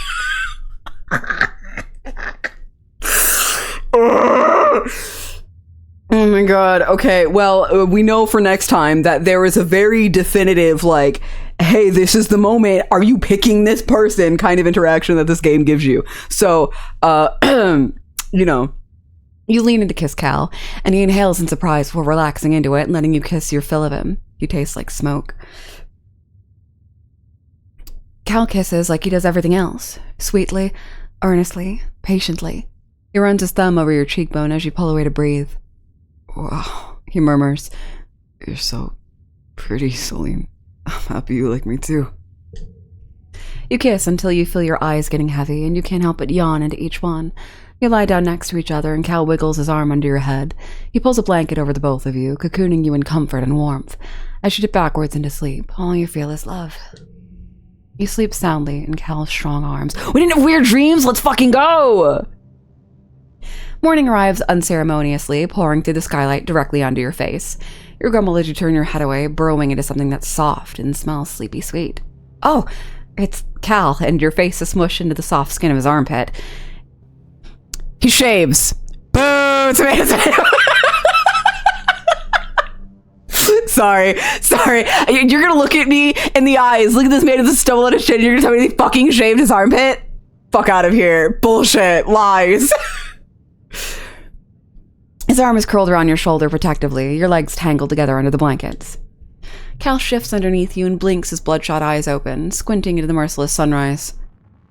Dip, he mumbles, clinging to sleep. That's so much. You can almost tell the moment where he remembers what happened between the two of you last night.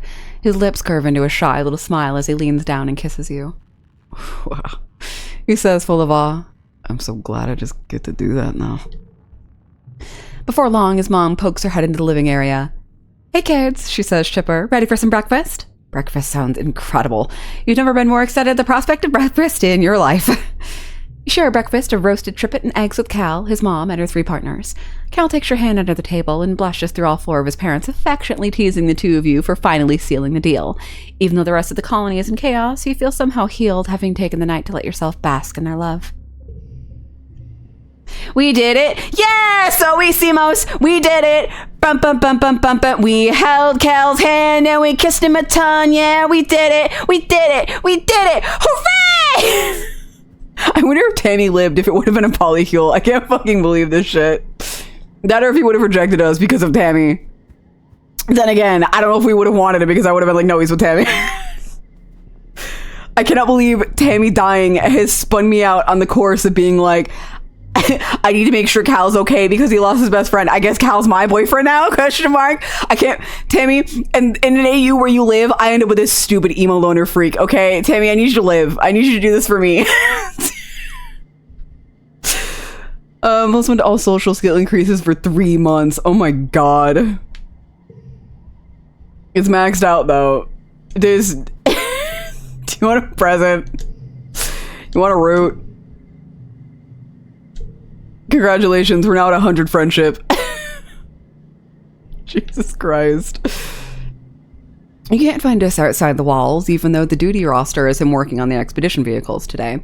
After asking around, one of his crewmates pointed you to where she'd seen him disappear into the forest just 10 minutes ago. You thank her and set off into the wilderness.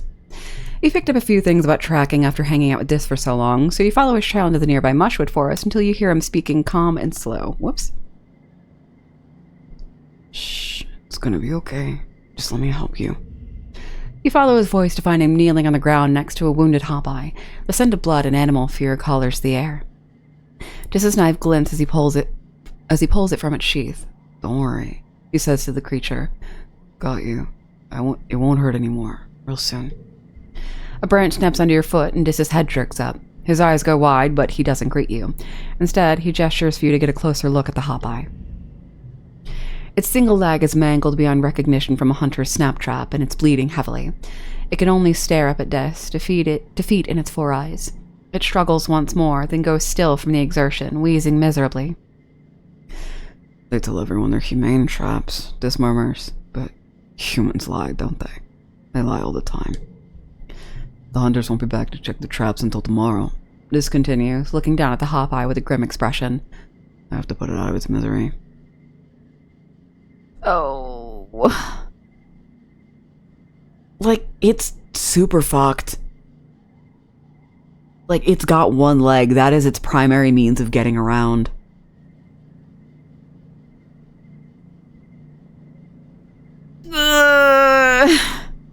I'll do it. Dis hands his knife to you and moves aside. You kneel and take the small, terrified creature in your arms, and with one clean cut, you slice through its neck. It tenses, twitching in fear reflex, then goes limp. You hand the knife back to Dis. Like, I don't want him to do that, and I constantly am taking care of the animals. Like, if they're going to go, like, I probably, like, this was quick and easy. You know? Dis is quiet at your side for a long time, breathing evenly in through his nose and out through his mouth, like he's meditating. It's better to die quickly than suffer in a trap, but there shouldn't have been a trap in the first place, He says eventually. He clicks his tongue against his teeth. Pointless. It's going to die eventually, but not here. It's not natural. It's not the death part that bothers me, it's our vanity. Humans are so afraid of extinction that they'll kill indiscriminately to avoid it. Hello, Marker, how are you? Diz takes out a cloth and wipes the hop eye's blood off his blade, his movements slow and reverent. I used to let it control me too. I thought dying meant living was pointless, he continues. But now I know the truth. Life is short and brutal and hard. It's up to us to fill it with as many experiences as we can. Are we going to spend our lives cooped up in the colony, subjugating nature because it strikes fear into our animal brains? He smiles faintly. Or are we going to get out there and live the only life we've been given? That's my boy!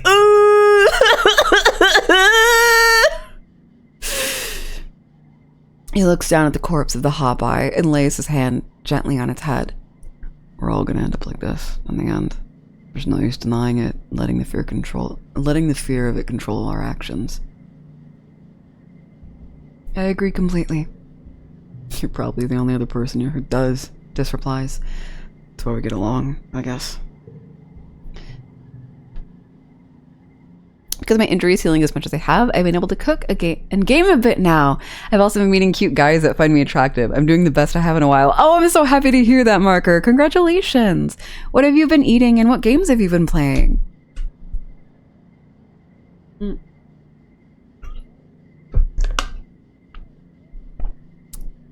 I also want to say I think it's so cute that, like, after you say hello, that's like the update you give. Like, I'm so glad that you feel comfortable enough to be like, this is what's going on with me. Like, that makes me so happy.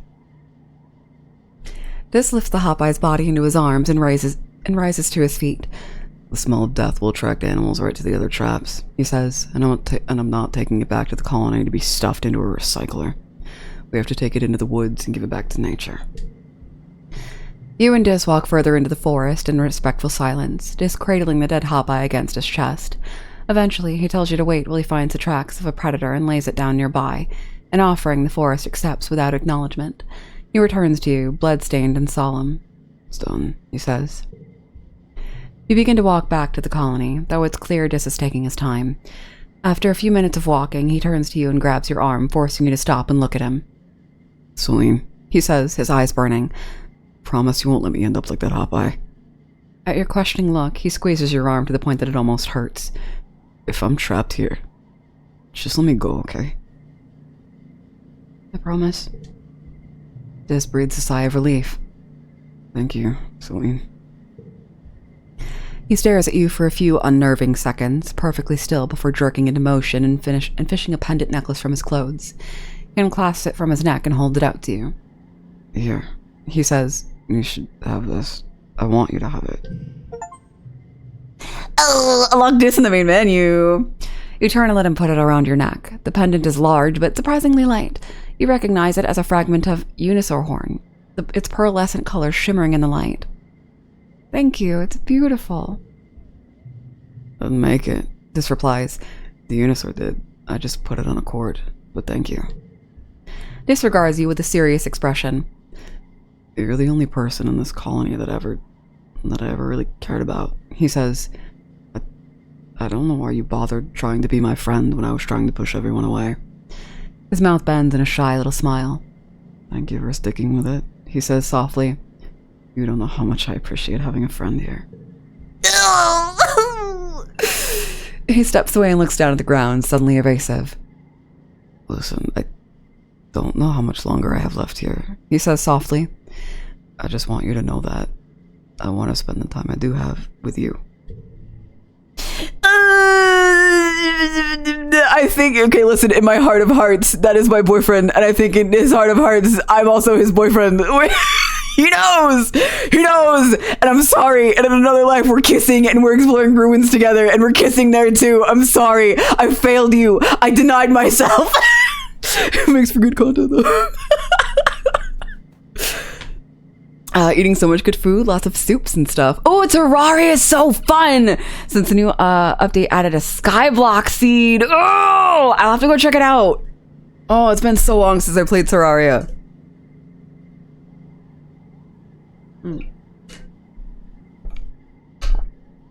Oh my god, you love me. That's crazy. Oh my god, you feel comfy here. Oh, you feel safe and you love me. See, I'm so special, guys. Why don't the rest of you tell me that you love me? What the fuck? God, get on Marker's level. You know what, Marker, just for that, I'm giving you VIP.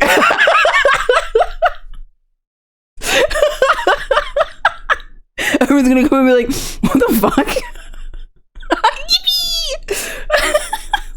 What is it, creator dashboard? Hold on. No, it's not creator dashboard. I gotta go back to Twitch, and then I have to go settings. It's settings. Roles. No, why are you hello, Twitch? That's not what I wanted.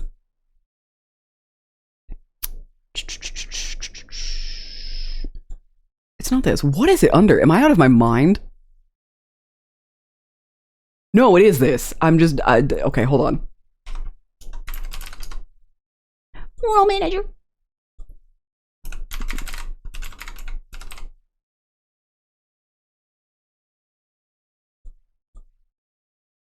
Well, I'm gonna make sure I'm spelling your name right, Marker. Correct, I did. I'm so fucking good at this. Save! Congratulations! But I'm no VIP, I'm just some schmuck. Listen, sometimes, in order to fight the bourgeoisie, sometimes you need just some schmuck to be a VIP, you know? Sometimes you need just a little gangly creature out there that you found in a box that you're like, this one? I like this one. And then that's the one that you let into the cool parties all the time, because everyone's like, oh my god, that's the creature. And you're like, yeah, it's the creature! We all love the creature! And then everyone fucking cheers. You know, sometimes you need it. Oh my goodness, okay. What were we doing? I need persuasion. I need to tell everyone that we need to stop fighting the planet. I need to... Oh my goodness. What is it? Tutoring kid? No, humanities. Humanities gives me persuasion. Tank flags you down in the hallway. Oh, Celine, do you have a moment? You go on an expedition sometimes, right? She asks. At least far more than I do, or would ever wish to. So would you mind doing me a favor? Of course. It's a small thing, really, and I'm to understand it's not terribly dangerous either. Tang replies, I simply need you to bring me some hop-eye eggs the next time you come across a nest out there. I'd ask this, but, well, she makes an evocative, dismissive gesture. Why? For science, obviously. Tang replies, it's on a need-to-know basis, and you don't need to know. Just bring me some eggs, or you can tell Chief Engineer why you're holding me back. Girl, you don't need to be mean, I got it. I'll keep an eye out for him. That's all I ask, Tang replies primly. They're quite common if the reports from the foragers are to be believed. They tell me they commonly find nests in the Valley of Vertigo. It's possibly lousy with them. Okay, well, we're gonna be going out to... Oh, are those the eggs we're finding as the hop-eye eggs? That's crazy. Hold on, this is not... Get out of there. I humbly accept this role with great pride. I, Sir Marcus, henceforth swear fealty to you, Lord Tazzy. Should death come for you, I'll show me delayed with mine. Should you fall before your time, I shall live in your name. That's crazy. 11 out of 10. The rest of you need to get on Marker's level. I'm dying slowly but surely, and my time will come eventually, and none of you bitches are pledging your fealty to me. None of you are promising to uphold the circus acts after my passing. Crazy, wild, homophobic you.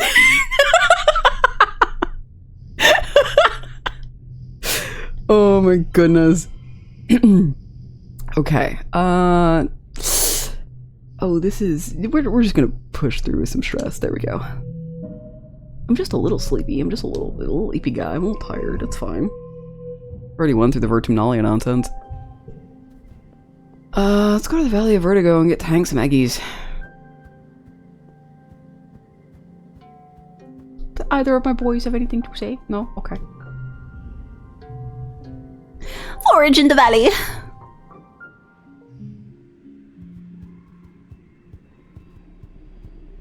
Give me a fruit. Give me another fruit. Oh, there's an eggie over there. Perfect. You come across not just one Vriki, but a whole swarm of them. Mostly just baby ones about the size of your head. They're all amassed around a massive tree, scurrying up and down the trunk. When you can see the tree itself under the swarm, you notice it's the same pale pink as the baby Vriki. Its tentacle-like roots meandering a fairly large distance before plunging into the ground. Oh wait, I wonder if it's the weird plant things that we have that were like revolting earlier, if that's what they're hanging out on.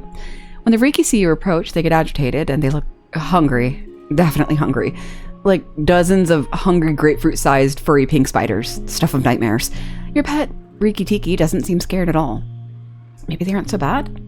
You walk up to the tree and put your hand on it. The baby Vriki swarm around the tree trunk, very upset with you, but they calm down when they see you aren't doing anything. There's an unmistakable thrum of life under your hand, not just from the proximity of the baby Vriki, but from the tree itself. It's warm and leathery, and you can feel something like a pulse. It's alive? Yes! I was right. It seems as if this tree itself is a Vriki, just in a different phase of its life cycle. Does that mean the little clusters of fruit in the branches are Vriki eggs? Or maybe cocoons? There's so much you don't know. But you do know that the nursery tree is a special place. There's nothing to forage here, though. Those ravenous youngsters have stripped everything edible from a wide radius. You move on.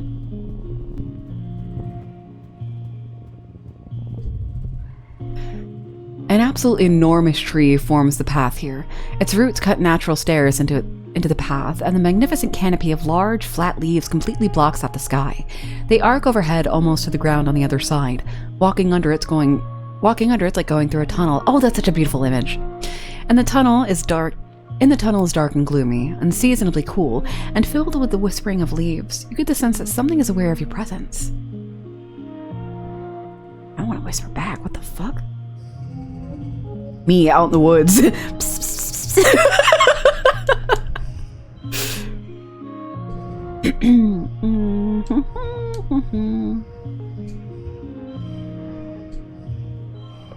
Actually, pop that there instead.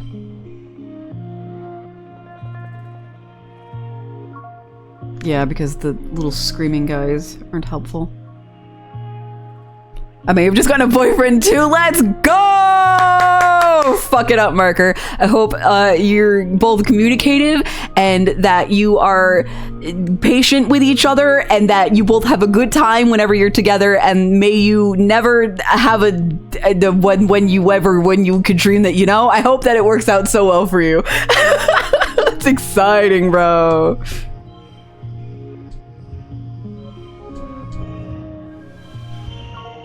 Super goal. Hi, Flu Flu. A nearby leaf unfurls and offers you 2 large, hard nuts. You feel a sense of peace and cooperation wash over you, like you and the tree have an understanding.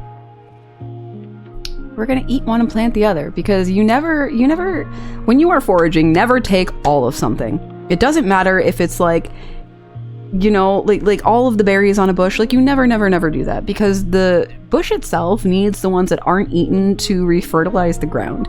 Other animals eat those. You never ever take all of it. That is the #1 rule of foraging, and I'll bite you if you're doing that. Not even the hot kind of biting, like the I'm tearing your arm from your body kind of biting. So eat one, plant the other. You crack one of the nuts and eat the meat inside. It's bitter but tasty. You take the other one to a clearing about an hour away and plant the second nut. Good luck, haunted tree. New perk. Upgrade pet cards if you're relaxing in the park. Ooh. Oh, and our alien boyfriend's out here. You come across a veritable feast of berry bushes. We're gonna research them really quickly. Because they can be one of two things. 6, 5, 4. Hold on, there we go. Wait. There we go. 24. 1, 2, 1. 10, 5, 3, 5, 3. Boom.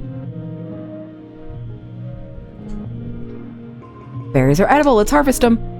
You harvest the blueberries by the handful, filling your basket. When you bring them back to Utopia, she cheers. These are her favorite. Here, sweets, she says, tossing you a berry. Have fun. They're delicious. You're too tired and worn out to continue. We go home and we go eat peace. You're back. Why is my mood bad? Oh, I'm just stressed out. I need to sleepy sleep.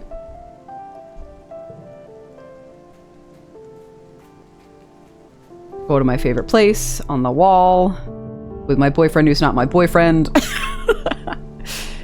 You and just have the kind of conversations that are impossible to describe. Ah, one of those.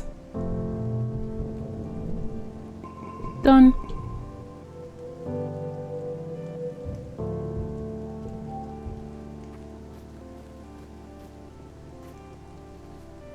Let's go back out. Forage in the Valley of Vertigo.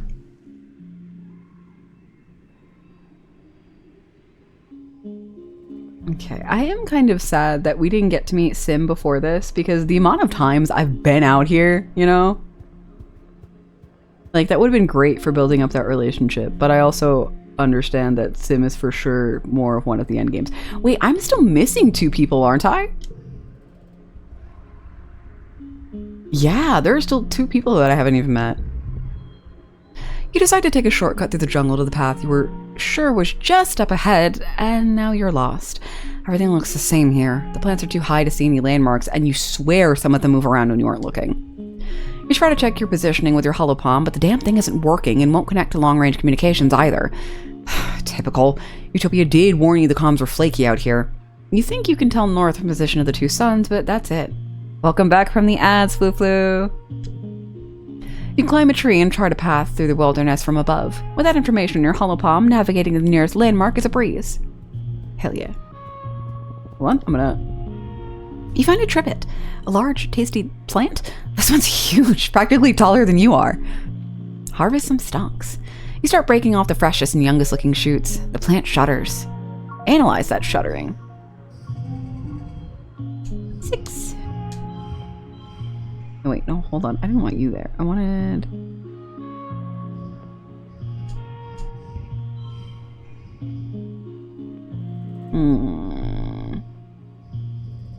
You know what? I'll pop you here, and we'll keep the color. 4, 4, 3, 1. Oh, you're forcibly red. Okay, hold on.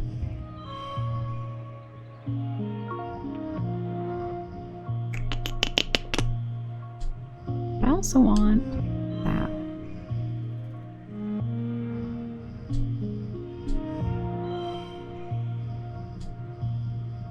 Dang, okay. Hold on, let's do that.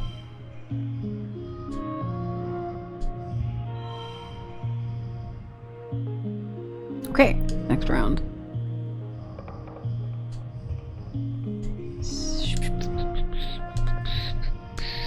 Hold on, I'm gonna fix this. We're gonna get even more out of this. Wait, no, hold on. I'm not a liar, I promise.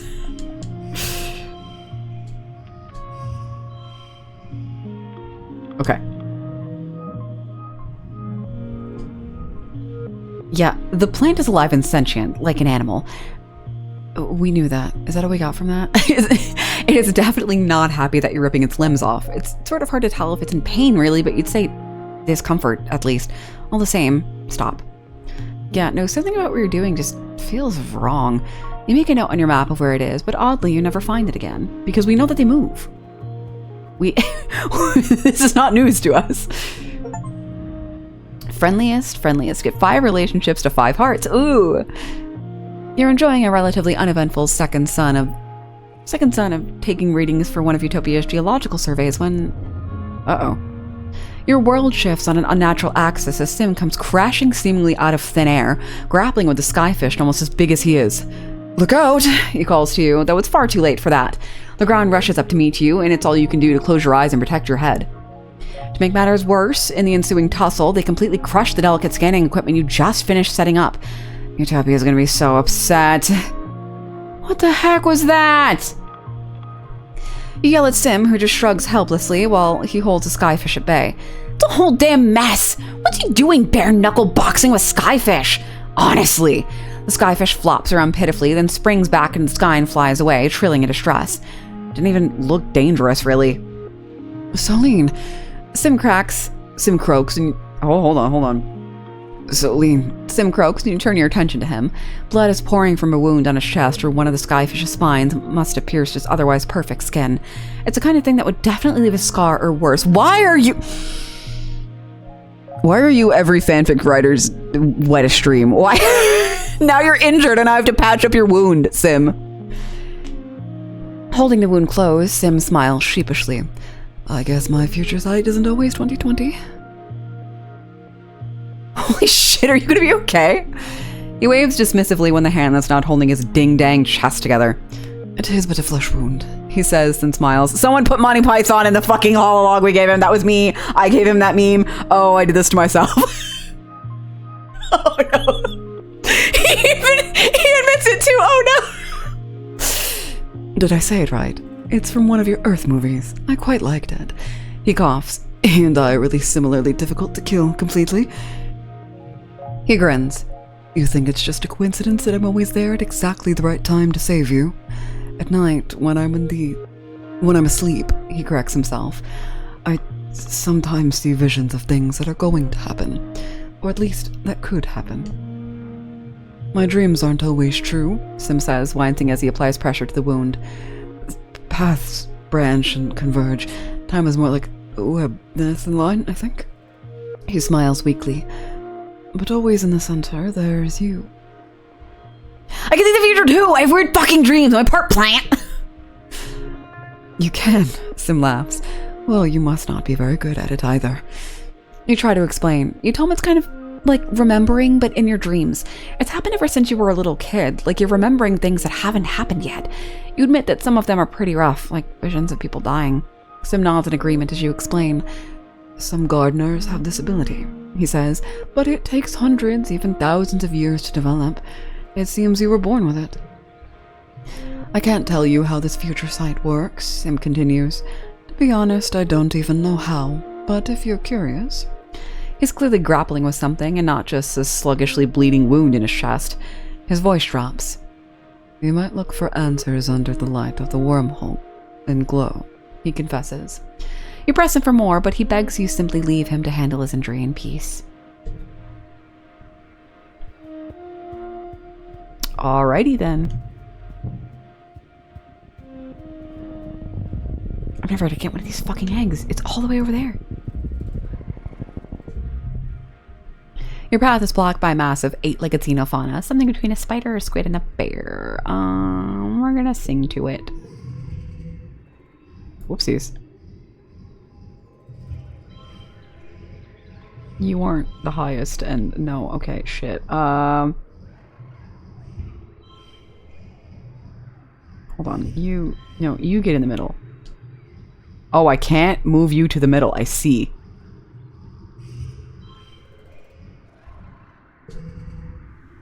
Unfortunate.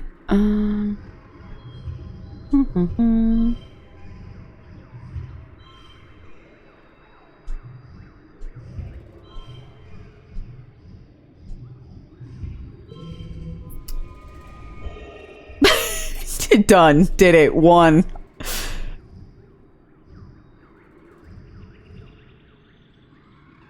Uh, 6, 6, 5, 4. It doesn't matter at this point. It's just slapping in big numbers.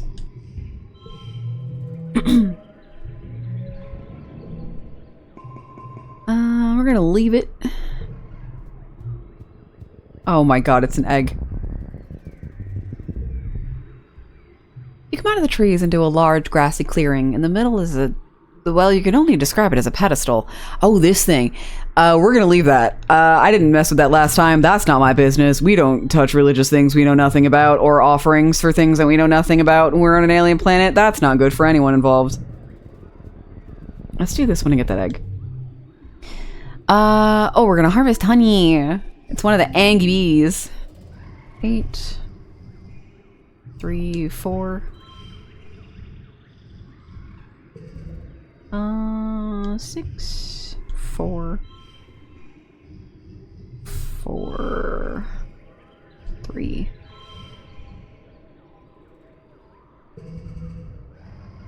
Eight, 6, 8, 4. And then actually, hold on. Pop you over here. Can I not force you to change to that? Oh, you're one of the ones that... Okay, hold on then. Boom. Super goal! Cool. Give me the slurp-a-gurp. I think...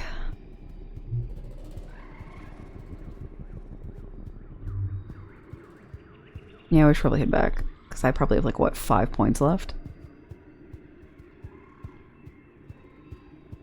Actually, wait, hold on. I know you're bleeding out, but I brought you something because I haven't seen you in a while. Jesus Christ, our relationship with Sim is going so fast. It's already at 60.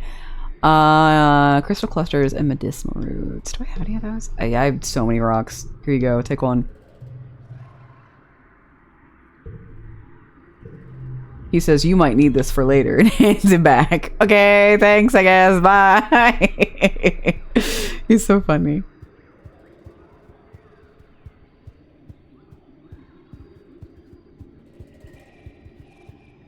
Okay. We're gonna go give the egg to Tang. And then we're gonna go sleep for the next season. Oh, and it'll be right before glow. Oh. I cut it really close with this.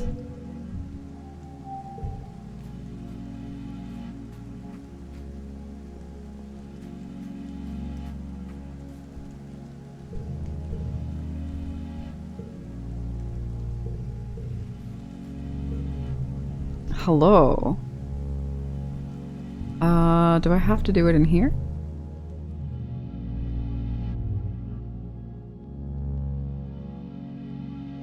No, do I just give it to you?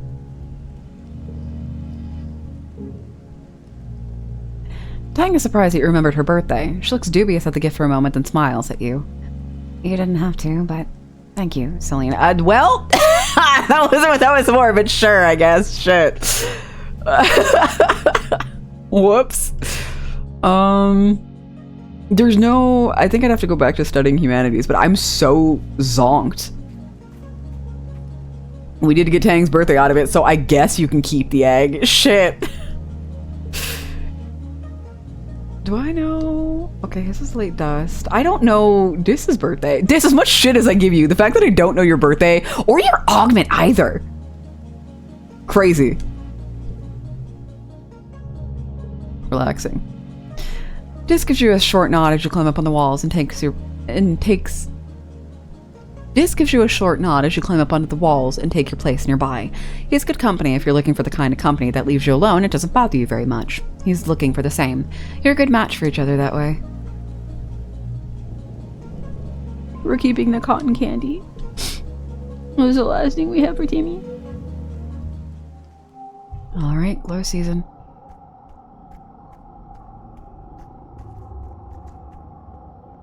Dis, we have to sneak out. Dis, we have to go. Dis, we have to fucking leave, bruh.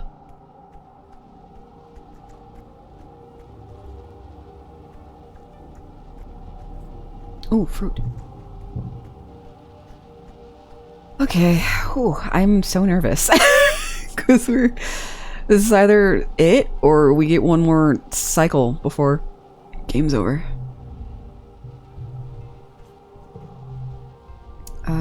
Humanities? Okay, no, hold on. What was it? how do I give you the stupid egg that you asked for?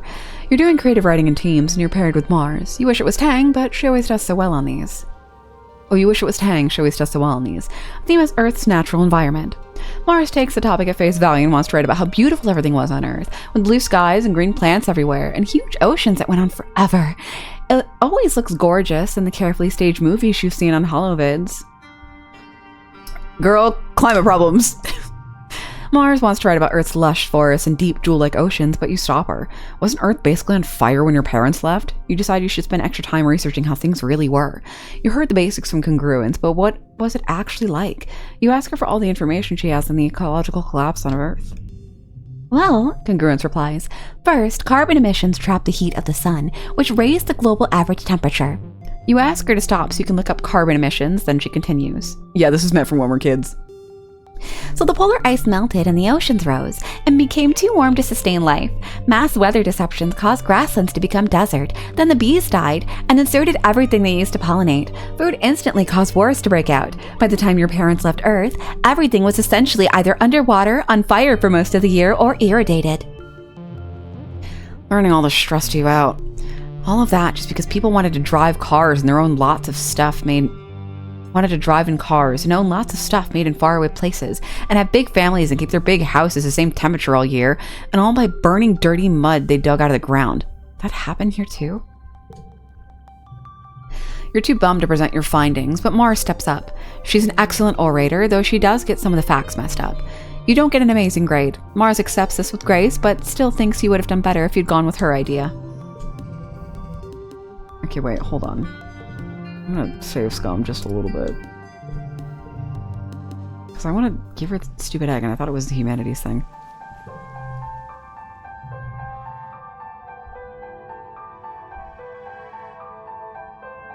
I wish there was like a little notebook system in here.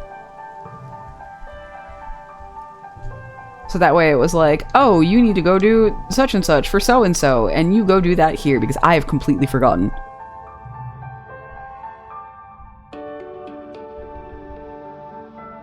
It wasn't that.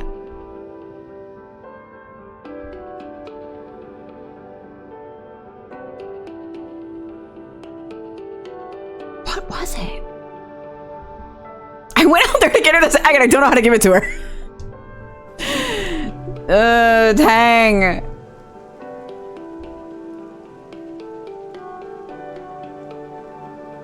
I think I've come to truly love this planet, Tang says, looking up at the sky. Certainly, it's at times uncomfortable or even dangerous, but she smiles faintly. I have such wonderful visions of what it could become.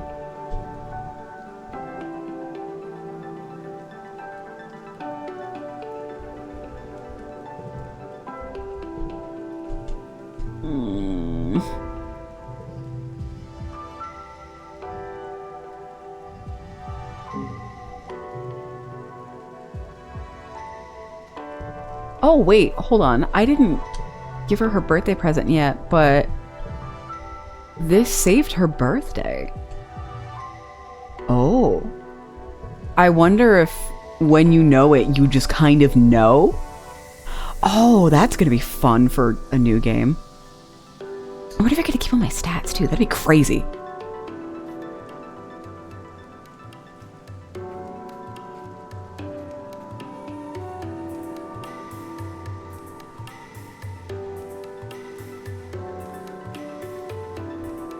I have to do a sleepy sleep.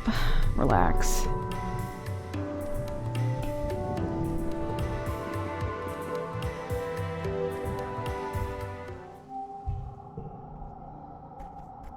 Alright, well, since I don't know how to give you the thing you needed.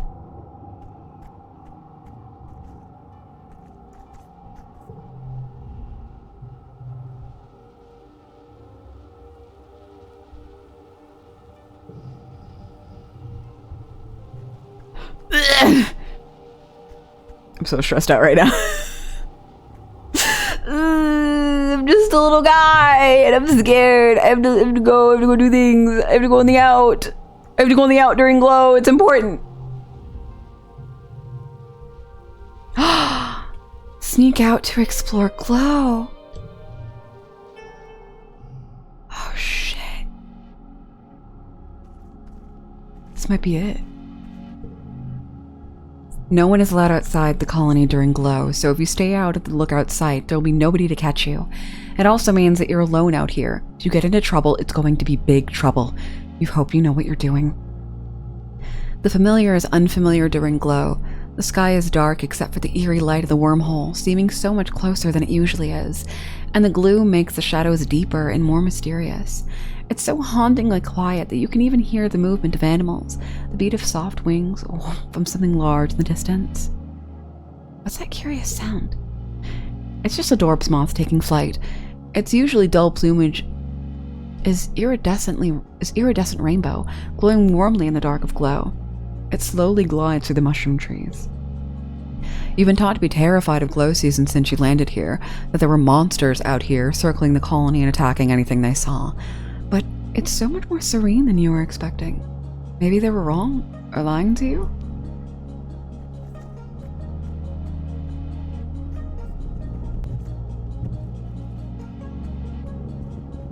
Immediately finds a monster. Shit, dude!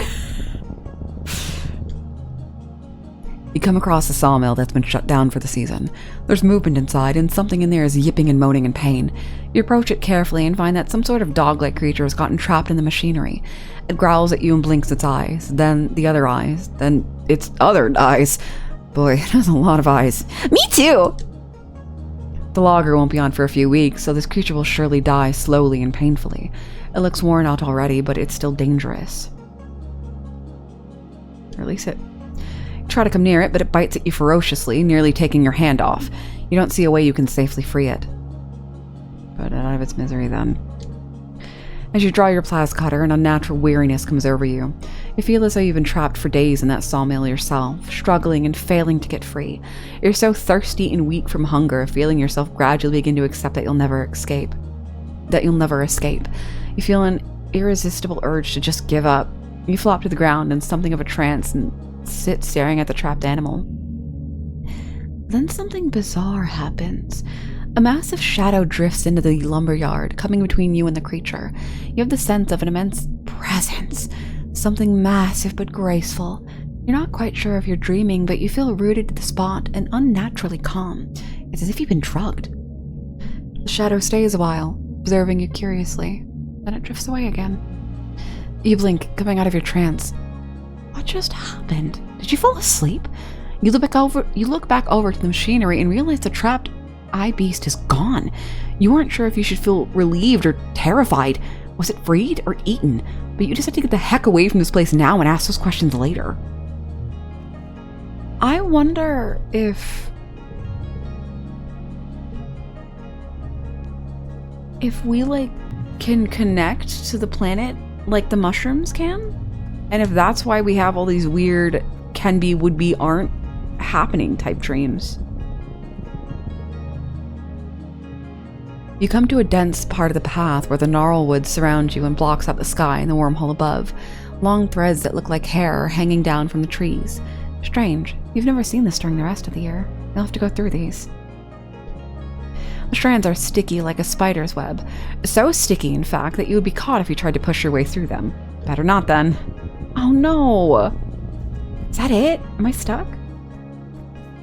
Is that as far as I can go during glow? Aww. Really? That's it? No, hold on. That sucks.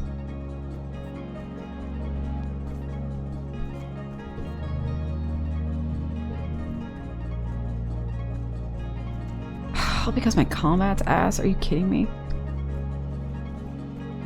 I see Sim over there. I want to know what he's got to talk about during glow.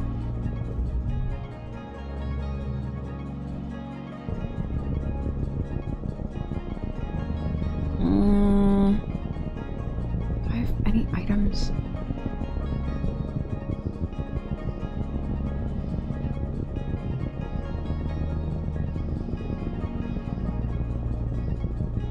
What does that make my combat? 47. Shit! So close.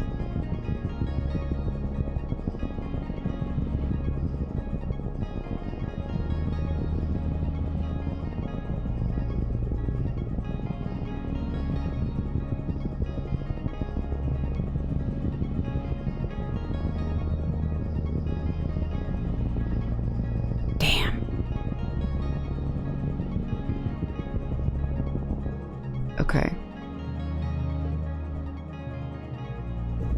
I'm gonna fucking do it anyway. Push through them. Plus 20 stress. Okay. You hold your arms in front of you to brush the strands away and realize they are far stickier and far stronger than they look. You try to brush them off your left arm with your right arm, and now you're really stuck. Looking up in horror, you see insectoid creatures emerging from the glowing gem-like nests and the crooks of the tree branches. Dozens of thin, glowing worms the length of your forearm uncurl and inch their way in the tops of the strands, trapping you, then start sucking them in. Inch by inch, you're hoisted up towards their hungry mouths. Play dead. You stay very still, avoiding getting any more tangled than you are. Maybe they'll think you're just a log or something. They keep inching you up and up and up. The worms pull you right up into their tree's mushroom cap, sucking up the gooey liquid of the strands until their mouths are almost against you. Then one of the worms detaches, leans down and sniffs you, takes a small nibble from your hand. Ouch! Then it recoils as if in disgust and cuts its strand, as do all the others at once. You fall to the soft grass below with a mighty whoosh. You're okay, but your backside's pretty bruised.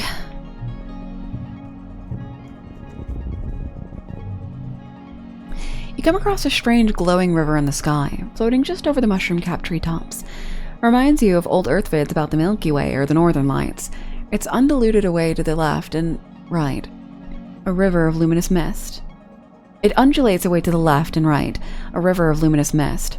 Beneath it, a curtain of tiny glowing particles slowly rains down into the forest below. Follow it. It seems to be denser on the left. It seems to be denser to the left and flowing slowly to the right, so you decide to head to the left towards what must be the source. You stray from the path. The ground is hard to traverse in the dim phosphorescence. The river gets denser and starts to shimmer a little, like the spore clouds you see sometimes in pollen. You're careful not to get too close to the particles raining down from it. The mist seems to be coming from something near the ground, somewhere up ahead. It's something big. Something big and moving. The strange river of light is flowing from something on the next plateau. It's heading east and trailing this glowing dust. Some kind of swore, maybe, behind it? You could go down into the ravine here and try to keep following it, or safely cross under the eerie stream to continue where you were headed before. I'm a nosy bitch and I need to know. This entire time I could have been fucking around during glow and I have to know.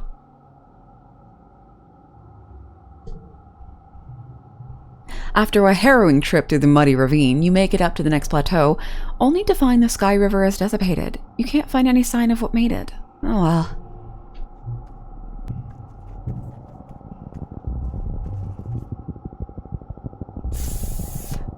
Oof, I'm not gonna get to make it. I don't want to fuck with this manticore. Oh! The webbing out there, do you see that?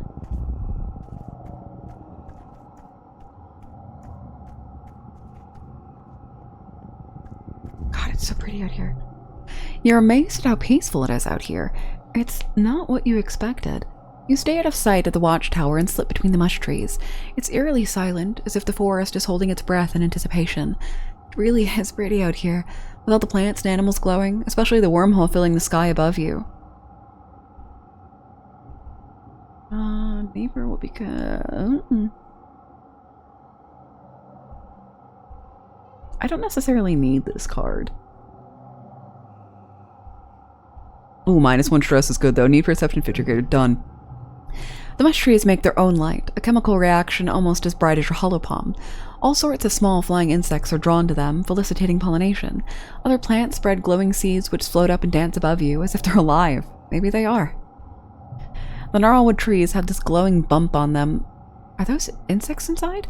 You see something pushing in there, like goopy caterpillar becoming a butterfly. How strange. Although you can't see it, you've been told the wormhole high above is shining with ultraviolet light. It's invisible to the human eye, but absorbed and re-emitted as visible light by the flora and fauna around you. Your holopalm calls it a black light, and says that people on Earth used to use similar, much more concentrated light as decoration. Even your clothes are glowing faintly. You're too worn out. Fuck! It was so pretty out here, though. Knowing the attack is coming, as it always comes in glow, does nothing to calm your nerves. There's only so long you can handle sheltering in your quarters. As the month draws longer, you find yourself almost compulsively walking the walls when you're not working, scanning the tree line for first signs of trouble. You're there when you see them. Dark on dark shapes coming out of the forest, perfectly silent. You watch with the lookouts as more and more figures amass at the forest edge. Minutes pass as the horde pushes into the firebreak, numbering at least, it must be in the thousands, more animals than you've ever seen in one place. The ground is choking with teeming caterpillars of smaller creatures darting in and among the legs of... No. Oh no. The forest bends as facelesses emerge from its depths, followed by two more. Are these the gardeners, I wonder? The mood on the walls is discouraged. One faceless destroyed your colony. Two faceless acquired an irresponsible number of explosives to take down. How are you supposed to handle 3? Get me the fuck out of here. You duck your head down and rush for the safety of the quarters as you notice colony defenses are mediocre. As you run, you notice that the colony seems to be holding on its own. Nothing has breached the walls yet, and it seems the tide of monsters emerging from the trees has slowed. The colony looks evenly matched. The battle's not in the bag, but so long as the defenses hold, things look hopeful. You're descending from the walls when you are thrown to the ground by a tremendous rumble. A few meters in front of you, something tunnels towards you through the mud. You have the impression of something long and dark that cuts through the ground like a shark through water. You scramble to your feet, but it cuts off your path, forcing you towards a geoponics outbuilding. It's a storage shed, mostly empty besides bales of hay used as float cow feed. It's dimly lit, but you think you see another door at the end. The creature advances, throwing up rocks and chunks of dirt as it tunnels under. Avoid it. You dart through the doorway, hoping that a tunneling creature couldn't follow. It stops on the threshold and pokes a long black snout out of the dirt, sniffing. You sniff too. Is that smoke? You look up at the thatched roof and realize the building you're in is on fire. Yeah, 30 stress isn't going to do anything when I'm already at 0. The dry thatch roof quickly ignites and rains flaming debris down on your head, filling the room with toxic smoke. The ashy heat is intense. You can feel it ripping the moisture from your lungs with every breath. You rush for the rear door, but the fire moves so fast. You're trapped as a roof beam collapses in front of you. You hear a cracking noise, and then, oh shit, this is from the beginning of the game. Just pain, and a noise like a bell. The world goes dark. You wake to chaos, a confusion of light and heat and smoke. Fire! Your head is pounding. You must have hit it and blacked out, but you aren't sure how you got here, or what in Vertuna is happening. There's something important you need to remember. Your stomach lurches as the floor crumbles beneath your feet, then collapses. Your body aches and your eyes burn from the smoke. A figure appears through the flames. It's your friend. Your friend? Oh wait, why can't you remember her name? She's gesturing and shouting at you, but all you hear is a ringing in your ears. Climb out. You try to stand up, but one of your legs folds uselessly underneath you. It won't hold your weight. Your friend pulls you out of the rubble. She throws your arm over her shoulder and half drags you towards the door. Through it, you see a deep, eerie twilight, dark blue and cold against the heat of this fire around you. Glow season. Glowing eyes. You shake your head to clear your vision. Is that some kind of dog? Like from Earth? Wait, hold on.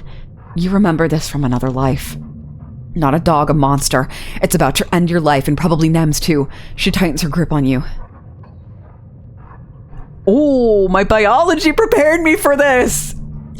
You remembered this day for many years. The choking heat of the fire, the dog creature's dead yellow eyes haunting your dreams. You've prepared for it. Specifically, you installed an armed freeze trap right where you knew the animal would be standing when it transformed into a towering horror. And as it does, you trigger the detonator. The trap sucks inward, drawing all the heat from its surroundings. The monster's feet are frozen to the floor as it instantly crystallizes, becoming an ice statue. Nem doesn't stop to wonder how this happened. She gives the statue a solid kick and it shatters into a million fragments. You emerge from the inferno of the shed, burned and concussed, but alive. Anemone smiles. It's good to be alive. You have your wounds tended in the med bay. Other soldiers are in much worse shape, but at least the battle's over. It was long and bitter, resulting yet again in the destruction of monsters of the sawmills and arable land. The defenders managed to repel the Xenos before damage could be done to the inner colony, or maybe the monsters lost interest before finishing the job. It's as if the planet wants you to suffer, but doesn't actually intend to finish you off. Yet, anyway. But for now, you're happy you survived to live another day, and that day is your birthday. By the time you've recovered, the suns have returned, and it's your 20th birthday. Okay, wait, hold on. The way Mars is positioned, it looks like she's got Cal's chin in her hand, and it's actually really cute. Hold on. You're a fully fledged adult now, though in many ways you already were and have been one for a long time. You and your friends step out to greet the new day and the start of the rest of your life on Vertumna. The end.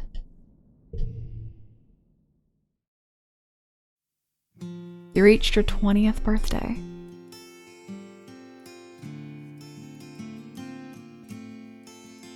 I'm so charming. Fucking look at me. Collector.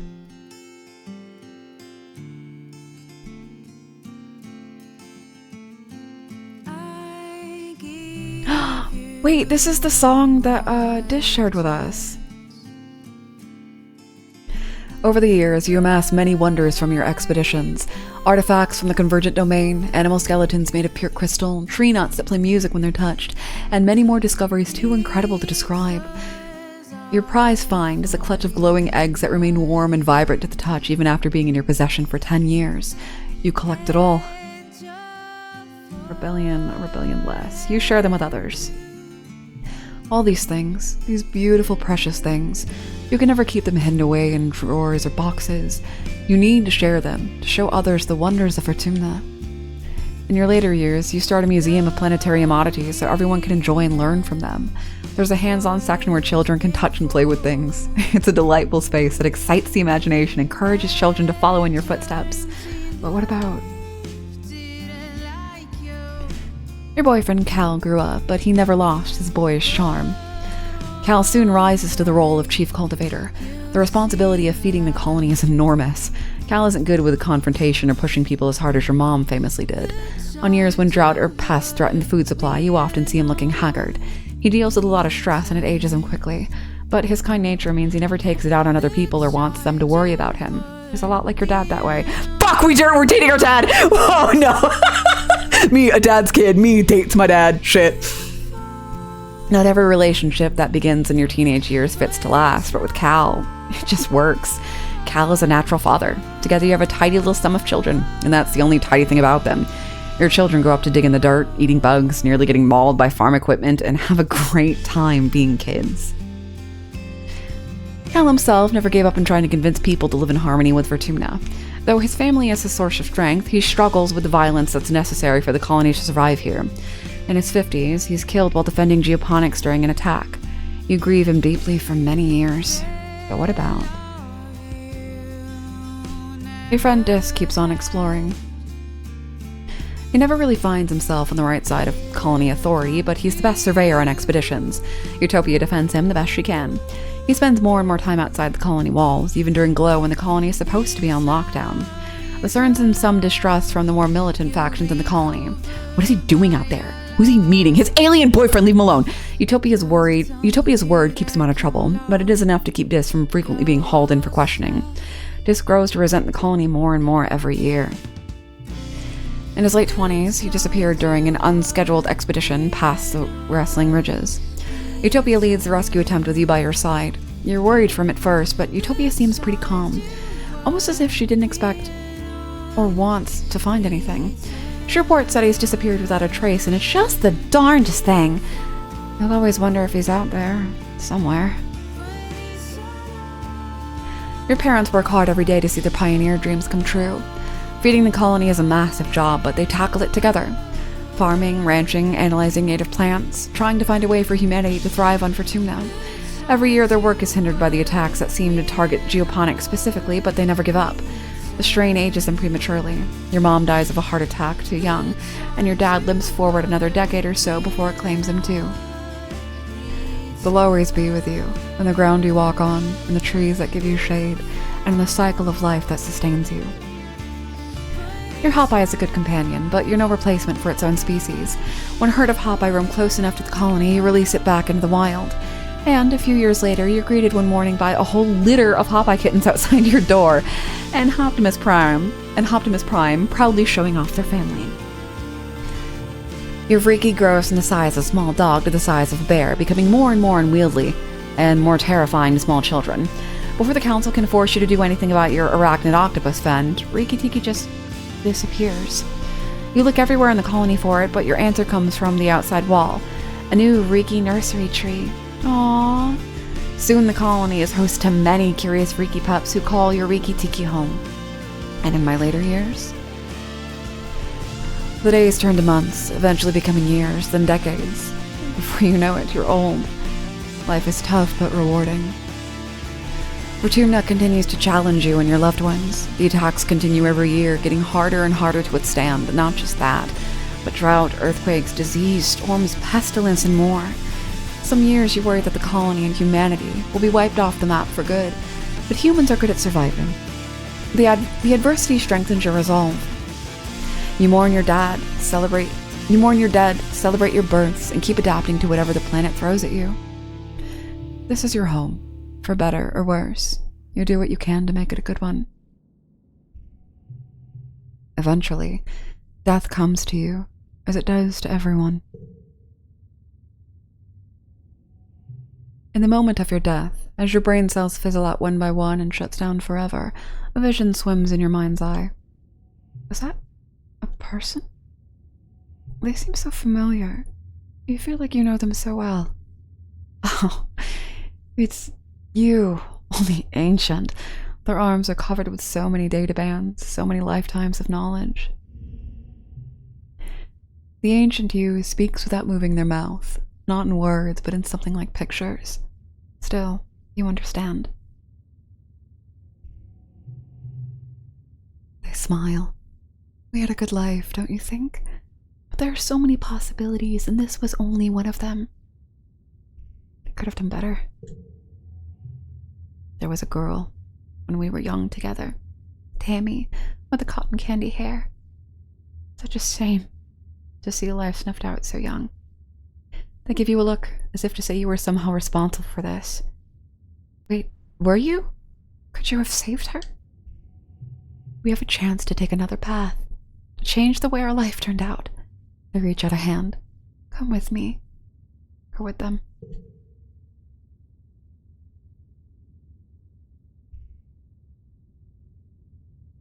The Exocolonist team. Sarah Northway, Millie Chow, Lindsay Earshot, Ishihiro, Eduardo Vargas, Colin Northway,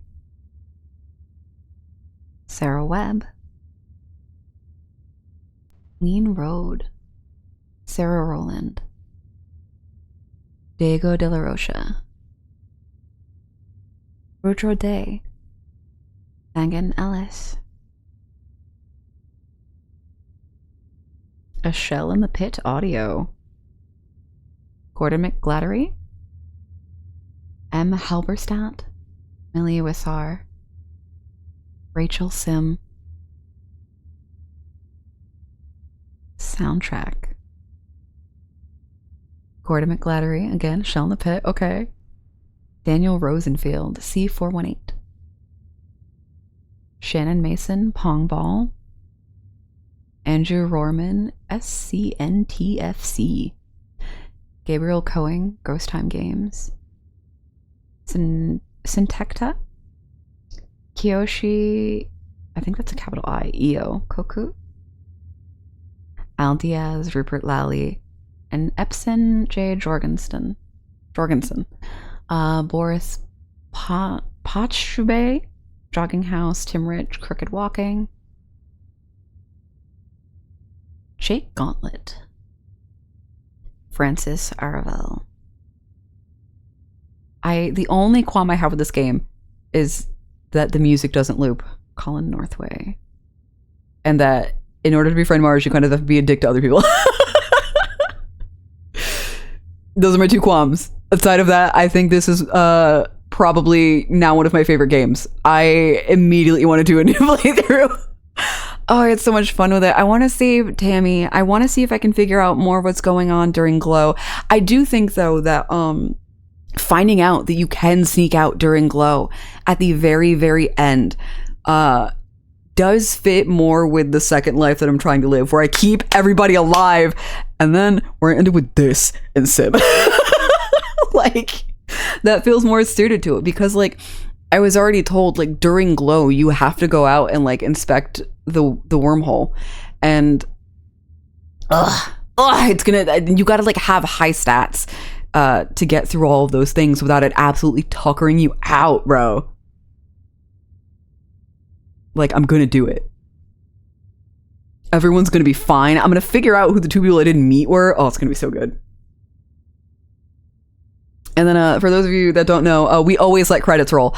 I don't care if it's dead quiet. We're letting the credits roll. We respect the people who made the game. And if you're like, okay, I'm a little bored, you go walk around, you do a stretch, you take a piss, and then you come back. But we always let the credits roll. In the movie theater, we sit until the credits are done. In the video game, we let them roll. I do like that the game was like, you like to collect things, you've made a museum, congratulations. What is the what is the name of that? What is it, the Most? Is that a museum that's all over places? Because where I grew up, that's what it was called, where it was interactive for kids and everything. And I still do actually have like fond memories of that place. And then there was another one that we went to. I don't remember the name of that one. It might have been the same one, but that was also interactive, and I was a little older when we went to that one, and they had like way more funky stuff in there. But it was good. So like I think it's really cute that like we liked stuff, and the way that we interacted with the world this playthrough really does like nicely translate to being a museum curator, where we're like, this is how, you know, we liked this planet. We wanted other people to also look at this planet. Like I didn't necessarily want to be like holed up in hydroponics like my mom and dad. Like I did want to understand what was going on in there, but like as soon as I did, I was fucking out there, bro. I was out in the wilds.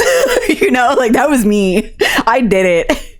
So like being able to bring these things back and be like, look at this, isn't this fucking cool? Like we learned how it works. And then taking that to a healthy extreme of being like, okay, now we've made a museum. That's so, I love the whole dev team for this. Like this game is so fucking good. Oh my God. Okay, I think the credits are done. It's a beautiful background. Like I know it's just like a very simple effect on it, but it's so pretty. Start your new life.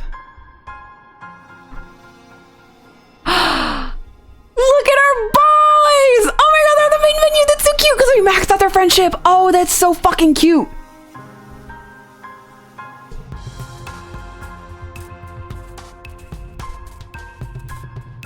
Oh my God. I want everybody on the main menu. I gotta be friends with fucking everybody. This is important. Bro, what the hell? I have to fucking min-max my time. I gotta hang out with everybody. Oh, look at them. These are my guys, my little dudes. Man. Oh, this is so cute.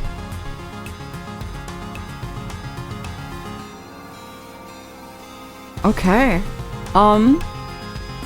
I do think because it seems like there are so many options and ways that you can take this game, streaming wise, I'm gonna probably call it, this will probably be the last I Was a Teenage Exocolonist stream, because I want you guys to go play this game and then like to also explore things for yourself, because a lot of the joy for me for this game was figuring things out and helping people and figuring out how to solve a problem that was presented to me. And I don't want to completely spoil anything for everyone who's been watching, but like who also wants to like play this game and to like help people or romance certain people, because like I've only did a small little chunk of this game and it's so good. Like we don't know why the zipper faces showed up all of the time and what it was that was in geoponics that made them want to go there so bad. Like we don't know what was under the dirt. We didn't know how to save Cal's pet. You know, like we didn't properly get to interact with Sim as much as I wanted to because we didn't find him until way later. Like this game is so good, bro. Yeah, Timmy and Nomi, like, and then there's so many other like little, because I didn't max out the friendships like in time, like things that you could have done to interact with like the people there. Like it's so fun. Hold on, I'm gonna go get the Steam page for you guys so that way you can also take a look at it and wishlist it if you don't already own it. Like this is so fun. I'm for sure gonna be playing more of this off stream, like as soon as we end. But like this'll be it for stream. And then Saturday, we'll have to replace what it is that we're playing with something else. I have a few games in mind. But this'll be it for this one, because again, I also want you guys to go explore and have a good time and like figure out the kind of person you want your character for this game to be. Like I had such a lovely time with this game. My next goal is Tammy and Nomi. Yes, I really want to see Tammy live. Like, I want to know what specifically happened that like I could have done differently to have saved her. And then like it makes you wonder like how many of the other kids could have died if you didn't do certain things. Like, we know even with like the bomb alone, like that was very clearly us stopping something that could have gone so badly. Like I just gotta wait for my next paycheck. Good. It's how much is this game? $25. I feel it's worth it. I feel this game is absolutely a $25 game. I think I bought it when it was on sale at some point, but even then, like, there are some games you're like, you should wait for a sale or whatever, and like it's good to play. But like this, like if you have $25, go spend that on this game. This game was delightful. It's such a good time with this. Oh my god. Oh, I'm excited to end streams. Like I get to do like this game without you guys. That's so mean. But like, again, I want you guys, there's so much I feel like I didn't even get to touch. Like I did an entire playthrough and it was so many hours and I feel like I barely breathed on it. And I feel like that is such a good encapsulation of like giving you this entire new alien planet to play around with. And that you can tell this dev team really genuinely loves the sciences and they have an interest in like botany and how, you know, animals work and how that like affects the world and everything it touches together. And it's so good. Fuck. Oh, I love this game. I think it's easily gonna be in my favorite. Like I think I already said it's already in my favorites, but like it's in there. It's already. Hold on, I gotta make sure I put it into add to. Oh no, is it in there already? No, add to favorites. Boom, boom, boom, boom. Yeah, it's in my favorites. Okay. It's January. However, game of the year.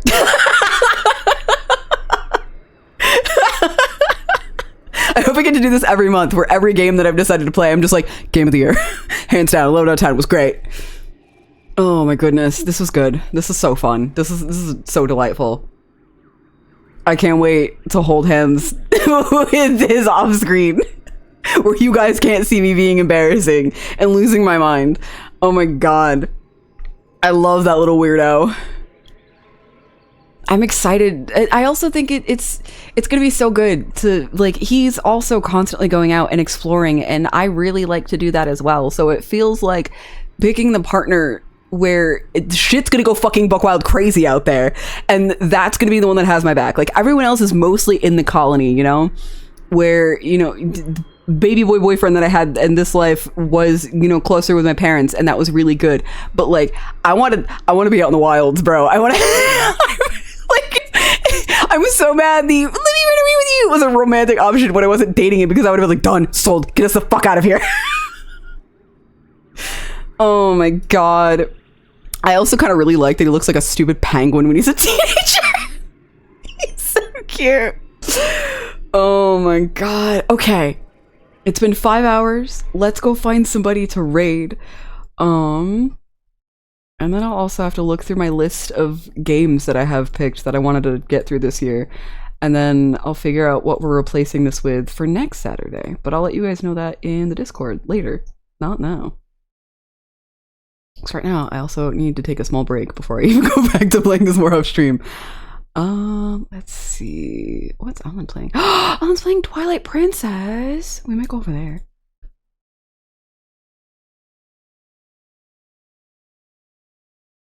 Oh, I thought this was going to be a space game that Clown was playing.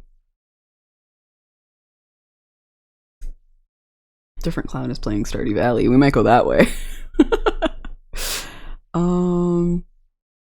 Oh, you know what? Actually, yesterday, because I had things happening, I couldn't collab with Crow, so we also might go over there. I have a lot of options. There's so many people streaming right now. Ooh, Anarchy's playing Cold Vein too. Nerdon's playing Lethal Company. I also feel like I've kind of been neglecting Nerdon because I've been so busy and I feel bad.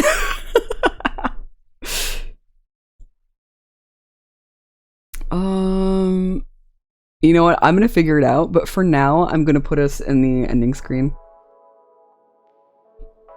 Our Tuesday Blasphemous streams should continue as anticipated. But yeah, I will see you guys then. Please have a lovely rest of your day. And a good Sunday as well. Remember to be patient with yourself. Remember that you were doing the best you can with what you have, and hindsight is 20/20, and you can have all these regrets and things that make you sad and miserable because you're like, I should have done this or I should have done that, but like you processed and reacted the way that you could in the moment with what you were given, knowledge-wise, and with the experiences that you have carried up until that moment. And I think that this game is a really good emphasis on that. But I will see you later. Bye-bye.